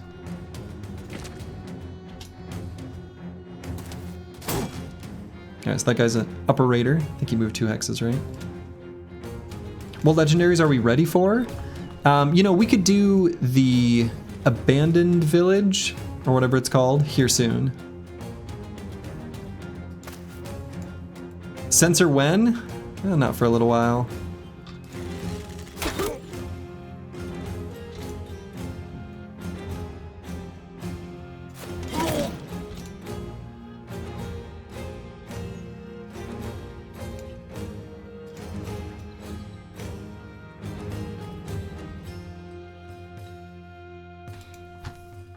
I guess we'll just put Misha Twitcher there.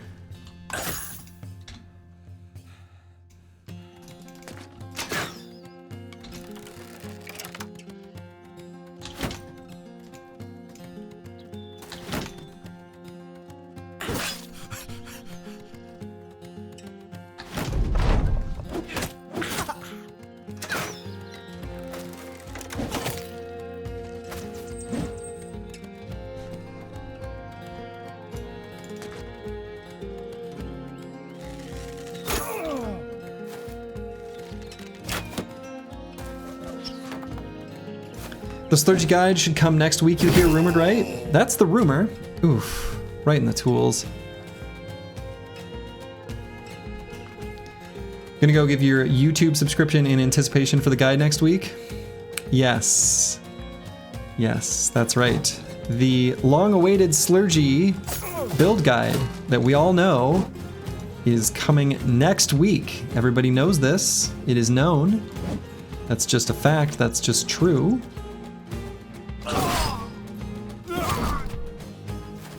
Wonderful.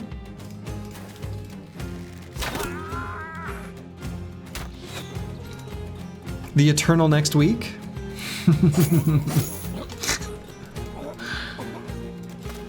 Who knows?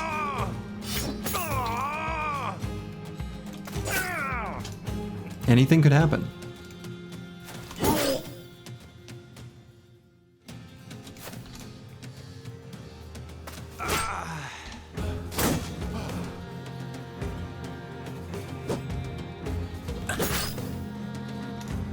So is there a mathematically optimal setup for Nimble in terms of armor versus HP in conjunction with mitigation? It seems beneficial to go over the fatigue cap on Nimble to a point for effective HP, but you struggle with what that point is. Yeah, so the best way to determine that, so there's not a single mathematically optimal setup, and that's one of the things I like about this game, because the actual answer depends on the weapons and the enemies that are attacking you. So if you want to know specifics, Turtles Combat, hold on, I'll get the link.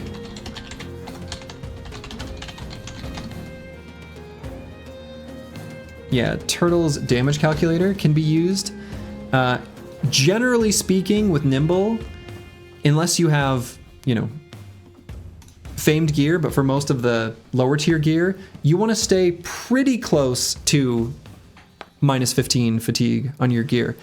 Unless you get up to really high hit point amounts, some of the best setups are, you know, like a Southern Mail Shirt plus Saleh, which is 41% nimble.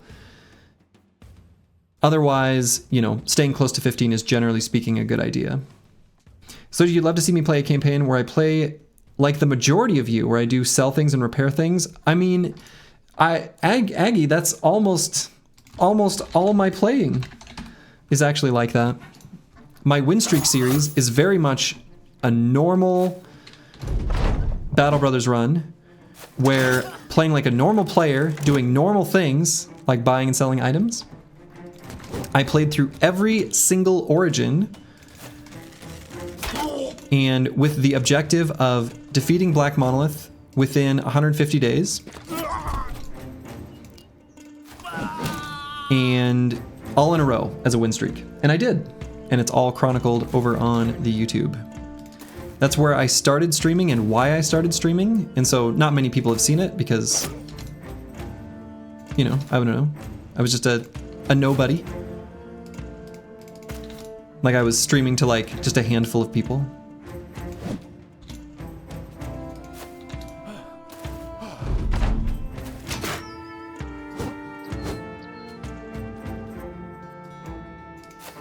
Yeah, 5 over the minus 15 is usually a little high for pure nimble, as Britnoth has stated.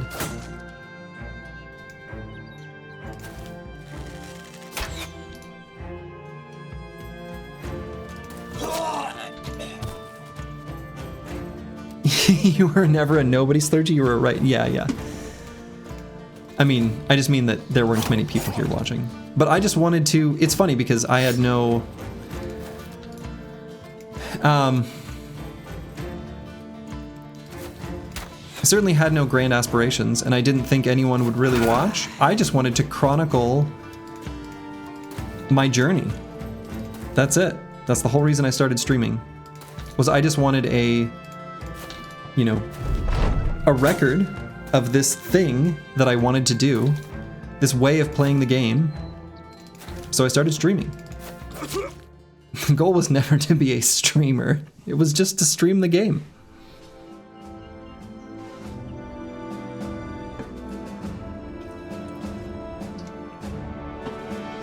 Slurgy, if you still have all your old saves, you'd love to see a video of some of my favorite bros and how they turned out. It's almost like that's going to be part of the build guide that's going to get released maybe next week. 170 plus viewers, Slurgy, look at you now. I know. It is cool. I mean, I am really happy that people are entertained by, you know, the content, by the Battle Brothers play. I hope, I don't know. One of the things that I've mentioned this before, but I haven't mentioned it recently, is I didn't expect to enjoy streaming. Like, I didn't expect... Not that I don't know. I just didn't... Again, I don't know. I didn't have grand aspirations. I didn't expect to like it. I guess I can just leave that statement alone, and it's just true.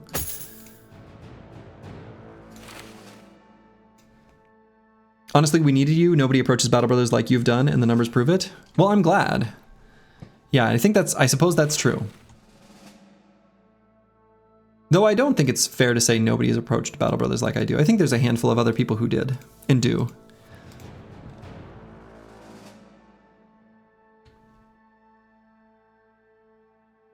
But yeah, I mean, there's good people here. That's for sure. I'm really happy with the little community that has managed to cultivate around the stream. Like, I don't know, people are nice. They're respectful. We have fun. Works for me. It'd be cool for us to use channel points for generated or... Oh shit, I should start... Well, anyway, the Run1 is being built. The Run1 is being chronicled.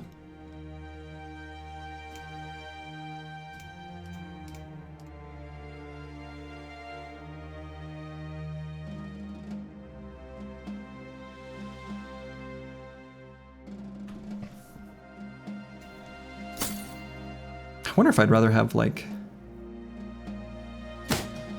a setup like this on Boilerplate. Or someone.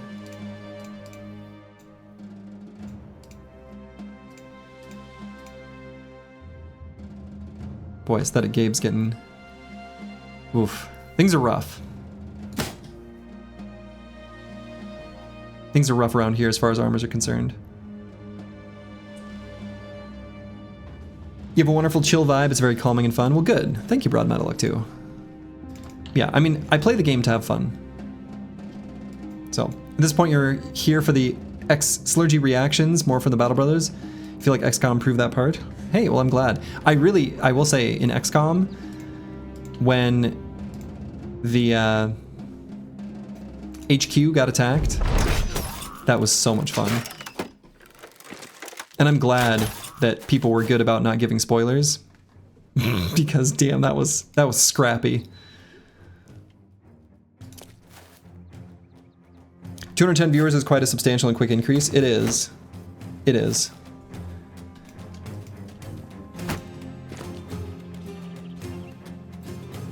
All right, 16 enemies is quite a few. We do want to, you know, take this fight to a victory, though. So we'll move these guys forward and shield wall to bait out any additional ranged attacks.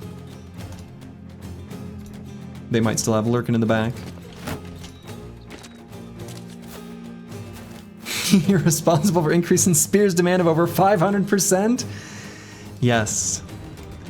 It is the way of the Spear.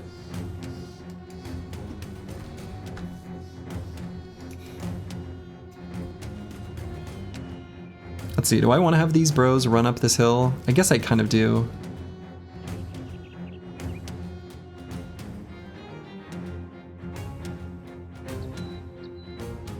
We're gonna boilerplate run all the way up to here.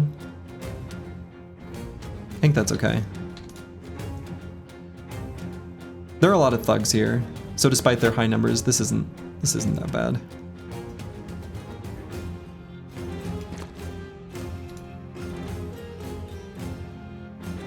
Hey, have a good evening, Mana. Thanks for hanging out. A pleasure as always. May Dovcool stay his hand.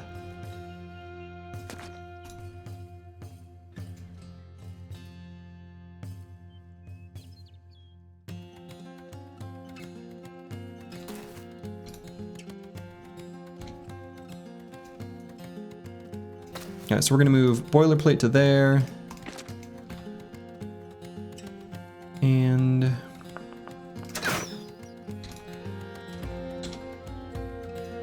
Aesthetic Gabe to here.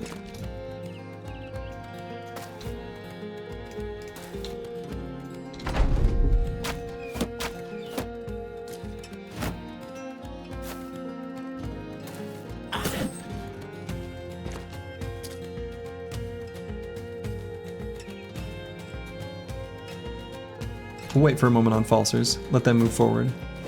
See who we want to have him attack.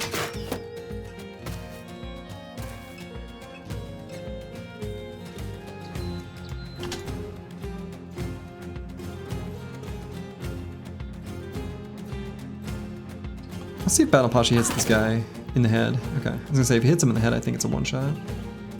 Waiting, sire. Good. Stay your aggression just for a moment. We will find a place for you to attack.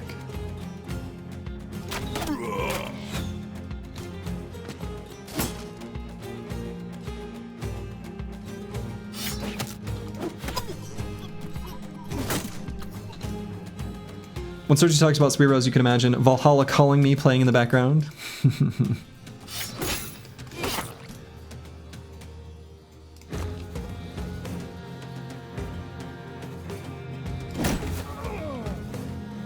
Kick him to the curb.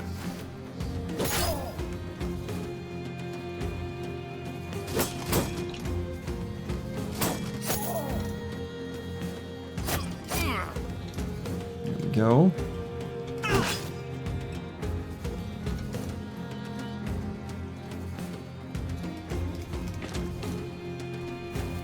So we're not gonna let this flail get an attack. Nah, I was greedy. I was greedy with that attack. I should have just done an aim shot so I could proc Berserk.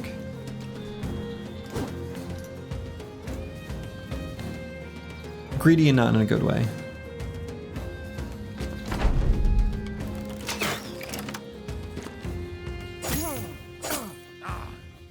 Meanwhile, D and Dice low ground here.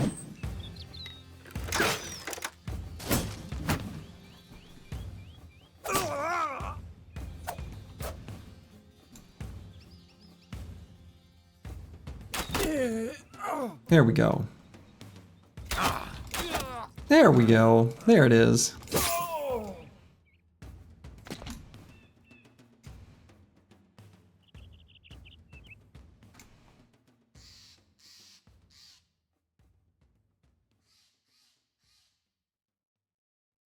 Let's just try to get more surround here.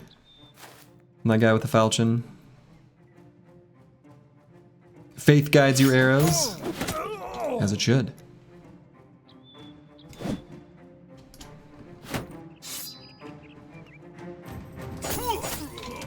If you simply believe, your shots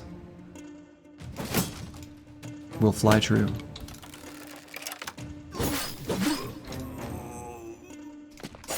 Let the run guide you.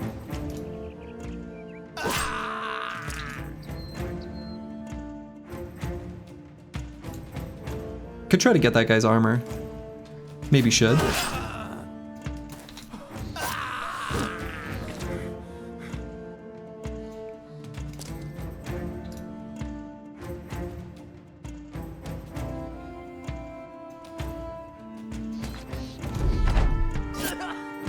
No. Puncture. I guess that saves his armor durability. Maybe him using puncture is actually a favor. Alright, we'll wait a moment since that guy's using riposte.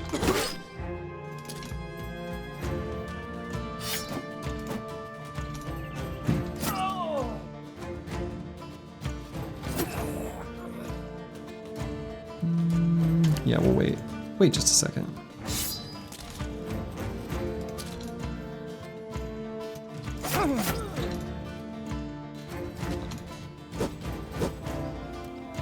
Okay.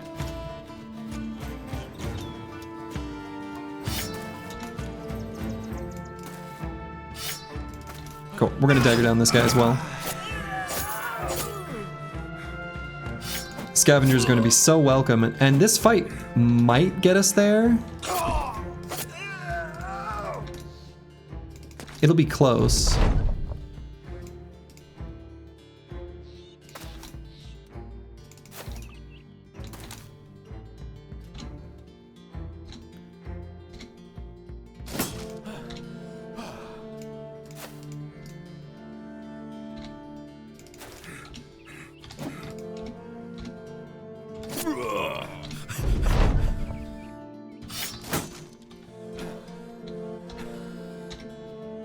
He's just hyping up the tanks for their inevitable orc screaming contests.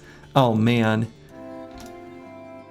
Yeah, that one of the, I don't even remember which run it was. One of the runs in the Winstreak series, there was an orc warlord in one of my tanks that were just screaming back and forth.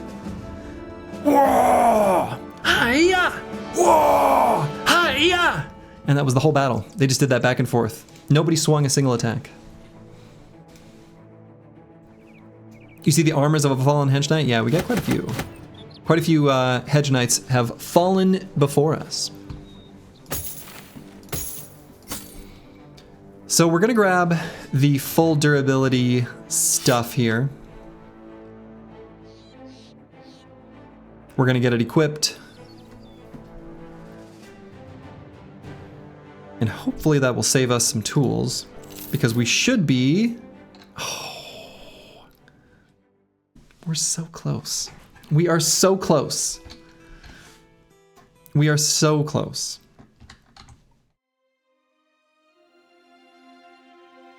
We are right on the cusp. Boy, and our dagger's at 58%. Yikes. I guess we don't need this dagger. I was thinking if one of them was damaged. Let's see if there's any helmets we can or should replace. That one.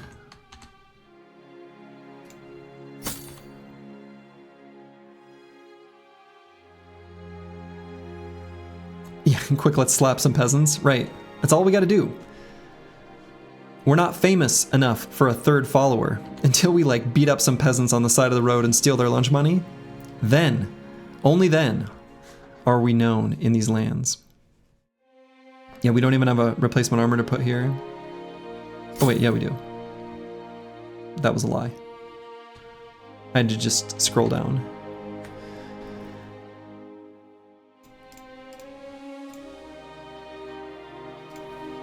Yeah, I don't think there's any other changes to make right now. I guess we'll swap out that armor.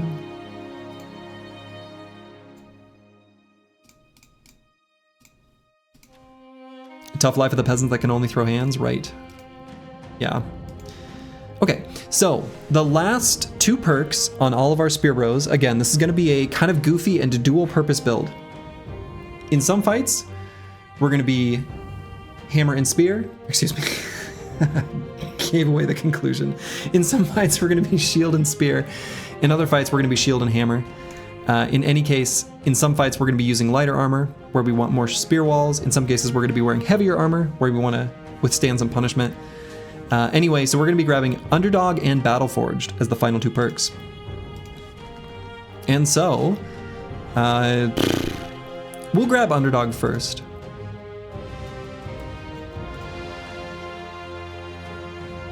Manage gear to repair shiny dagger. Yeah, I don't think it's at risk of breaking quite yet, so I think we're okay.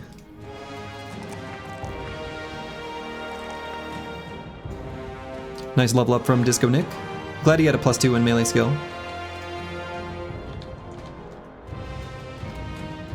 So we need to do just one more fight. It could be the Plunderer's camp down here. That would get us our 3rd retinue.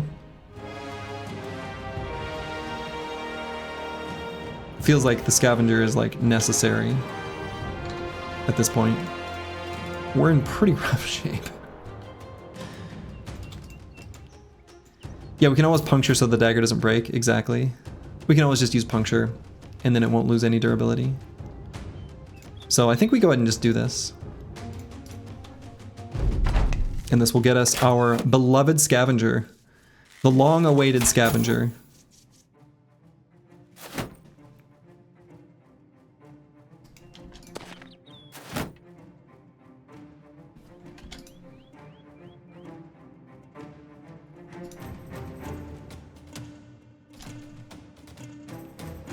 Alright.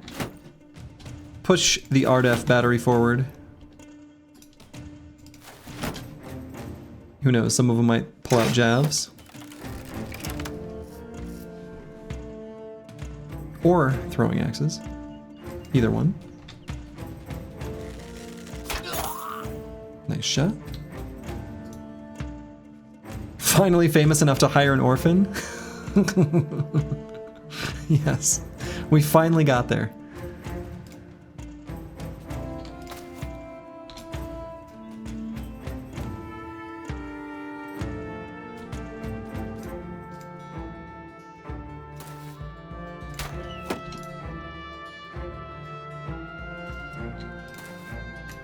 So we're not going to push too far forward.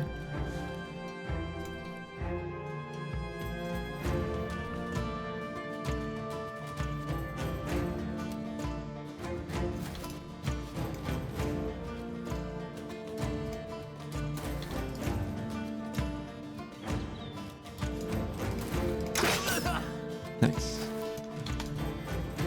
The orphan shall be honored to go through our scraps after the battle to find 2 tools and an arrow. Right. That's... it's funny because it's true.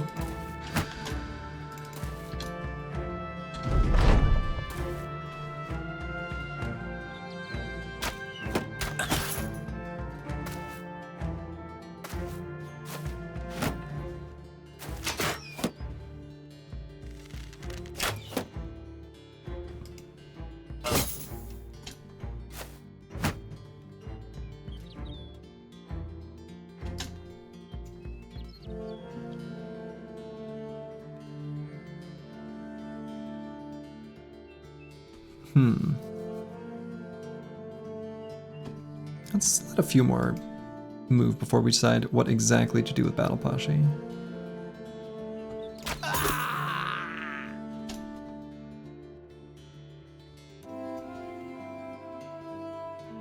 Same thing with Furious Sheep. And with Curse Word.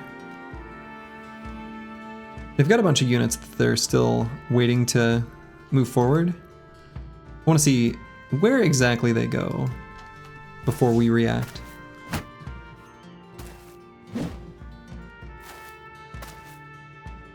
Yeah, okay, so they're kind of mostly congregating up there. That's what I wanted to know. And do we try to get right in this Briggy's face? I think so.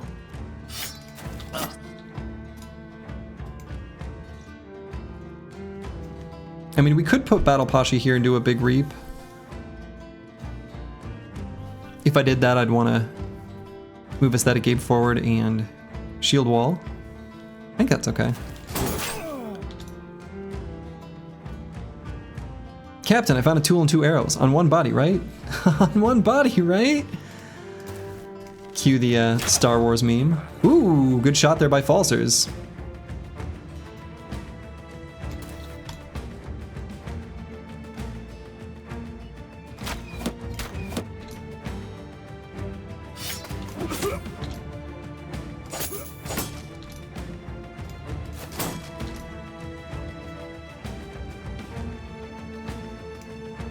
And we'll get Insane Killer 013 up there too.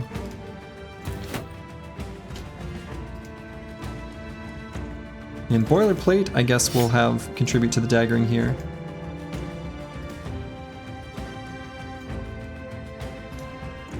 And the Chaucer, I suppose I'll put here, but we'll just attack.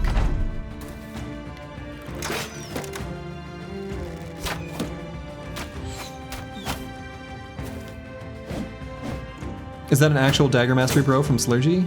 Yep, sure is. Sure is.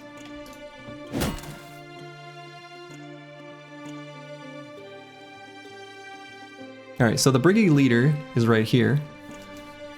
I suppose we should respect that.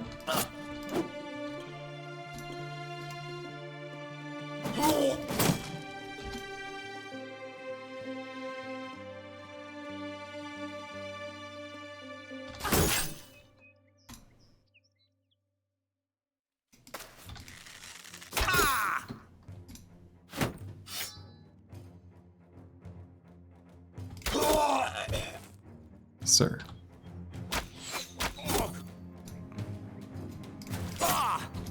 Alright, should be able to... Oh, come on.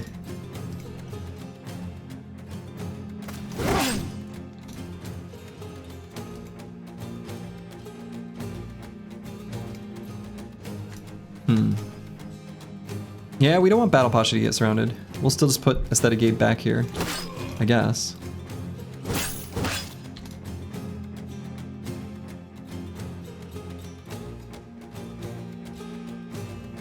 Can move Squigs here.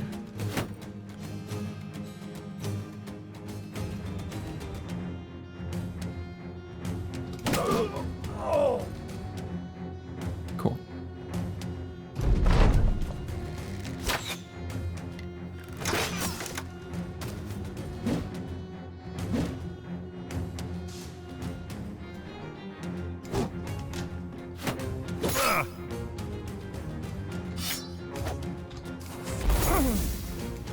That's why we got the Fire Lance.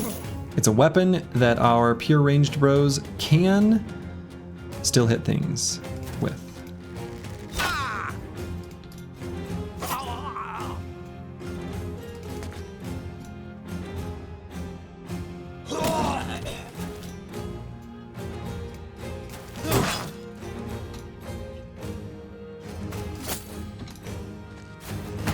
Rotation?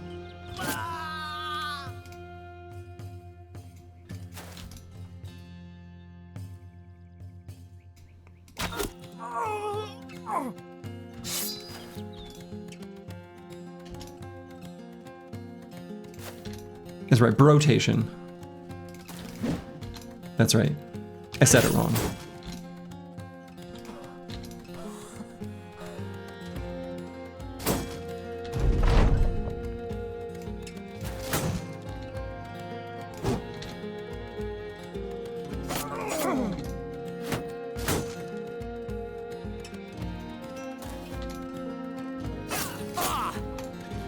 Nice.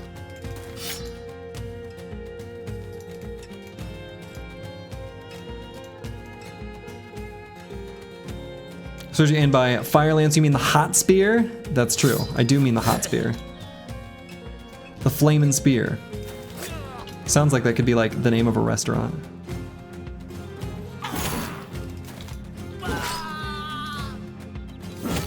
Or like a pub or tavern. Maybe should be. Okay, and that is the fight we needed, because that's the fight that gets us the Scavenger. Also gave us the Long Axe. Gave us a whole big pile of tools. These Briggy camps are really good for tools, even without the Scavenger. And we did get a full durability nasal helmet with rusty mail as well.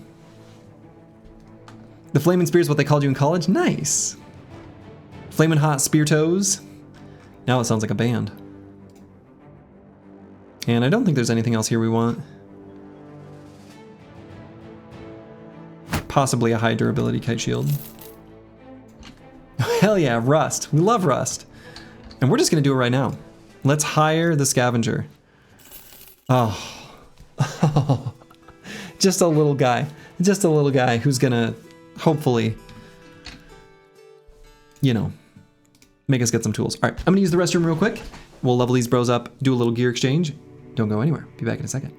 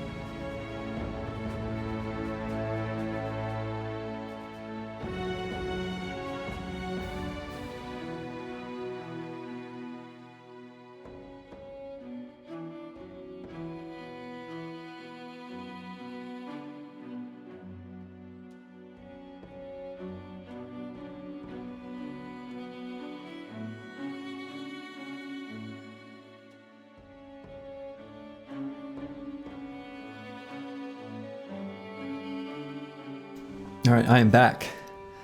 Yeah, we've got a miner and a miner. We got one of each. You love to see it. His parents were murdered by some unknown brigands while they were traveling between towns. Poor lad, it's a good thing we're taking pity on him. I wonder who those briggies were.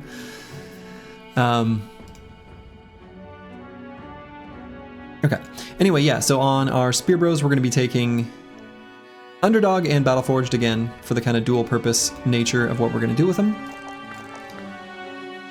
We're gonna need him to have a ton of fatigue.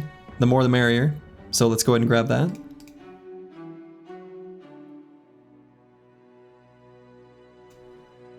Loving what we're seeing. We're even able to kind of genuinely justify like forged armor, maybe our like lightest forged, famed forged sets. Could happen. Scavengers the Repo Man taking possession of armors which were acquired through illegal means. Yes. We're really doing the right thing. All right, we'll replace some kite shields with higher durability ones.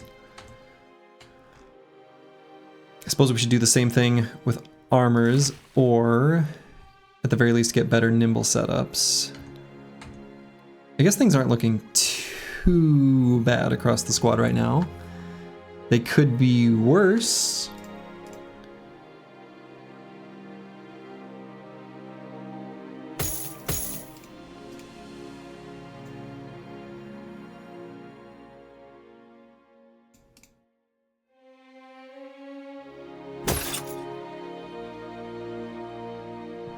Run is doing great. All hail Slurgy, our spear ritual leader. I like that. That's a good, I see what you've done here. I see what you've done. I see what you've done and I like it. So let's see. I think the best way to recover for tools, the fastest way is going to be to return to kind of this area, take fights against briggies and caravans, some of the easier ones. It can also let us build up our food supply, probably run into a mercenary company, etc., etc. So let's do that. We can see what this town is. It's just a wooden watchtower. 6 unholds. Königwasser. Oh, a big harbor city. Interesting. Wow, there's like a big teleporter. We could beat up on their militia.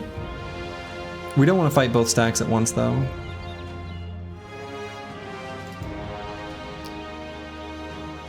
Like, if they were separated, we would definitely do that, but we don't want to fight both stacks at once. So I guess they get to keep living their lives.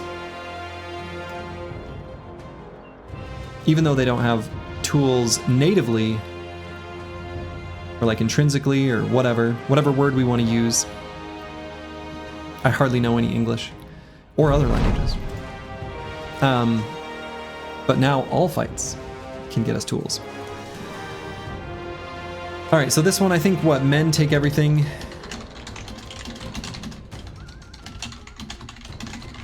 I think this one gets us tools, right?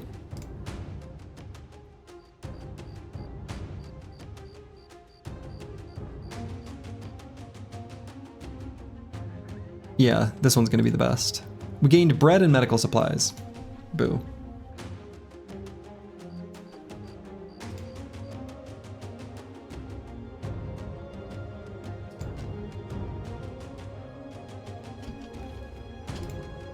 All right, we're gonna steer clear of Strauchfeste.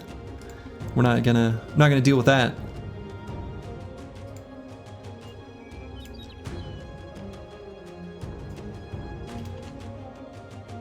We don't want them to spawn a noble army or anything of the sort.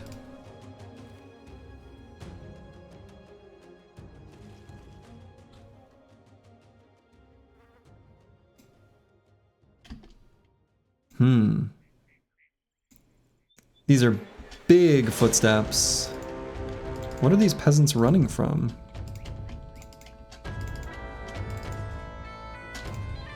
And why is it now me?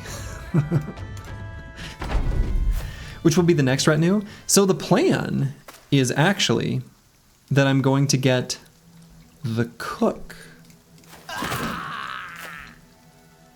So the thought there is that the cook will let us stay out in the farthest parts of the map, basically perpetually, where we've got the highest famed item chance. And so the cook gives us the freedom to leave the road.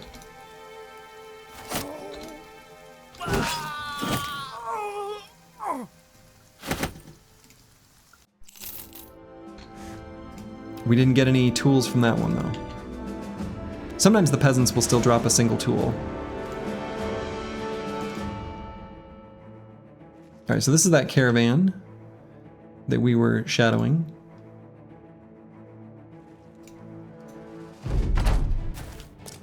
You're beginning to truly believe in this run? Good. As you should. Because this is the run.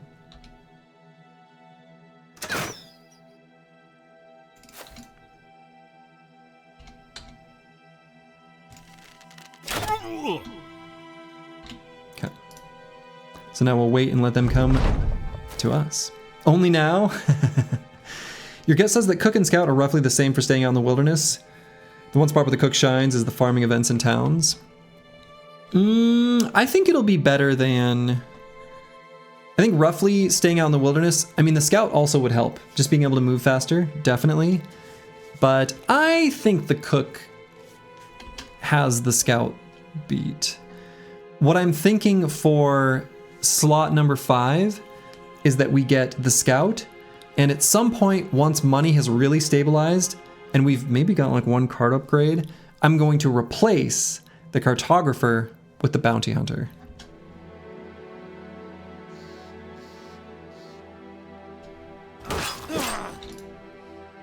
That's my initial thought, anyway.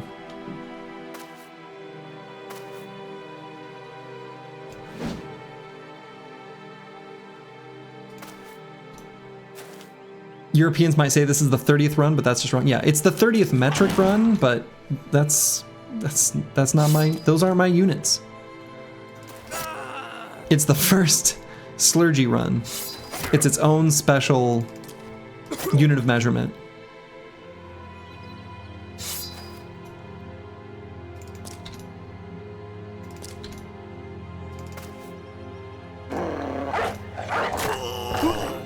Good boy.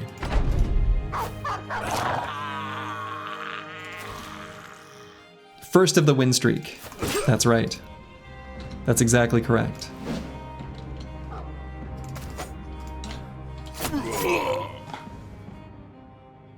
Yeah, one of those wonky logarithmic systems. Blah, blah, blah. That's a hard word to say. No tools. Is our scavenger broken? Surely, like, one tool should have appeared from that, right? Because we destroyed enough armor for, like, one tool? Is our scavenger broken? What's he doing? Is that an apple? Better reload the game? Yeah, he's broken. Can we return him and get a new one? Queremos carne de burro? Sí. Es la verdad. Es la verdad. He's still in mourning? He's still in mourning. He's eating the apples and giving the bros the skins?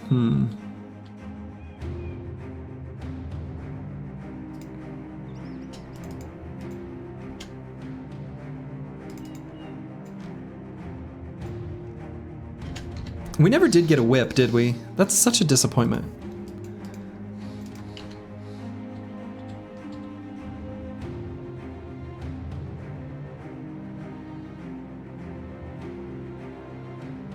Peasants running off the road because of some brigands who fought them, moved that way then this way. Some marksmen, many raiders.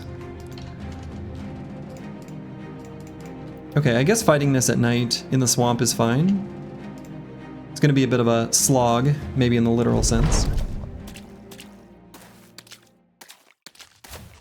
The one bro you dagger down, you never use the whip, did not drop it? Yeah.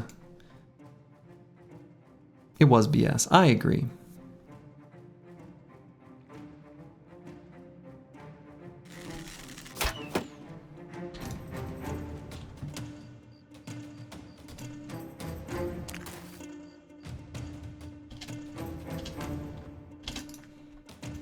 Alright, so we're gonna move the ranged defense battery down. And shield wall. Boilerplate can maybe go here. I think that's okay, as long as he shield walls.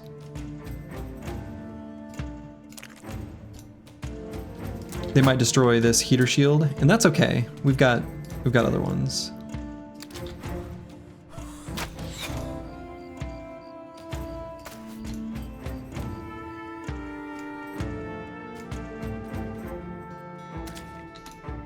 Wiki says the scavenger can recover up to 15% of tools needed to repair. Yeah, I guess I don't, I should look at the specific mechanics of the scavenger. It's one of those things that I've never bothered to look up, and I probably, you know, one of the reasons is knowing how it works doesn't, other than knowing that you need to fully destroy armors, knowing the specific amounts doesn't change your tactical decisions, really. It's a random number between half and a full % tool for every damage done, and only counts body armor if the body armor is fully destroyed. Okay, thank you, Sins.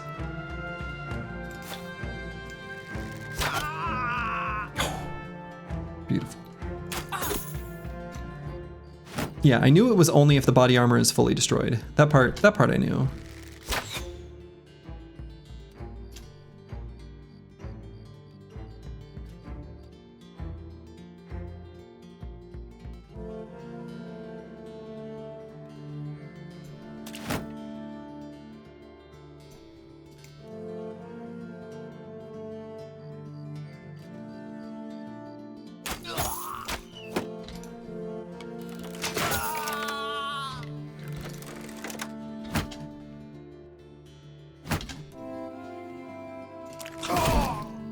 Ooh.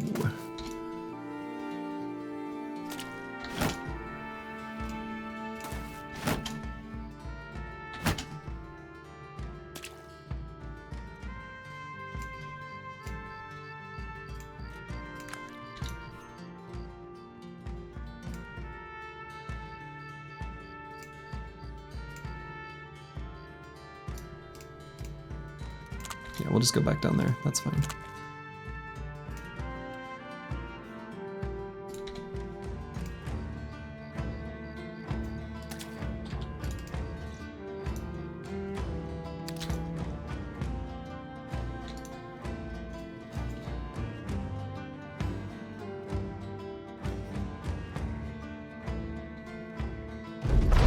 Yeah, I think armors that are below a certain durability will still work for the scavenger. So one of the ways you can see that is sometimes when you fight peasants, you'll get a single tool. So I think for the scavenger, you still can get them. Oh my god, falsers! What a monster! Love it. Love it.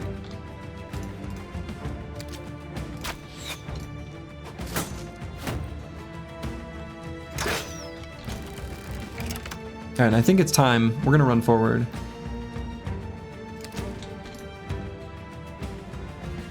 Nice spear wall.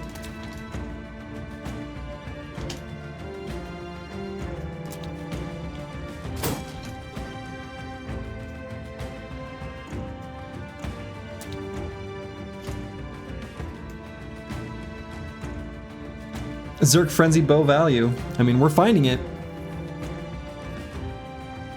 I think we can still put the Chaucer here. Little rotation there on the side of the Briggies. Kind of cute.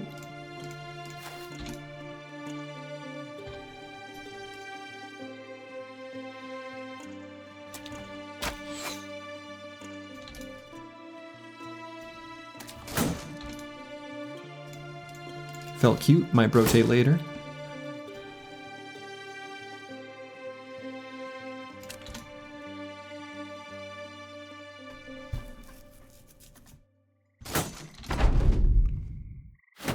Well, that's a big sword.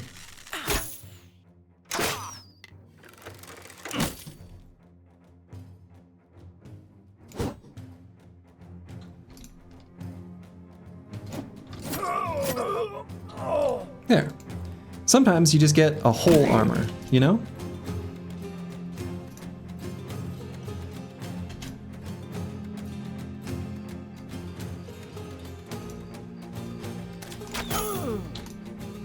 Nice little resolve cascade there. Maybe should have daggered that guy down. We can dagger these two down, hopefully. Part of the difficulty is just simply surrounding them.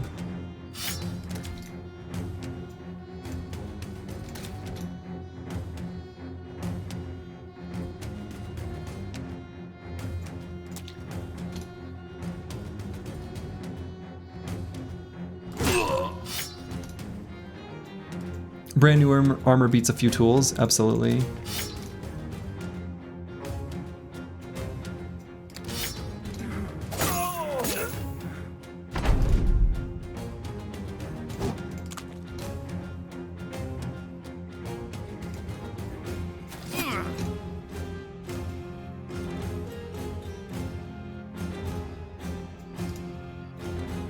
Let's rotate D and Dice in.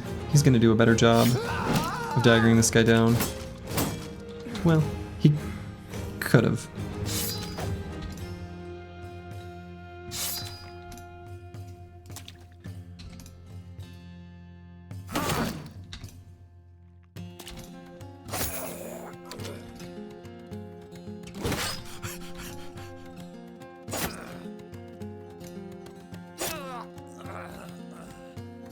No, they're still gonna run.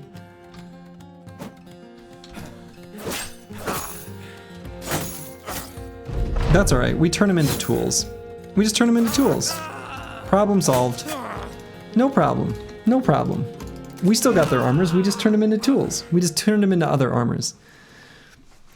Yeah, so when you see the two separate stacks, you know that one of these is from the group of enemies and the other's the bonus scavenger set. We still did get some armors, so that's kind of nice. Also a few nearly full quivers. I'm gonna go ahead and equip those. Just to have them handy for later in case we need them.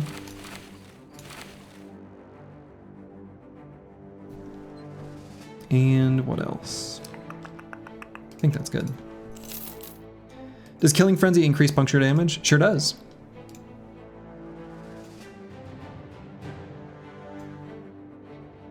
%1 armor. Oh yeah. Yeah, Squigs is right. We should have dropped this. I just missed it. I missed it.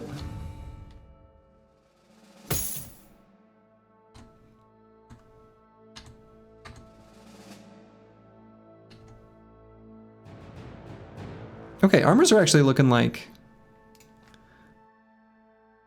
I'll say okay. They're looking okay. Weapons are even looking fine. They're like fine.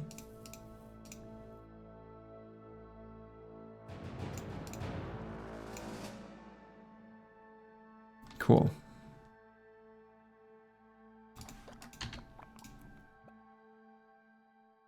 So we still need to get more, but that's okay. Those tools will disappear so fast. So fast. Okay, well I think that is actually a good place for me to call it for the day. The earlier start time does unfortunately also accompany an earlier end time because I'm hungry. And I'm gonna go make some dinner for the fam. So the stream tomorrow is up in the air. I will let people know in the Discord when I know more about when the stream will be. I'm gonna be going kayaking tomorrow morning and we've just got some stuff to figure out for sure. So I'm going to send you guys over to a streamer I really enjoy, who I never get the opportunity to raid because, well, he usually streams during the day and I stream in the evening. Well, thank you, Final Overdrive. Yeah, I'm glad you guys were able to join me. The run continues, the run giveth.